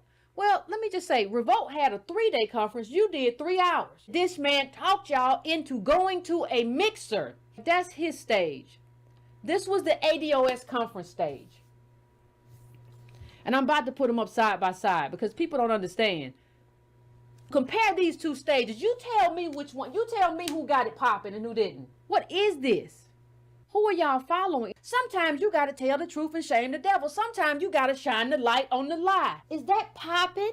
Was he popping? Then nobody know why they was there, why they came, and nobody left with anything. And that's why you didn't see a whole lot of FBA hashtagging. I don't understand. I don't understand how you allowed yourselves to be taken advantage of like this. Speaking of taking advantage of, y'all gave him over $1 million to build the Hidden History Museum, which, to his credit, he built. It exists. He made this tacky, self-promoting reality TV style promo, had Vivica Fox come to the premiere, and then took all the profit from the Hidden History Museum for himself? Where's the money, Tariq? Where's it going? Y'all give him money for all his projects, and then he... Yo, why y'all niggas be pocket watching? I never got that. You be watching the niggas' pockets and stuff? That means, yo, you're a bum, nigga. You gotta watch your niggas' pockets because, you know, you worry about this nigga's gonna make more money. What you do with the money, Tariq? Like, come on, nigga, mind your business. As long as he do it and the shit's done, then you shouldn't be worried about it. Fuck it. If you don't want to support it, just don't support it. Why you bitching about it? Because some other niggas want to support it. They want to support him. I never got that. He flips it into an income-generating machine for himself. He has a Melanoid Nation Foundation that's probably done one genuinely good thing in all the years it's been in operation, which is give backpacks to some local kids. Beyond that, there's no track record of any of these fundraisers actually making a difference or ending up in a result that has benefited FBAs. Let's get specific. Let's start with Olu Stevens, a judge who got... Okay, so, but why do you care what this nigga does with the money? Did he build it? If he built it, like, yo, why are you complaining? Why are you even counting the nigga's pockets? You supposed to be trying to get your money up. If you ain't making content of it, then, like, I get it, you know? All this because his girlfriend is upset. Yeah. He got an Ethiopian girlfriend. You know? You know the motherfuckers don't use forks, right? They be eating with bread in their hands and shit. That's why them niggas are so small and skinny, you know? I don't know. Them niggas is crazy. But some of them niggas be fat. The thing about it, when they get to America or Canada and stuff, yo, they just overeat because don't forget, there ain't really no food in their country. They be smelling like hyena piss coming here and shit. So, you know. Because, yo, don't forget, they got to go to an ocean and get some water. And they, like, damn near live in a fucking desert. You know, so... What you expect? Then don't forget, the reason why they be messing with black men too, yo, them Ethiopian men don't be treating them right. The Somalian men don't be treating them right too. That's why they be going to black men and stuff. Like, yo. Plus, they want that black ding-a-ling. So, you know. That's it, man. They want to know if shit true. They think they're gonna, you know, ride the black horse, man, you know, so you know how foreigners are, man. Oh yeah. It's just, you gotta be careful with them too. They might be even wanting to just get a green card too, so. Suspended for 90 days without pay for taking a stance against systematic unfairness. Now, pay attention to the wording in this GoFundMe. He raised $17,470 from y'all. And what he said the money is going to is spreading the word of all the work that he's done in the community and showing our appreciation. It does not say that money is going to Olu Stevens for back pay to cover that 90 days. Is it me or did he just say it's going to him and all his appreciation? So it's going to him. It's just like, yo, we can't play these games, man. It says it's for spreading the word. Y'all paid him to talk. Maybe this next one's gonna hit. Helping Hands for Haiti. Sounds great, right? Very striking picture. He raised 9,000. You know why Ku Klux Klan ain't a terrorist group, right? Because they're considered a Christian organization. That's why. They just became a domestic terrorist. But yeah, the reason why they haven't been attacked by the FBI or nobody is because A, they probably work for the FBI. Excuse me. And B, they consider a Christian organization. So yeah. $1,151 from y'all. Said he's going back to Haiti this week and needs access to clean water. And they're going to establish long-term and immediate outreach assistance. For long-term, he's meeting with contractors and he's going to be building homes. Sounds incredible. Here's the video of him handing out portable water filters to random people on the street in Haiti who probably don't even know what they're grabbing right now. You made a film about them, then didn't follow through on your promises for what the money donated to that and the film packages and the products were for. The nigga built y'all a school. What the fuck you talking about? Tariq. This is the best one. Support FBA reparations for a Juneteenth celebration in D.C. He raised $56,191, exceeding his $50K goal from 1,700 of y'all. Again, what's the purpose of this money? Ultimately, he's using this money to pay for a concert. Guest speakers, activists, and musical acts. He raised all that money to pay them and to set up the display, the lights, the stage, all these things, media promotion, travel and lodging for featured guests, and talent and lecturer fees are the main place that this money went. Just like all his films, just like every event he's ever been a part of. He's an event organizer. He's a party promoter. He's not actually doing anything to benefit you. A rally is just a rally. All he ever does is set up agendas and set up rallies and talk a lot. Every dollar you've ever given him has either paid for somebody famous to come speak, come perform, or to set up the displays for the things he uses to dazzle. This is Grifter 101, and I honestly don't understand why people haven't seen it yet. Everybody do that. Here's what happened when he spoke at a reparations town hall in California. Much respect to all the brothers and sisters here in the Bay Area, first of all. I want to make 3 quick points about reparations and then let our other brothers and sisters speak. First thing, we have to understand we have to focus and keep the emphasis on it being lineage-based. The problem is we see a lot of trick bag language being mixed into it where it opens the floor for other groups to come in and undermine us. Facts. Reparations in the form of lineage-based compensation is not a compensation for racism. Let's be very clear. If we open the door to racism, Hispanics can come in, Asians can come in, Middle Eastern people can come in. It will become affirmative action again where we are left holding the crumbs and everybody else is holding the cake. This is not YouTube. You don't get to greet the live stream and open with xenophobia. There's no AI thumbnail to back you up, bruh. With the Thank you, Homestead Act. sir. Thank you so much for your comments thank you so this much, morning. And No, seriously, this is who y'all want leading your movement? Really? If Tariq was as revolutionary as he purports, they would have killed him from time. FBI and thing would have killed him from time, the same way that they did the rest. But because his... But that's a false narrative. You know, rhetoric and his... I'm gonna say this. That was a false narrative that this dude just gave.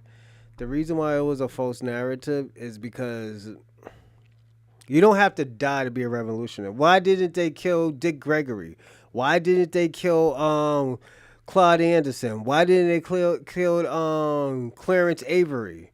Who else?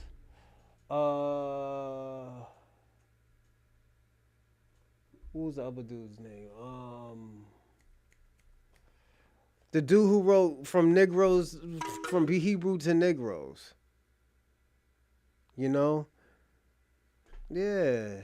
Like, yeah, the FBI do kill some people, but not as much as we think they do. They usually manipulate them, say like they're gay or they're sleeping with white women or like there's some stupid shit like that. They're always doing some stupid shit just as like, oh, you know, like they don't have to kill you anymore. You know? Like, this is why I say, like, yo, this dude's talking amongst black people. He's not even qualified to talk about black people. He should be talking about how to fix his country. We have to keep on telling him that. Because you know why? You know why I say it? Because I want to upbring y'all to actually really fixing y'all fucking country. I want y'all to do what the Japanese did. I want y'all to get the education that you got in America and give it to the people in your country. So your country could be a better place. All y'all niggas do is just keep them education and all the skills to yourselves.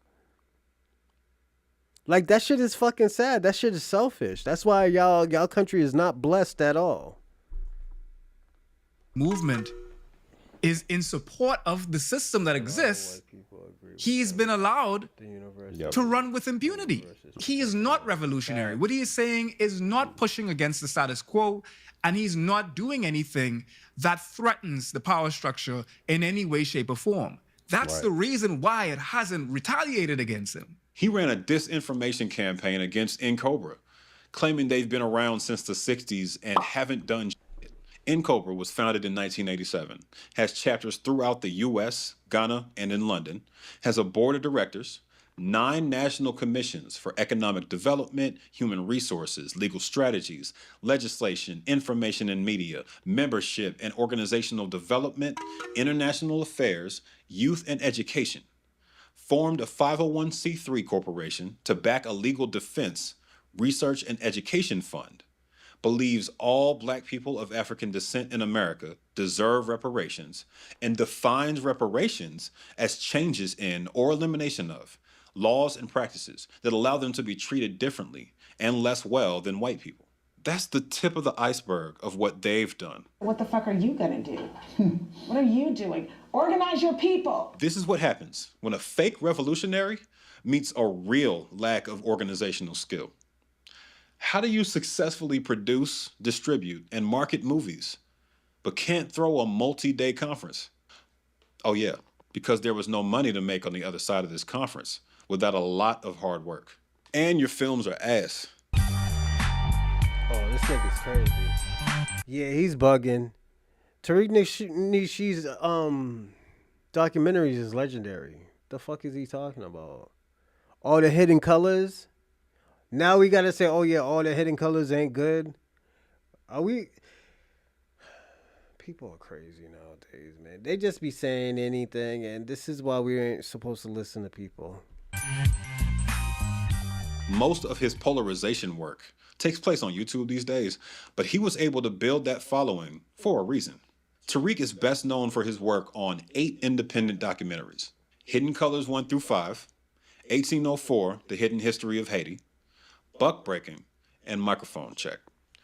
All of them have verifiable history within them, and all of them have plenty of inaccuracies and unproven conspiracy theories too. Jesus ain't gonna say, pull your dress down, come in off the street, go clean up the house. You know, Jesus ain't gonna tell them that. And if he do, they ain't gonna listen to that. I had to watch him for this video, and at times it's like if your aunties and uncles' dinner table gossip got swapped in for your world history class syllabus. Alessandro de' Medici, who was a ruler in Italy, you look at pictures of him, this dude looks like Ryan Leslie. So you could see that African bloodline running through a lot of these people. I know what it takes to produce a short film. No matter what level of production you're at, that shit is difficult. I know many people in the FBA community consider these to be important cultural productions. I've even seen that some parents show them to their kids as if he made Roots or something. If these films weren't so damaging to the culture, I'd be more empathetic in my criticism. Tariq's secret is his established relationships with academic heavyweights and black celebrities. They need press too. It allows him to maintain and expand his credibility as he spouts off theories next to people who studied this their whole lives and others who are obviously freestyling. Really, when women are taught, or women and men, but when you're taught as a female that... A quick note on men who use the word female, like Tariq can't stop himself from doing. Female is an adjective used to describe the female member of whatever species. We already have a word for a female human. It's woman. Stop saying that shit. You sound stupid. When you're taught as a female that God and Jesus is white, you're going to look at whites as somewhat of a savior figure. And you're going to look at the men in your life a little differently. Try to just work on that more. We need to stop going to church. The thing is, I don't think any of these respected interviewees are aware of what a monster this dude is on social media. If they heard about him calling Yvette a hoe, throwing slurs out left and right, and insulting the homelands of the same ancestors they're discussing in the film, I feel like he wouldn't be able to pull this off anymore. These are essentially YouTube videos consisting of a bunch of interviews strung together with occasional graphics sprinkled in between that he paid somebody to make.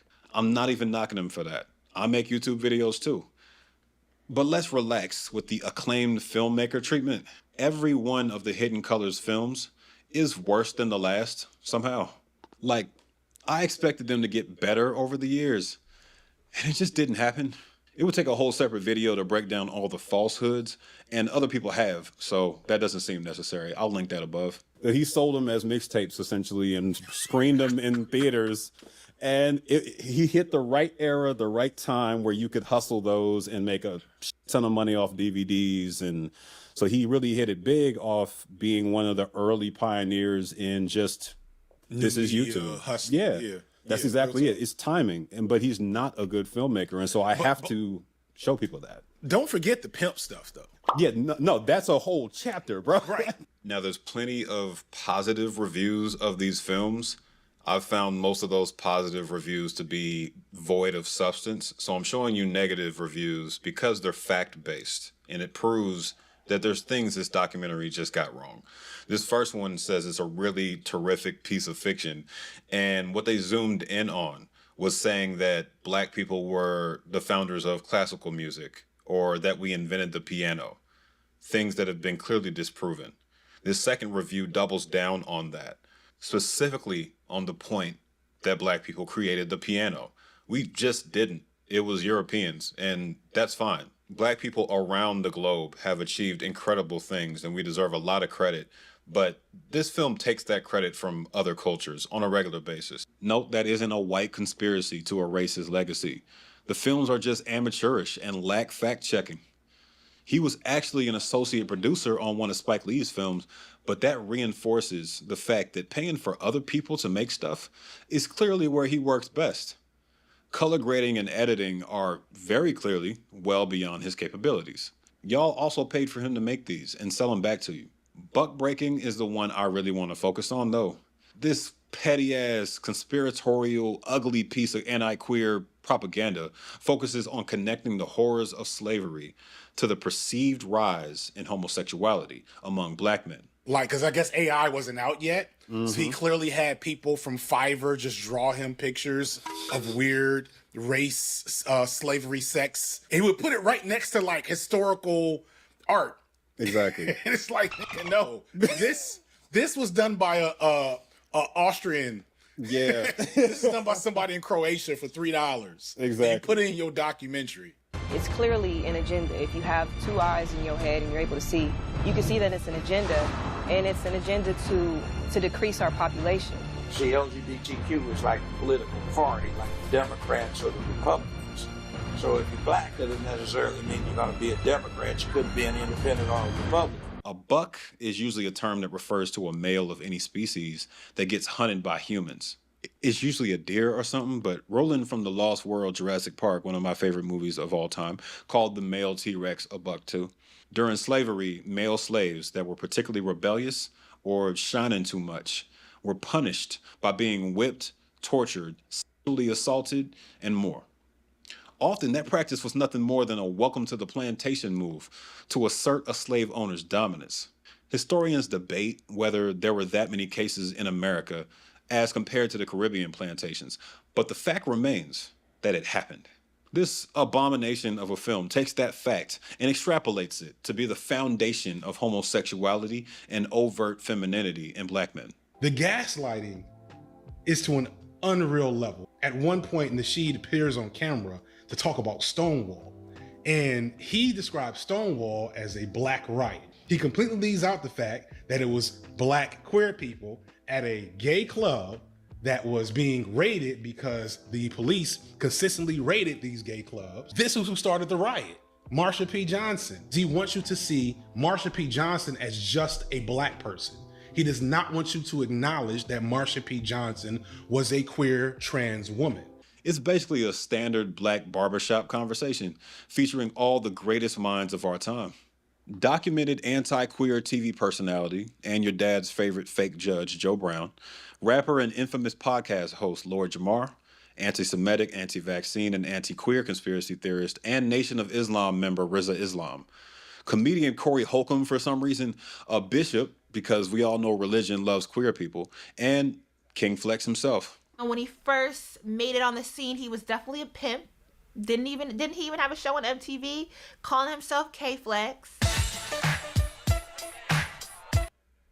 He was a Mac. He was a player. That's not a pimp. A pimp is a man who solicit women. He didn't solicit women. You know, he just had a lot of chicks. When you be macking chicks, that means you be getting girls and stuff like that. Y'all, what's up with y'all foreigners? Y'all foreigners don't know what macking is? But to think about it also, too, y'all ain't used to having bitches and stuff. Y'all ain't used to having women. So I don't really I understand why y'all don't understand that, you know? I think I've made my point, but he's not getting off the hook for playing a pimp to sell books to incels for several years. I cannot say it enough times. Dog, this man hates women. If you ask Tariq, he'll tell you these books, and I do mean books plural, are just jokes. I got proof that they aren't, because I read one. Even though I have made many humorous observations throughout the chapters, the contents in this book are very serious, and they are extremely effective. A lot of this information will benefit women directly and indirectly, because I give men tips on elevating themselves, verbally and sexually, which, in turn, helps them satisfy women better. The thing that blows my mind is that they let this dude go from pimp to hotel. I mean, I know why. It makes sense if you think about it for more than 5 seconds, but on its face, it seems like it's something that should not be possible. Only a man can do that. You know, only a man can do it. Why is he qualified to teach you how to mac? Apparently, he's macked thousands of women over the years. Y'all want to see some of these tips? Here's how he classifies women. If a woman puts up objections, in other words, asserts her right to bodily autonomy by saying no, he has a playbook for that too. Direct quote, if she says, I have a rule that I normally don't do it on the first date, you say, using rebuttal level 1, I like a woman who is spontaneous. I don't like girls who hold on to prerequisites about doing what they feel. I like a spontaneous woman because spontaneity is a sign of maturity. And maturity in a woman is sexy to me. And a woman who is mature enough to do what she wants to do, when she wants to do it, is very sexy. That's game, man. Ladies, interrupt me at any time if it's getting too sexy in here for you. He lists off the top 5 objections men should absolutely take heed to. And you'll notice that no ain't on there. In his world, a no is simply an opportunity to convince you. His magnum opus from this chapter of his life, based on what I was able to find, is a passage he denied writing on a live broadcast of the Lonzo and Dusty Vision show in 2023. Is the purpose of writing that middle school and high school girls, when you look at them at that age, that you can tell that they're going to be potential whores. All right. Nobody. Take You your know answer. that in the art of macking. In the art of macking. No, you're alive. Man, you were trolling the other day. I have the book. Quote, there are many contributing factors that make women want to become whores. And, in most cases, these females are whores long before the pimp gets to them. If you look at the way these middle school and high school girls dress and carry on in different cities across the country, you can see the ones that are potential whores. This has more to do with their upbringing than the intervention of the pimp. In many cases, it's the girl's family that turns her out, so to speak. The pimp comes along after the fact to at least give her some guidance in her unfortunate profession. This is who Tariq Nasheed still is. He has not evolved. Yeah, he changed his middle name to Allah because of course he did. You can tell him a documented fact about something he did or said, and he'll call you a troll, say you're arguing in bad faith. That's his favorite line. He emailed me that. And you know who that reminds me of? Donald Trump and every other dictator ever. The next logical step after a loyal FBA watches a video like this is that they accuse me of slandering my fellow black man and ask me why I didn't invite him on, or why don't you debate Tariq? That'll clear it up. No, it won't. He's a habitual liar. Lying is his native tongue. What you've just watched is the most organized and thorough breakdown of everything Marcus Vincent Thomas has perpetrated on our people. And there's hours worth of transgressions I had to leave out. I'm not here to diss him all day. I'm here to send a message. The black community has been deeply hurt and abused and betrayed and insulted by both white people and, yes, plenty of individual immigrants. These slights he chooses to zoom in on actually happened. Black America has set the tone for the world culturally. And I won't dispute that in any regard. And I get how it feels, yet again, to see that stolen, to go on TikTok and to see a palm-colored pasty, white chalk-looking fella rap lyrics, mouth lyrics with the N-word in it, and have Ian and Post Malone adorn blackness like a costume and take it off when it sees fit. I'm mad for you. That's what they've been doing from time. When they've been taking your gold and taking your You've your been doing it resources. too. They did that to me too. You shouldn't be mad with me. We should all focus ourselves on the institution itself. The problem is that righteous anger you feel is being diverted from white supremacy and aimed at those standing next to you in the streets. The ones who've been here literally the whole time. You're starting from a genuine place of hurt and agreement. If I sit down with Tariq Nasheed, we're going to agree that black situation in America is up and something needs to be done. Exactly. But then he's going to start breaking down blood quantums and eugenics, you know? And I'm going to be like, exactly. I guess that was the end of that moment of connection. He's the Michael Jordan of grifted. He is a master. He is a master of this shit. We aren't the only country reacting to a perceived threat in the form of our immigrant family. All right, everyone. But if we don't recognize the real threat, we'll be the first. We're going to stop right here. I'm going to say this. This was the wackest interview I've ever seen. And the reason why I'm going to say it's whacking, because we had to break it down. We caught him in lies. We caught him saying that his name is fucking Vincent, whatever. And we just looked it up, and it says Sanders. So, he's a liar. There's something wrong with him. I think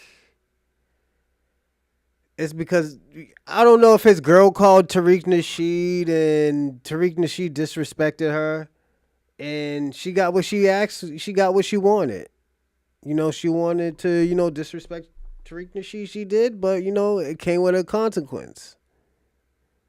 His bitch probably did that shit. And this just sounds like he's defending his girl because his girl said something to somebody and she wasn't supposed to. So, give me a second. That nigga literally didn't say anything but lie. Yep. Thank you, E-Will. He just flat out just lied, man. I don't know how people see like, oh, yo, this was good, yada, yada, yada. I only listened to some of it, and it wasn't good. It was decent at best, I will say that. I'm not going to say it was trash. I'm going to say it's trash. Let me not say that. It's trash. Where's Kwame? He said that this dude was cooking. Yeah, Kwame, where are you at, man? That dude was trash. I'm sorry for this, everyone, if you didn't like it. Somebody told me it was going to be good. Somebody told me it was going to be lit and stuff. It wasn't, so my apologies. I didn't like it. He lies. I understand why he makes videos every other, like 4 months, 3 months and stuff, He's just not into it no more. He's not defending Black America. He's defending immigrants. He did not talk about why Black Americans are the way they are is because of immigrants. Immigrants used to disrespect Black people. Black people are tired of being disrespected. There's times when people are sick and tired of being sick and tired. We're just tired of people disrespecting us. And he can't even get that, especially if he said he's Black. You know? I don't know how he don't get that. I don't know how he don't see that. He let this African come up there and say that, oh, the reason why we disrespect them is because our trauma. And no damn well it wasn't because of our fucking trauma. I always had an issue because when people do shit like that. But we're gonna end there. I'm gonna start saying thank you to everybody. Thank you, E. Will. Let me see. All that time he had to do research. Yeah, facts. But shout out to E. Will. Shout out to Shabaka. Shout out to Ellie. Miss Ursula. Let's see what else. Kwame. Rando. Let's see. It's like Kwame. Ursula. Shabaka. What else? That's a Rando. Yeah, that's a Rando. Infinity 74. Shout out to Jeff.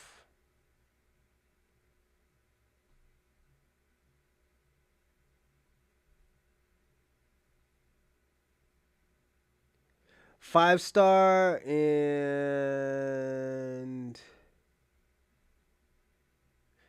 Nick Machiavelli. I think that's it. Oh, Black T.